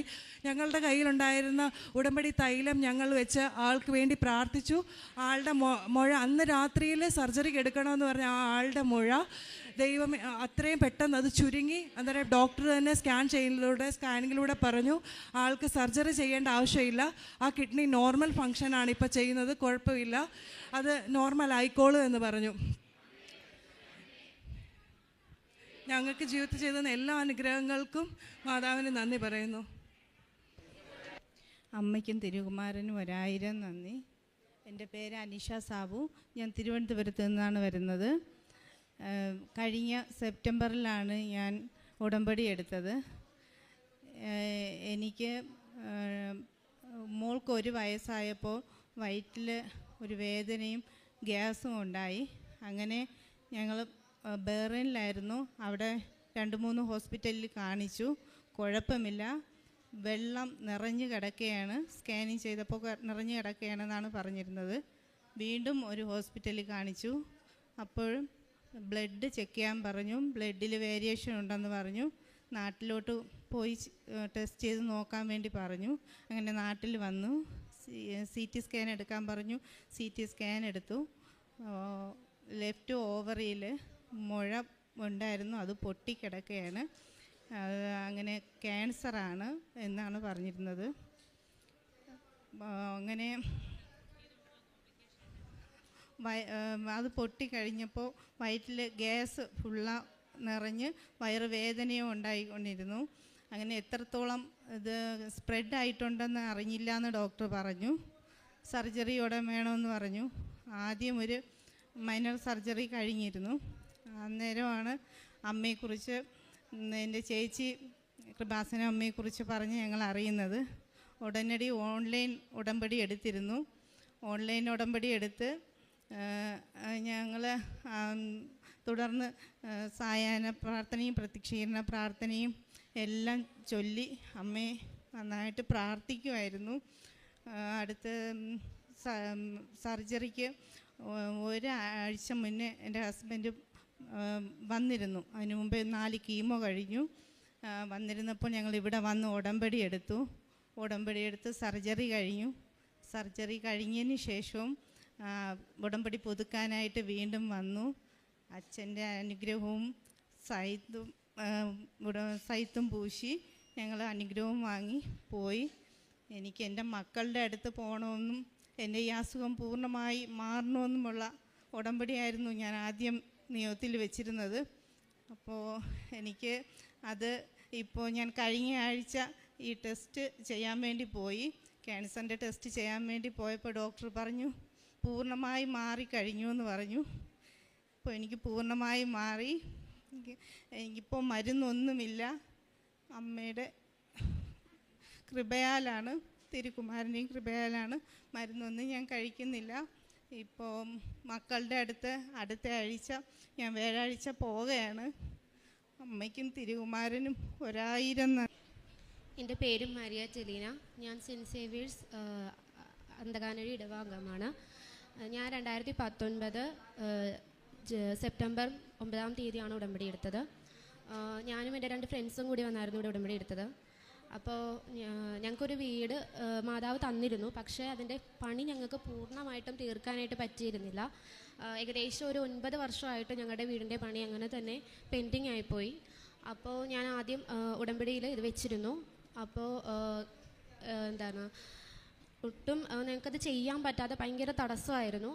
അപ്പോൾ ഞാൻ ഡിഗ്രിക്ക് പഠിക്കുന്ന സ്റ്റുഡൻ്റ് ആയിരുന്നു. അപ്പോൾ സെക്കൻഡ് ഇയറിൽ ഞാൻ വീട്ടിലേക്ക് വരുന്ന വഴിക്ക് എൻ്റെ ഒരു കസിൻ വന്നിട്ട് എന്നോട് പറഞ്ഞു, ചേച്ചി നിങ്ങളുടെ വീടിൻ്റെ അകത്ത് പാമ്പ് കയറി എന്ന് പറഞ്ഞു. ഞാനപ്പോൾ ആദ്യം ഓർത്ത് എന്നെ അവൻ പേടിപ്പിക്കാൻ വേണ്ടിയായിരിക്കും അങ്ങനെ പറഞ്ഞു തന്നു. പക്ഷേ വീട്ടിലേക്ക് ഞാൻ വന്നപ്പോൾ വീട്ടിലെ അയൽവാസികളും പിന്നെ എൻ്റെ അമ്മയും എല്ലാവരും അകത്ത് തന്നെ ഉണ്ടായി. പക്ഷേ എങ്ങോട്ട് പോയി എന്നറിയത്തില്ല ഈ സാധനം. കാര്യം ഞങ്ങൾ 10 വർഷമായിട്ട് ഒരു ചെറിയ ഷെഡിലായിരുന്നു താമസിച്ചുകൊണ്ടിരുന്നത്. വെള്ളപ്പൊക്കം വന്നതുകൊണ്ട് ഞങ്ങൾക്ക് വീട്ടിലേക്ക് മാറേണ്ടി വന്നു. അപ്പോൾ പണി പൂർണ്ണമായിട്ടും ഹോളുകളൊക്കെ ഉള്ളതുകൊണ്ട് അവിടെ നിന്ന് കയറിയതായിരിക്കും, അവിടെ കൂടി തന്നെ ഇത് പോയിട്ടുണ്ടാവുമായിരിക്കും എന്നാണ് എല്ലാവരും പറഞ്ഞത്. പിന്നീടും 3-4 മാസം ഇങ്ങനെ അടുപ്പിച്ച് തന്നെ ഇതിന് കാണാൻ തുടങ്ങി. അപ്പോൾ വീട്ടിൽ കിടക്കാനായിട്ട് നമുക്കൊന്ന് ഉറങ്ങാൻ പോലും പറ്റാത്ത അവസ്ഥ. കാരണം ഉപദ്രവിക്കുമെന്നുള്ള പേടി. അതുകൊണ്ട് ഒട്ടും നമുക്ക് ഭയങ്കരമായിട്ട് മാനസിക വിഷമമായിരുന്നു. അത് കഴിഞ്ഞിട്ട് എല്ലാവരും പറഞ്ഞു വീടിൻ്റെ പണി ചെയ്യാൻ നോക്കാൻ വേണ്ടി പറഞ്ഞു. പക്ഷേ ഞങ്ങളുടെ കയ്യിലധികം പൈസയൊന്നും ഉണ്ടായിരുന്നില്ല. എൻ്റെ അച്ഛനൊരു മത്സ്യത്തൊഴിലാളിയാണ്. അമ്മ വീട്ടു ജോലിക്ക് പോയിട്ടാണ് ഞങ്ങളുടെ വീട്ടിലെ കാര്യങ്ങളൊക്കെ നടത്തിക്കൊണ്ടിരുന്നത്. അപ്പോൾ പിന്നെ ഞങ്ങളുടെ വിദ്യാഭ്യാസ കാര്യങ്ങളെല്ലാം കൊണ്ട് വന്നപ്പോഴത്തേക്കും ഞങ്ങൾക്ക് ചെയ്യാൻ പറ്റിയിരുന്നില്ല. അങ്ങനെ എൻ്റെ അമ്മയ്ക്ക് അപ്പോൾ ഒരു 18,000 രൂപ ലോണായിട്ട് കിട്ടിയിട്ടുണ്ടായിരുന്നു. അത് വെച്ചിട്ട് നമുക്ക് തുടങ്ങാമെന്ന് തീരുമാനിച്ചു. അപ്പോൾ എനിക്ക് ആ സമയത്ത് നമ്മുടെ കോവിഡൊക്കെ വന്ന ഒരു ടൈമിൽ എനിക്ക് ഫോൺ കിട്ടിയായിരുന്നു. എൻ്റെ ഒരു കസിൻ മേടിച്ചു തന്നിരുന്നു. അപ്പം ഞാൻ ഇവിടെ കൃപാസനത്തിൽ ശുശ്രൂഷകളൊക്കെ കൂടാൻ തുടങ്ങി. ഞാൻ പ്രാർത്ഥിച്ചു.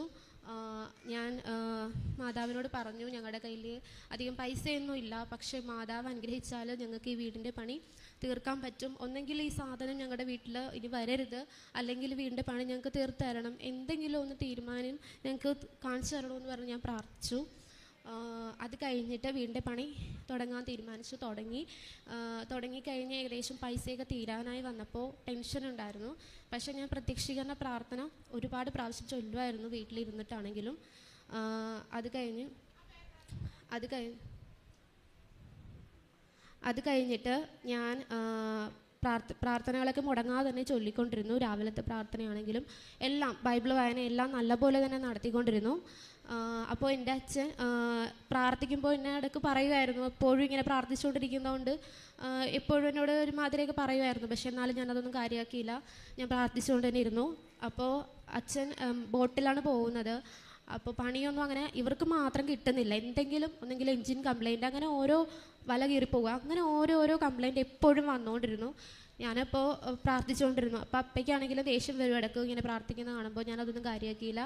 പക്ഷേ അന്ന് ഒരു ദിവസം തലേന്ന് അച്ഛൻ്റെ കൂടെ തന്നെ പണിക്ക് പോകുന്നൊരു ചേട്ടൻ അന്ന് വരുന്നില്ല. അപ്പോൾ അതുകൊണ്ട് എൻ്റെ അച്ഛൻ തന്നെ വേണം വല അടിക്കാനൊക്കെ പറഞ്ഞു കൊടുക്കാനെന്ന് പറഞ്ഞു. അപ്പോൾ ഞാൻ വീട്ടിലില്ലായിരുന്നു, ഞാൻ എൻ്റെ അമ്മ വീട്ടിലായിരുന്നു. ചേച്ചി എന്നെ വിളിച്ചപ്പോൾ എന്നോട് എൻ്റെ ചേച്ചി പറഞ്ഞു ഈ കാര്യം. ഞാനപ്പോൾ പറഞ്ഞു കൃപാസനത്തിൽ പത്രം ഒരെണ്ണം കൊടുത്തു വിടുമോ എന്ന് ചോദിച്ചപ്പോൾ അവൾ പറഞ്ഞു ചിലപ്പോൾ മേടിച്ചില്ലെങ്കിൽ എന്ത് ചെയ്യും. ഞാൻ പറഞ്ഞു അങ്കി ഒരു കാര്യം ചെയ്യ്, ചെറിയ കാശുരൂപം മാതാവിൻ്റെ കാശുരൂപം ഉണ്ട്, നീ അത് അപ്പാടെ കൊന്തയിലേക്ക് ഇട്ട് കൊടുക്കുമെന്ന് പറഞ്ഞു. അവൾ അതേപോലെ തന്നെ ചെയ്തു. അന്ന് തൊട്ട് എൻ്റെ അപ്പയ്ക്ക് പണിയുണ്ടായി. അന്ന് 6 ലക്ഷം രൂപയ്ക്ക് പണിയുണ്ടായി. പിന്നെ 10, 19 അങ്ങനെ 25 അങ്ങനെ അത്രയും പണി നൽകി മാതാവ് അനുഗ്രഹിച്ചു. വീടിൻ്റെ പണി ഞങ്ങൾക്ക് ചെയ്യാനായിട്ട് പറ്റി. തേപ്പും എല്ലാം കഴിഞ്ഞു. ഏകദേശം വൈറ്റ് വാഷ് വരെ കഴിഞ്ഞു. പിന്നെ അത് കഴിഞ്ഞ് എൻ്റെ അമ്മയ്ക്കും പണി കൊടുത്തു. അങ്ങനെ അമ്മയും ജോലിക്ക് പോയിട്ട് ഞങ്ങൾക്കത് കുറച്ചൊക്കെ ചെയ്ത് തീർക്കാൻ പറ്റി. പിന്നെ അത് കഴിഞ്ഞ് 7-ാം തീയതി കഴിഞ്ഞ ഡിസംബർ മാസം 7-ാം തീയതി ഞാനിവിടെ വന്ന് പ്രാർത്ഥിച്ചിരുന്നു. അപ്പോൾ വീടിൻ്റെ പണി പൂർണ്ണമായിട്ടും തീർത്തു തരണേ മാതാവി എന്ന് പറഞ്ഞ് ഞാൻ പ്രാർത്ഥിച്ചത്. ഇനി ഞാൻ വീടിനെ പറ്റി ഞാൻ ചോദിക്കത്തില്ല. ഡിസംബർ മാസം ഈ 2022 കഴിഞ്ഞാൽ ഞാൻ ഇനി ചോദിക്കത്തില്ല എന്ന് പറഞ്ഞ് തന്നെ ഞാൻ പ്രാർത്ഥിച്ചു. അപ്പോൾ ഡിസംബർ 31-ാം തീയതി ഞങ്ങളുടെ വീടിൻ്റെ വെഞ്ചരിപ്പ് കഴിഞ്ഞു. ഇപ്പോൾ നല്ല രീതിയിൽ തന്നെ ഞങ്ങൾ ജീവിക്കുന്നു. പിന്നെ ഞാൻ ഉടമ്പടി എടുത്തപ്പോൾ എൻ്റെ കൂടെ 2 ഫ്രണ്ട്സും ഉണ്ടായിരുന്നു. ഞങ്ങൾക്ക് ഡിഗ്രിക്ക് ഫസ്റ്റ് സെമ്മും സെക്കൻഡ് സെമ്മിലും സപ്ലി ഉണ്ടായിരുന്നു. തേർഡ് സെമ്മിൻ്റെ പരീക്ഷ ആകാനായപ്പോഴായിരുന്നു ഞങ്ങൾ വന്ന് ഇവിടെ ഉടമ്പടി എടുത്ത് പ്രാർത്ഥിച്ചത്. ഫസ്റ്റ് സെമ്മിൽ സെക്കൻഡ് സെമ്മിൽ മാത്സിനായിരുന്നു എനിക്ക് സപ്ലൈ വന്നത്. ഞാനിവിടെ സെൻറ്റ് മൈക്കിൾസ് കോളേജിലായിരുന്നു പഠിച്ചത്. BA എക്കണോമിക്സ് ആയിരുന്നു. അപ്പോൾ എക്സാം എഴുതിയപ്പോഴത്തേക്കും ഫസ്റ്റ് സെമ്മിൽ സെക്കൻഡ് സെമ്മിലും ഭയങ്കര ടഫായിരുന്നു. തേർഡ് സെമ്മ് ഒന്നും നമുക്ക് മനസ്സിലാവുന്നുണ്ടായിരുന്നില്ല, ക്വസ്റ്റ്യൻസൊക്കെ ആണെങ്കിലും. അത് കഴിഞ്ഞിട്ട് എക്സാം കഴിഞ്ഞു. അപ്പോൾ ഞാൻ എക്സാമിന് പോകുമ്പോൾ മാതാവിൻ്റെ കാശുരൂപമൊക്കെ ഉണ്ടാകാൻ പോകുന്നത്. ഞാൻ വിശ്വാസ പ്രമാണം ചൊല്ലി അവിടെ ഇരുന്ന് എത്രയും ദയുള്ള മാതാവൊക്കെ എല്ലാം ചൊല്ലിയാണ് ഞാൻ ആൻസർ ചെയ്യുന്നതും അതിനുശേഷം ഞാൻ ആൻസർ ഷീറ്റ് കൊടുക്കുന്നതും. അങ്ങനെ ഡിഗ്രിക്ക് ഞങ്ങൾക്ക് 3 പേർക്കും തേർഡ് സെമ്മ് ഫുൾ തന്നു. ഇപ്പോൾ ഡിഗ്രി ഞാൻ കംപ്ലീറ്റ് ചെയ്തു. അതിനുശേഷം എനിക്കൊരു ജോലിക്ക് പോകണമെന്ന് ഭയങ്കര ആഗ്രഹമായിരുന്നു. കാരണം വീട്ടിലെ സാമ്പത്തിക സ്ഥിതി മോശമായതുകൊണ്ട് അപ്പായും അമ്മയെ സഹായിക്കണം എന്നുള്ളൊരു ലക്ഷ്യമായിരുന്നു എനിക്കുണ്ടായത്. അതുകൊണ്ട് തന്നെ ജോലിക്ക് വേണ്ടിയിട്ട് ശ്രമിക്കാമെന്ന് ഓർത്താണ് ഞാൻ നിന്നത്. അപ്പോൾ ഡിഗ്രി കൊണ്ട് തന്നെ ശ്രമിച്ചിരുന്നു, പക്ഷെ ഒന്നും കിട്ടുന്നുണ്ടായിരുന്നില്ല. പിന്നെ നമ്മുടെ മുതിർന്നവരുടെ അവർക്കൊക്കെ ആണെങ്കിലും ഒരുപാട് ക്വാളിഫിക്കേഷൻ ഉണ്ടായിട്ടും കിട്ടുന്നില്ലെന്ന് കണ്ടപ്പോൾ ഞാൻ ഓർത്തു ചെറിയൊരു കോഴ്സ് എടുത്ത് പഠിക്കാമെന്ന് ഓർത്തു. അങ്ങനെ ഞാൻ ഒരു കോഴ്സിനെ പറ്റി അറിയുകയും ഓൺലൈനായിട്ട് അതിന് ചേരുകയും ചെയ്തു. പക്ഷേ എനിക്ക് സ്റ്റഡി മെറ്റീരിയൽസ് ഒന്നും കിട്ടിയിരുന്നില്ല. ഞാൻ മാതാവിൻ്റെ വണക്കമാസത്തിൽ പങ്കെടുത്ത് പ്രാർത്ഥിച്ചതിന് ശേഷമാണ് ഇതിന് ചേർന്നത്. അപ്പോൾ ഞാൻ മാതാവിനോട് പറഞ്ഞു എനിക്ക് ജോലി വേണം, അതിന് വേണ്ടി മാത്രമേ എനിക്കൊരു കോഴ്സ് മാതാവ് തരാവൂ എന്ന് പറഞ്ഞിരുന്നു. അതിൻ്റെ ഫലമായിട്ട് ഞാൻ അതിൽ ചേർന്നു. സ്റ്റഡി മെറ്റീരിയൽസ് കിട്ടിയിരുന്നില്ല, അതുകൊണ്ട് തന്നെ എനിക്ക് വളരെ ഇതായിട്ട് പഠിക്കാൻ പറ്റില്ല. 3 മാസത്തെ കോഴ്സ് 1 വർഷമായിട്ട് എനിക്ക് തീരുന്നുണ്ടായിരുന്നില്ല, പെൻഡിങ് ആയിരുന്നു. അത് കഴിഞ്ഞപ്പോഴത്തേക്കും ഞാൻ അത് വിട്ടിട്ട് ജോലിക്ക് തന്നെ നോക്കാൻ വേണ്ടിയിരുന്നു. എന്നെക്കൊണ്ട് പറ്റുന്ന രീതിയിൽ മാക്സിമം ഞാൻ ശ്രമിച്ചു. എന്ത് ജോലിക്കും പോകാമെന്നുള്ളൊരു മൈൻഡ് തന്നെ ആയി എനിക്ക് ഏറ്റവും അവസാനം. അത് കഴിഞ്ഞ് ജോലിക്ക് വേണ്ടിയിട്ട് ശ്രമിച്ചൊരു ഇൻ്റർവ്യൂവിന് ചെന്നു, അറ്റൻഡ് ചെയ്തു. പക്ഷേ ഞാനും ഫ്രണ്ട്സും ഉണ്ടായിരുന്നു, പക്ഷെ ഞങ്ങൾക്ക് കിട്ടിയിരുന്നില്ല. അപ്പോൾ തന്നെ എനിക്ക് ഇൻ്റർവ്യൂ എന്ന് പറയുമ്പോൾ ഭയങ്കര പേടിയായി. അതിനുശേഷം ഞാൻ ഇവിടെ വന്നു പ്രാർത്ഥിച്ചതിന് ശേഷം ഞാൻ അതിന് മുമ്പായിട്ട് ഞാൻ ഇവിടെ വരുന്നതിന് മുൻപായിട്ട് ഉടമ്പടി പുതുക്കാൻ വരുന്നതിന് മുൻപായിട്ട് തലേന്ന് രാത്രി ഞാൻ കിടന്നപ്പോഴത്തേക്കും എൻ്റെ മനസ്സിൽ ഈ ഒരു സങ്കടം ഉണ്ടായിരുന്നു. എങ്ങും എത്താൻ പറ്റിയില്ലല്ലോ, ഒരു കോഴ്സും ശരിയായിട്ടില്ല, എടുത്ത കോഴ്സിൻ്റെ അവസ്ഥ ഇങ്ങനെ ആയല്ലോ എന്ന് ഓർത്തിട്ട്. അപ്പോൾ ഞാൻ കിടന്ന സമയത്ത് രാത്രി ഞാൻ ഒരു സ്വപ്നം കണ്ടു. എൻ്റെ വീട്ടിലേക്ക് കറക്റ്റ് എൻ്റെ വീടിൻ്റെ വഴിയെല്ലാം ഞാൻ കണ്ടു. അവിടെ ഒരു കന്യാസ്ത്രീ അമ്മ വന്നിട്ട് എൻ്റെ അമ്മേനോട് എന്തോ സംസാരിച്ചു, പക്ഷെ അതെന്താണെന്ന് എനിക്ക് ക്ലിയർ ആയില്ല. ഞാൻ അമ്മയുടെ പുറകിൽ ഞാനും എൻ്റെ ചേച്ചി നിൽപ്പുണ്ട്. അപ്പോൾ എൻ്റെ അടുത്ത് ചോദിച്ചു, മോളെ നീ എന്ത് ചെയ്യുവാന്ന് എന്നോട് ചോദിച്ചു. ഞാനപ്പോൾ പറഞ്ഞു, ഞാനിങ്ങനെ ഓൺലൈനായിട്ട് ഞാൻ മെഡിക്കൽ കോഡിംഗ് എന്ന് പറയുന്നൊരു കോഴ്സ് എടുത്ത് പഠിക്കുവാന്ന് പറഞ്ഞു. അപ്പോൾ എന്നോട് പറഞ്ഞു, നീ അത് ഓൺലൈനായിട്ട് പഠിക്കേണ്ട, നീ അത് ഓഫ്ലൈനായിട്ട് ഇൻസ്റ്റിറ്റ്യൂഷനിൽ പോയി പഠിച്ചാൽ മതി, അതൊരു 3-4 പ്രാവശ്യം നീ പോയി പഠിക്കുമെന്ന് തന്നെ എന്നോട് പറഞ്ഞതായിട്ട് എനിക്ക് തോന്നി. രാവിലെ ആയപ്പോഴത്തേക്ക് ഞാൻ ഇങ്ങോട്ട് പോന്നപ്പോൾ ഞാൻ എൻ്റെ കൂട്ടുകാരോട് അത് പറയുകയും ചെയ്തു. ഞാനങ്ങനെ അത് കഴിഞ്ഞ് ഞാനതിന് ചേർന്നതിൻ്റെ അന്ന് രാവിലെ തന്നെ ഞാനിവിടെ വന്നു മാതാവിൻ്റെ അടുത്ത് പ്രാർത്ഥിക്കാനായിട്ട്. പക്ഷെ ഭയങ്കര തിരക്കായിരുന്നു. ഞാൻ അവിടെ വന്നാണ് നിന്നത്, ഇത്രയും തിരക്കായിരുന്നു. എന്നാലും ഞാൻ മാതാവിൻ്റെ അടുത്ത് ഞാൻ പ്രാർത്ഥിച്ചിട്ടാണ് പോയത്. ഞാൻ കോഴ്സ് കംപ്ലീറ്റ് ചെയ്തു. അപ്പോൾ ആദ്യമൊക്കെ ചേർന്നപ്പോൾ ഭയങ്കര ടഫായിട്ട് തോന്നി. ക്ലാസ് ടെസ്റ്റാൽ പോലും വലിയ മാർക്കൊന്നും എനിക്ക് കിട്ടിയിരുന്നില്ല. അത് കഴിഞ്ഞ് ഞങ്ങൾ 24 പേരായിരുന്നു അവിടെ പഠിച്ചത്. അതിൽ ഏറ്റവും അവസാനത്തെ മെയിൻ എക്സാം 4 മണിക്കൂറായിരുന്നു എക്സാം. അപ്പോൾ OMR ഷീറ്റായിരുന്നു.